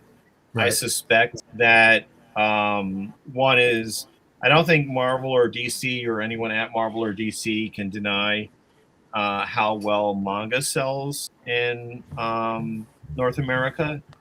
Pretty well. Oh, yeah, absolutely. But my point being is that I don't think they can deny it. So I suspect Jim Lee had to maybe say something, but also he's the company man. He's not going to come out and say that, yeah, our comics suck, go buy manga. Well, exactly. Right. You know? Well, here was one of the quotes that he said when he was talking to I forget somebody. He had said the stories told in Japanese manga and anime are incredibly powerful, and they are. And he said, I often find myself wondering what is missing in Western comics and why aren't they able to achieve the same flavor. Also, I think manga has an advantage over American comics, which are mostly about superheroes, and that's where the majority of sales and readers are concentrated. And he continued to add that in Japan, it's closer to literature and anyone can read it. And it's not just hero stories. That apparently there's a much wider range of genres, like stories about cooking and soccer. And yeah, there are stories out like that. And you can draw stories from that. But he's very happy that manga has been so successful because it gives me a goal to aim for. And the manga market is bigger than our industry. So the question becomes, what can we learn from this? It's not hard. Right. Yeah, it is true that in Europe and in Japan that there's a lot more respect for manga and graphic novels. In North America, it's gotten better, but he doesn't really explain. Mm-hmm. Yes, manga is very popular in Japan, but he doesn't explain why manga is very popular in North America. Like I am not a big manga fan. Yeah, for the record, but manga is very popular in North America. So how can you explain North Americans exceedingly purchasing and reading and consuming manga as opposed to the crap that Marvel and DC puts out? Right. He doesn't address that. No, he doesn't. Because he can't. Well, I mean, he can. Don't get me wrong. He fully can explain. Why. Or you know what? Here's the weird thing. Maybe he can't because he can't see why. Because Jim Lee is pretty liberal. Over the past year, some of the statements that he's made, it's quite clear he's of a liberal mindset. It's like, okay, whatever. But you have to be forced to see. You're going to have to force yourself to look at what you're doing, or what you're going to have to take like kind of like a timeline of how sales were, say, let's say 5 years ago, 10 years ago, 15, 20, and then let's say go 30, then 40, and you're going to have to take a timeline of sales. And when it started to decline, and then when it started to sharply decline, and you're going to have to look at some of those issues around that time and find out, okay, maybe this is where the problem started. And maybe after reading like probably quite a few of them, well, maybe this is our problem now, and really facing it head on. And it just seems like they don't want to. Ignorant Meal talking of manga, isn't season 2 of One Piece coming soon? Yes, live action, 100%. It's coming out. Well, now that it's February, it's coming out next month. So pay attention to that. It should be really, really good. Yeah, he's not willing to do that because for some odd reason he just feels that the ideology that he believes in is okay, and what they're putting out is okay, and filling it full of transgender that, gay this, bisexuality that, what was the issue that I think I went through like last year or something like that? There were like riots in the street and stuff like that, and protesters are burning down and busting windows of shops and stuff like that, and it's like, oh, that's okay. Insurance will take care of that. It's like, no, you're supposed to be stopping criminals from like destroying the city. You're supposed to be Batman this way. You're supposed to be doing this kind of stuff. And this is why it's just sucking. It's like your ideology is sucking. And now on top of that, because I've been seeing this going through social media as well, where you're having different professional artists out there that are drawing pictures of heroes, supposed heroes that are basically beating up ICE agents. Everything from like Optimus Prime to She-Hulk and Punisher and taking out ICE agents. It's like, I find it very funny because first of all, She-Hulk, Jennifer Walters, is a lawyer, and interfering with federal agents that are doing their job, that's it's federal crime. And Punisher, he likes cops and law enforcement. He just doesn't like corrupt cops. So there's a big difference,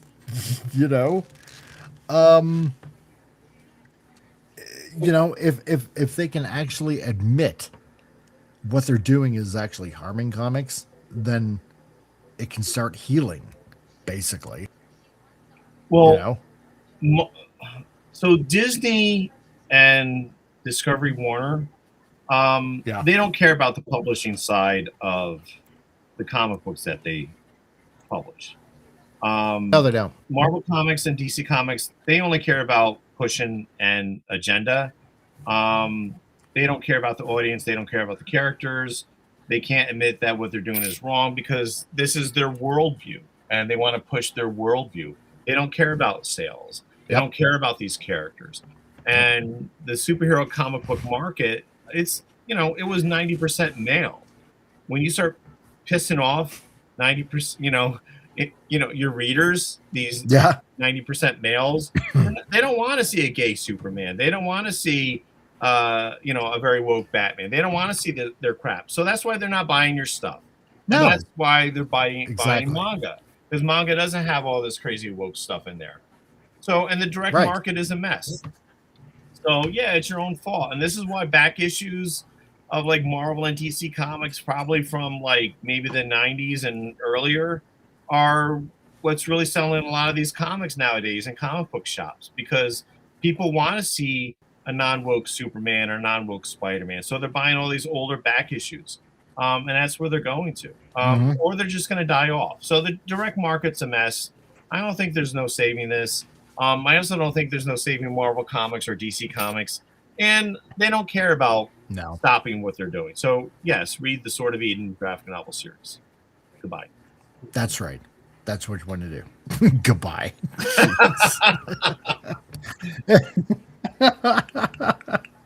Drops the mic, exit stage left.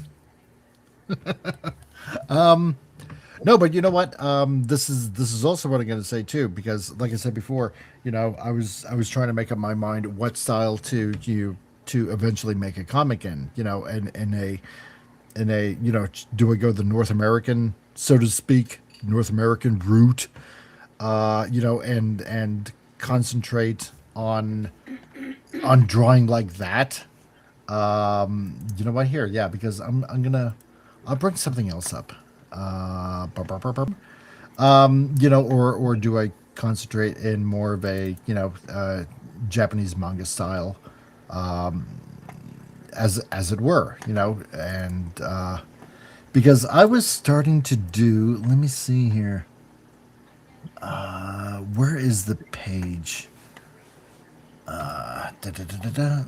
1, 2, 3, 4. Okay, I'm gonna bring these up. Are you kidding me? I can't import that. You bastard. Okay, page 1. Yeah, because this was kind of going through my last Hungry Boy tests.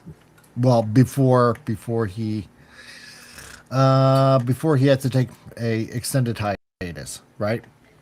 Give me a couple of pages, kind of like read off of. This one I actually sold at in car sales actually a couple of years ago, and the guy wanted to buy my artwork, and I was like kind of like flabbergasted. I kind of wish I didn't now, because I like the way I kind of drew this. So, but this is kind of like where I made up my mind of how I was going to be drawing from now on, and it's just a few sample pages.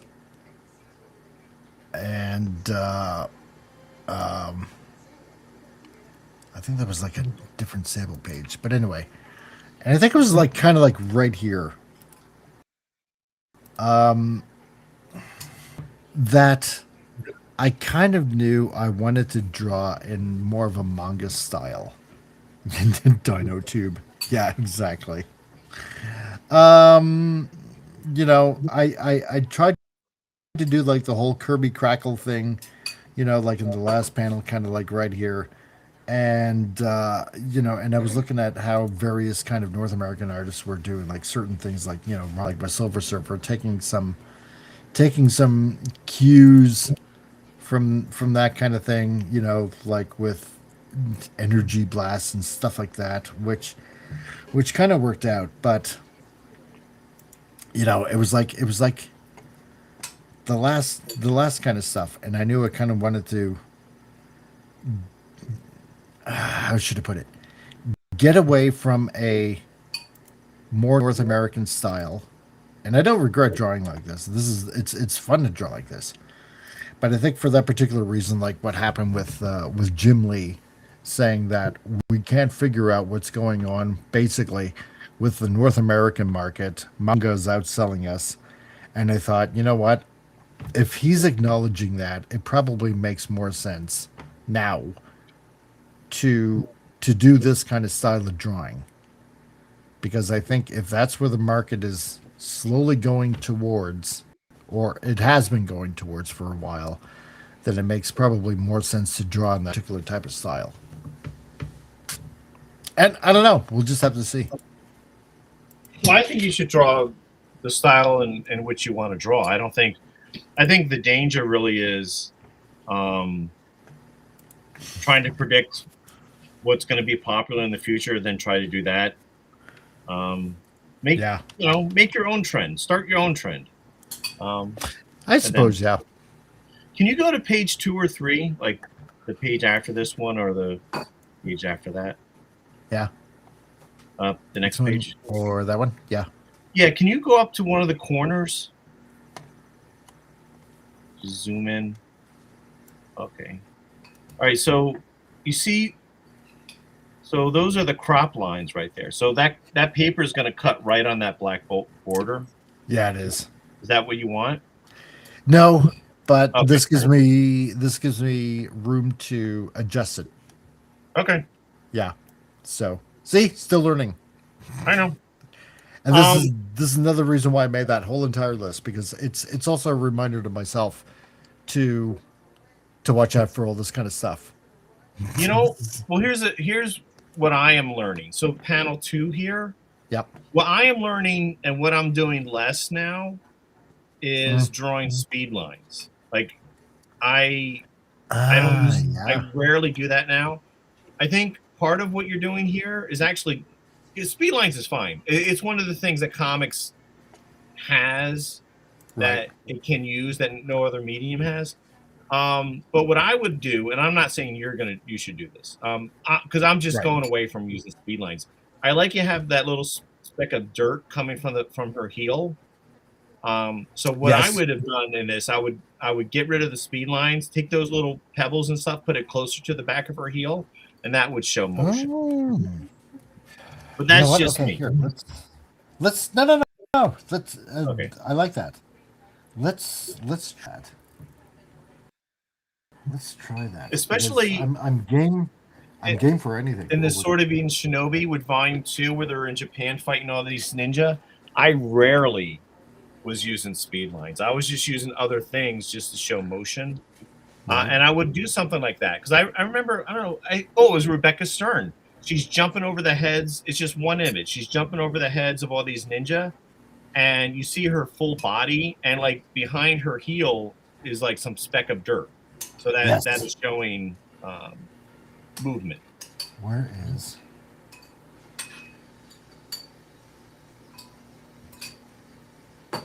Where is it? I also like it more when you're using black shapes, like you have the shadows on mountains and the plateaus in the background. You like that, huh? I think you should do more of that. Adding blacks, spotting blacks.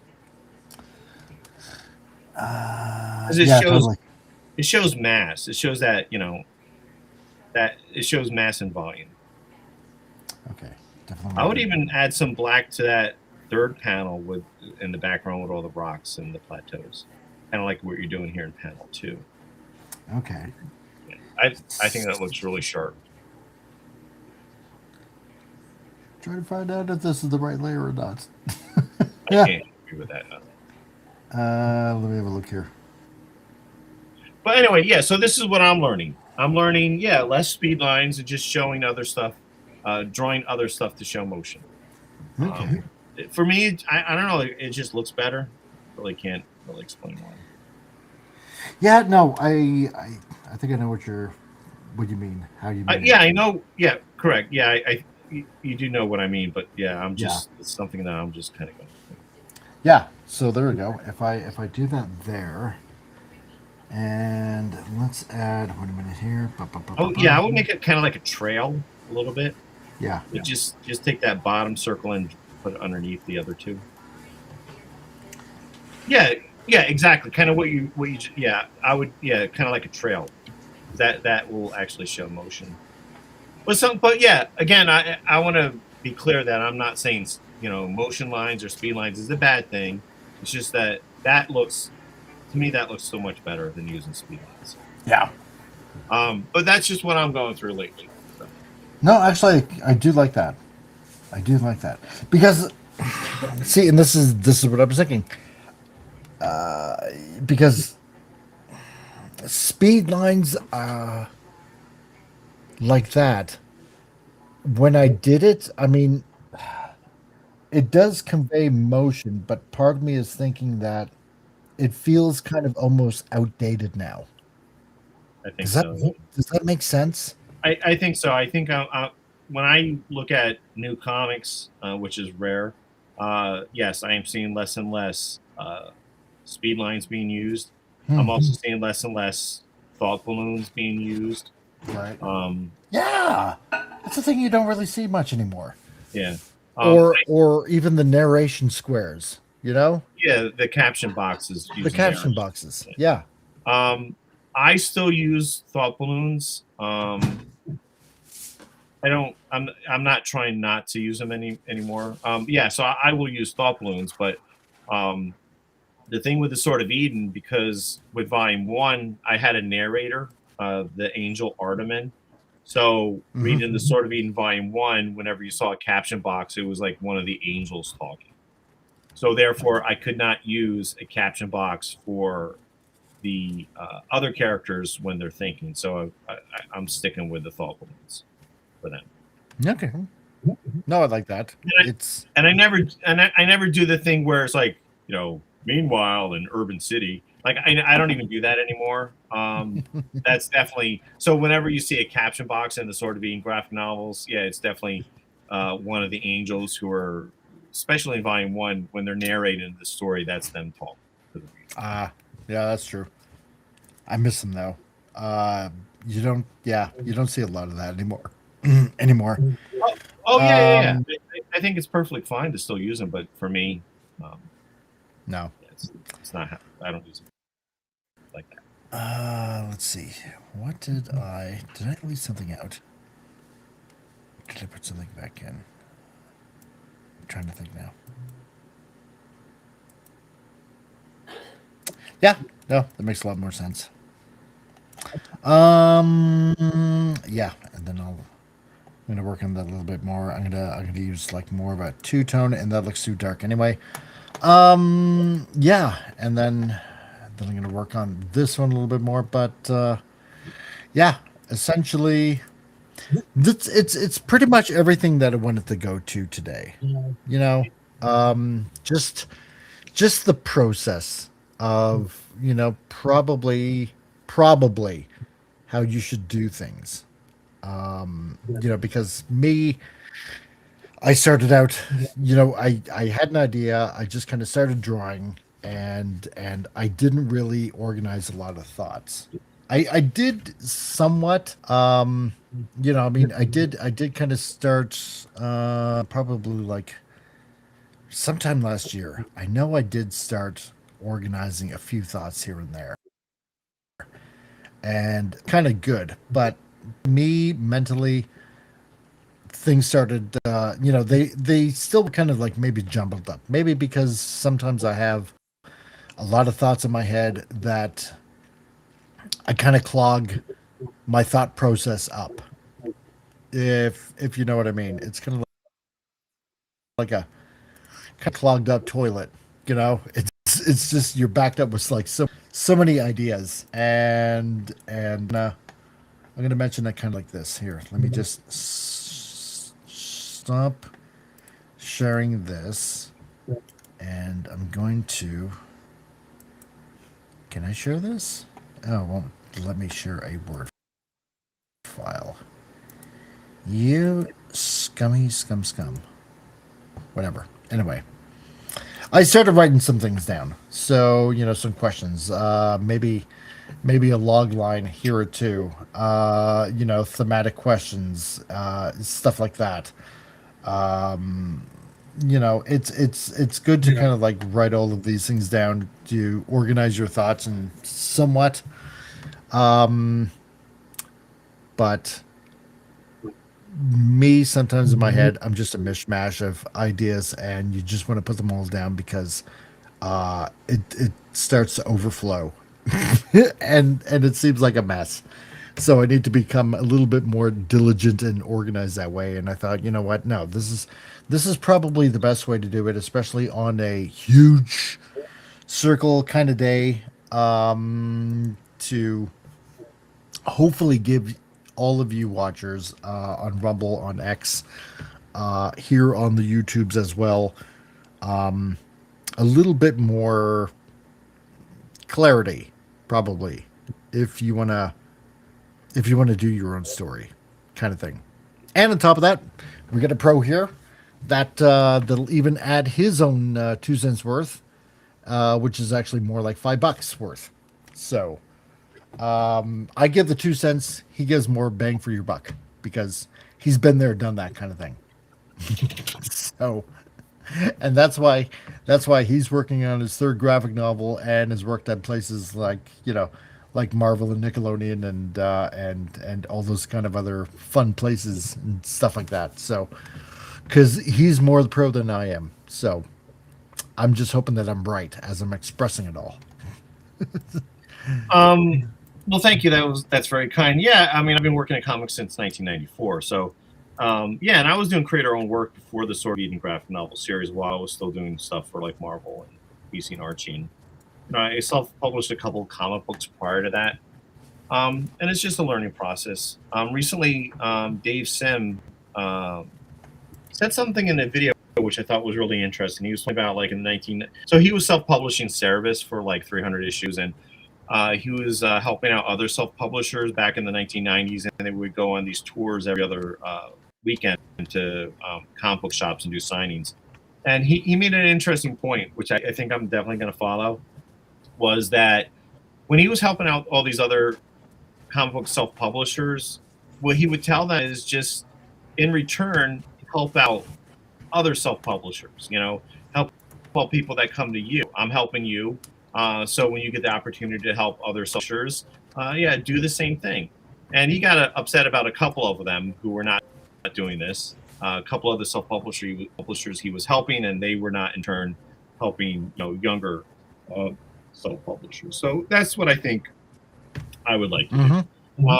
Teaching is fine, and I enjoy teaching. I enjoy being in the classroom, talking about a medium that I love. But I have no interest anymore, and because I get asked this a lot, I have no interest anymore in advice about trying to get work at Marvel and DC and work made fire, because I really don't want to support that sort of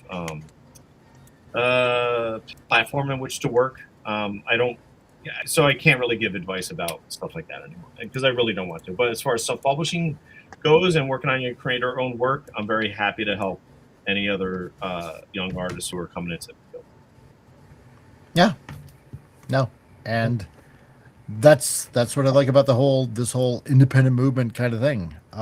Because, like I've said, for years, we're seeing of the mainstream, whether it's Marvel and DC, whether it's Hollywood, whether it's a lot of mainstream things here. Like mainstream media, news, that's dying as well. I mean, we all know it. Yep. And this is why you're seeing a lot of independent creators out there, coming out with they're taking on Hollywood. They're taking on, Marvel and DC. I mean, like Zachary Levi. I mean, Vince. God, no. I was going to say Vince McMahon, but definitely not him. Marky Mark. Mark Wahlberg and Mel Gibson and those guys. Mark Wahlberg. Yeah, and Mel Gibson and stuff like that. I mean, they're starting their own studios and whatnot. They're gonna take on Hollywood their own way because the industry works and they're gonna do it, and good on them. And and on the comic side of things, I mean, you have so many little independent publishers, and then you have Long, and and Isom. And makes, what was it, like over $2 million in like a little over 24 hours, 48 hours or whatever it was. And now this year, actually yesterday, he announced that he wants to put out 100 different titles out this year. And I'm like, Damn, that's a lot. And hey, if he wants to do that, then okay, then fine. That's great. Do it. Make it happen. You know, take on Image, take on Marvel, take on DC, and do it. You know, you see a lot of, and here's also the weird thing. Not really so much weird, but you're seeing a lot of independent animators out there too. You know, that are probably just sick and tired of the way animation looks now because it all looked pretty and it's all loud and obnoxious. And, you know, it doesn't really have any substance. But some people that are releasing their work out on YouTube, you know, are doing it on like programs like this one and putting out their own animation. And some of it is really, really quite nice. Like, really nice. You know, so we're starting to, all of us are starting to create this juggernaut of independent creators that are taking on Goliath. And, you know, here's hoping that we just nail it between the eyes and, you know, put them out for good kind of thing. Or, you know, they course correct and like, maybe we're the bad guys, Hans, and maybe we should change things the way we're doing it now, you know, kind of thing. So, Vince Womack, yeah, I don't think 100 is realistic for a 3-year-old company. Oh yeah, for Reproverse, yeah, I don't think that's realistic whatsoever. I mean, if he wants to, he's welcome to, you know. I mean, damn it is that's quite the schedule. 2 per week. Yeah, exactly. You know, you only got what 52 weeks in a year. Yeah, week. Well, it's already February, so you've already lost 4. So, yeah, that's an extremely tight schedule. So it's going to have to be at this point, you know, probably almost like 3 a week. So, but yeah, you never know.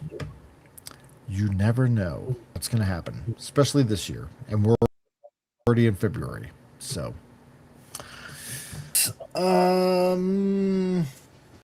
as for you, how's issue 3 going? It's good. I have about 70 pages of the Sword of Eden Cry Vampire drawn and scanned in. So it's a 100-page graphic novel. So I think I just got the big fight scene to do. And then I have to go back and do all the lettering and all the gray tones. Then figure out what to add into the gallery section. And then contact the printer and, you know, make sure it's the same printer I want to use again, Comics Wellspring. So they printed volume 2. And for the most part, that went pretty well. They gave me the best rates around. So yeah, that's the plan. Still working on it. You know, I'm hoping to hear back from Barnes and Noble and see what they have to say. In regards to that'll be interesting. I'm a little cautious because the book market, the mainstream book market, is not the same as the comic book direct market. The mainstream book market, from talking to different people and other bookstores, those books can be returned. So it's not like in comic book shops and the direct market where whatever the comic book shop buys, they can't return that stuff if they can't sell it. Yeah. You're gonna have to rip off the front cover and mail it back, or whatever it was. Well, they don't do that. They don't do that anymore. But like with Barnes. Oh, they don't. Okay. Oh no, that was like for the newsstand regular. Yeah, that was a huge nightmare. But yeah, so well, that's a whole history lesson right there. But yeah, with Barnes and Noble, we'll see how that turns out. With see if they want to distribute or carry, I should say, the Sword of Eden graphic novels or not, and what sort of deal that they give me. But if they do, that would be great. Cool. We'll see.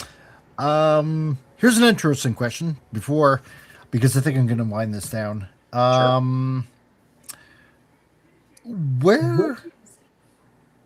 I mean, besides obviously the characters, which do line up with the biblical teaching. Where else do you get inspiration for the?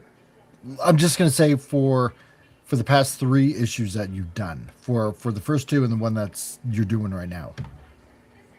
What was the Like, is inspiration? it? Yeah, like did you kind of I don't know, like let's say watched a movie or something like that. It's like, you know what? This is an interesting story. Kind of like take a little bit of inspiration from, this or that or, whatever. Well- Or did it just pop in your head? Well, I mean, the characters that I've had for some of the characters that I've had for a while, and like I said, Nemeshman has been like first time he appeared in print was in '87 in the Will Eisner's gallery.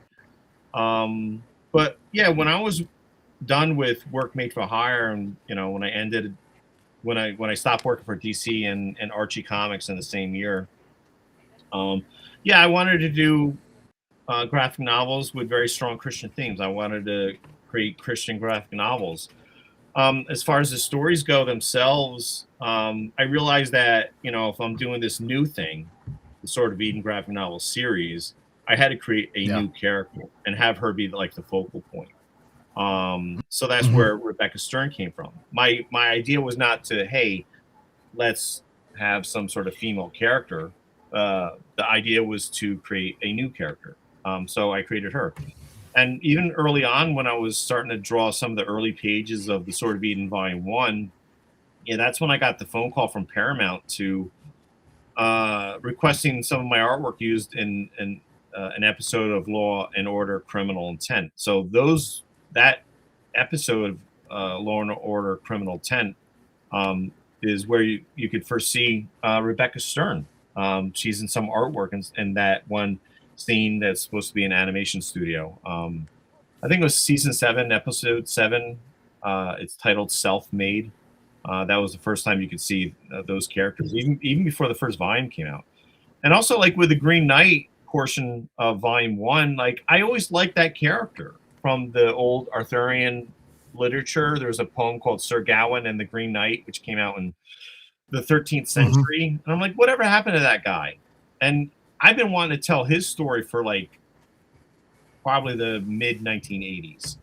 And I was able to do that in volume 1 of the Sword of Eden. Yeah, it's like, what happened to this guy? He's supposed to be invulnerable.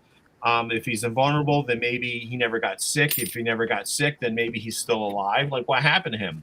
So that's where the second story in volume 1 of the Sword of Eden came from. In volume 2, I was just like, I wanted to do something with Professor Jack, and I wanted to do something where, they look for Noah's Ark.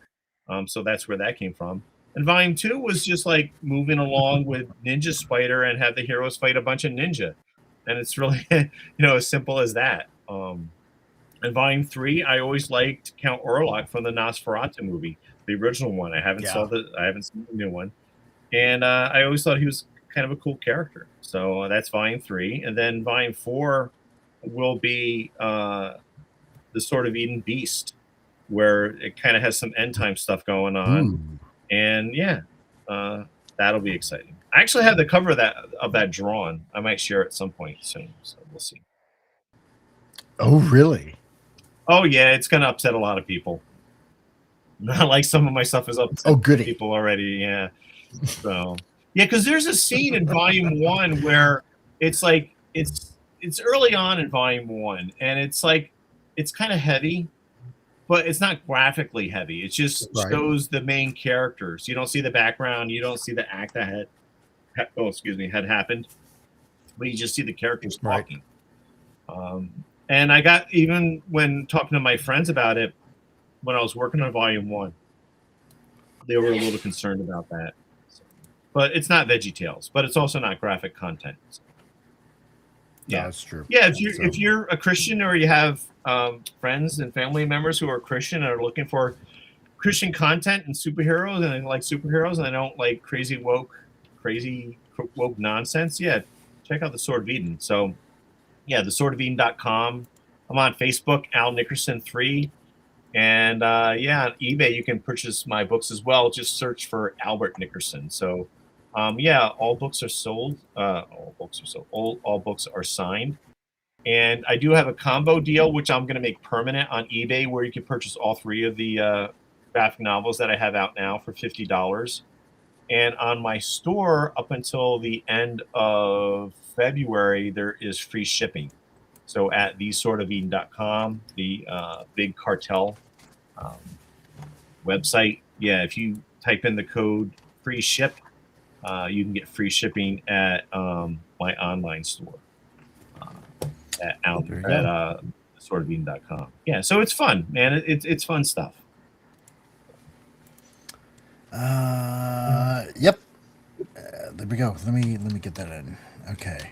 Yeah, the combo deal on eBay, that's great for people that have not read any of the books, and you save, I think, like $15 if you buy all 3. So, and readers like free shipping. So at thesortofeden.com, you can type in that code free ship, and you should have your shipping taken off on any, and I think it's one word, free ship, on any order. Oh, okay. Yep.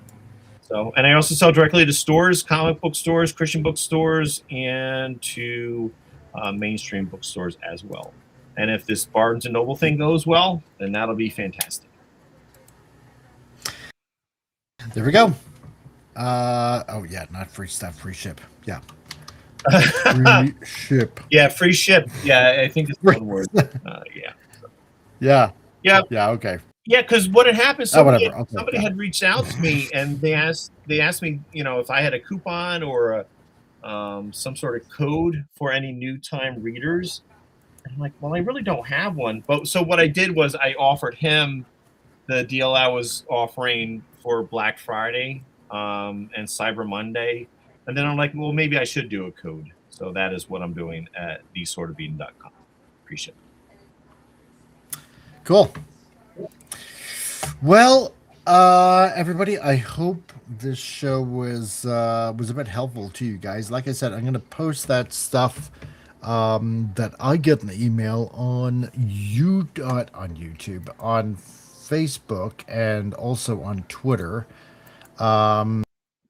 If you find it useful, then great. I hope that you can definitely use it. And I know we didn't exactly do any drawing today, but it's kind of stuff that I wanted to go through. Anyway, you should probably maybe plan things out. And I thought, you know what, I shouldn't be procrastinating on some of this stuff. And I wanted to help all you guys, because I think that all of you guys out there have tell.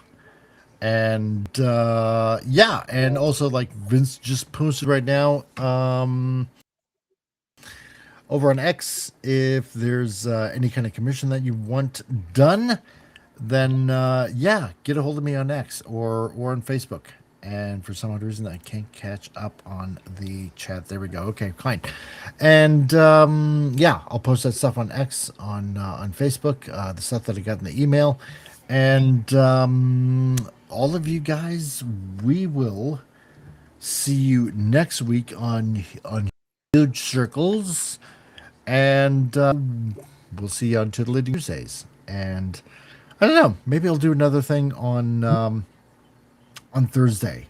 Maybe I'll start on also making a one shot, 24 pages, and probably save the main story that I'm doing for. Maybe I'll save that part for North American. I don't know. I'll figure something out. Maybe I'll revisit one of the old stories and try to spiff that up a little bit more, as it were. So that kind of stuff. Anyway, to all of you guys out there, thanks a lot for joining in. Really appreciate it. Vince, I hope I did you a favor and keep this under 5 hours at this point. So I'm glad that you hopefully will appreciate that much. And Pop Culture Republic, thanks for dropping in, buddy. I really appreciate that you came in and that you confirmed that any invite link that I sent out works even months later. Oh. So That being said, to everybody out there, all of you, have a good February, and we will see you soon. Later. So there, just remember,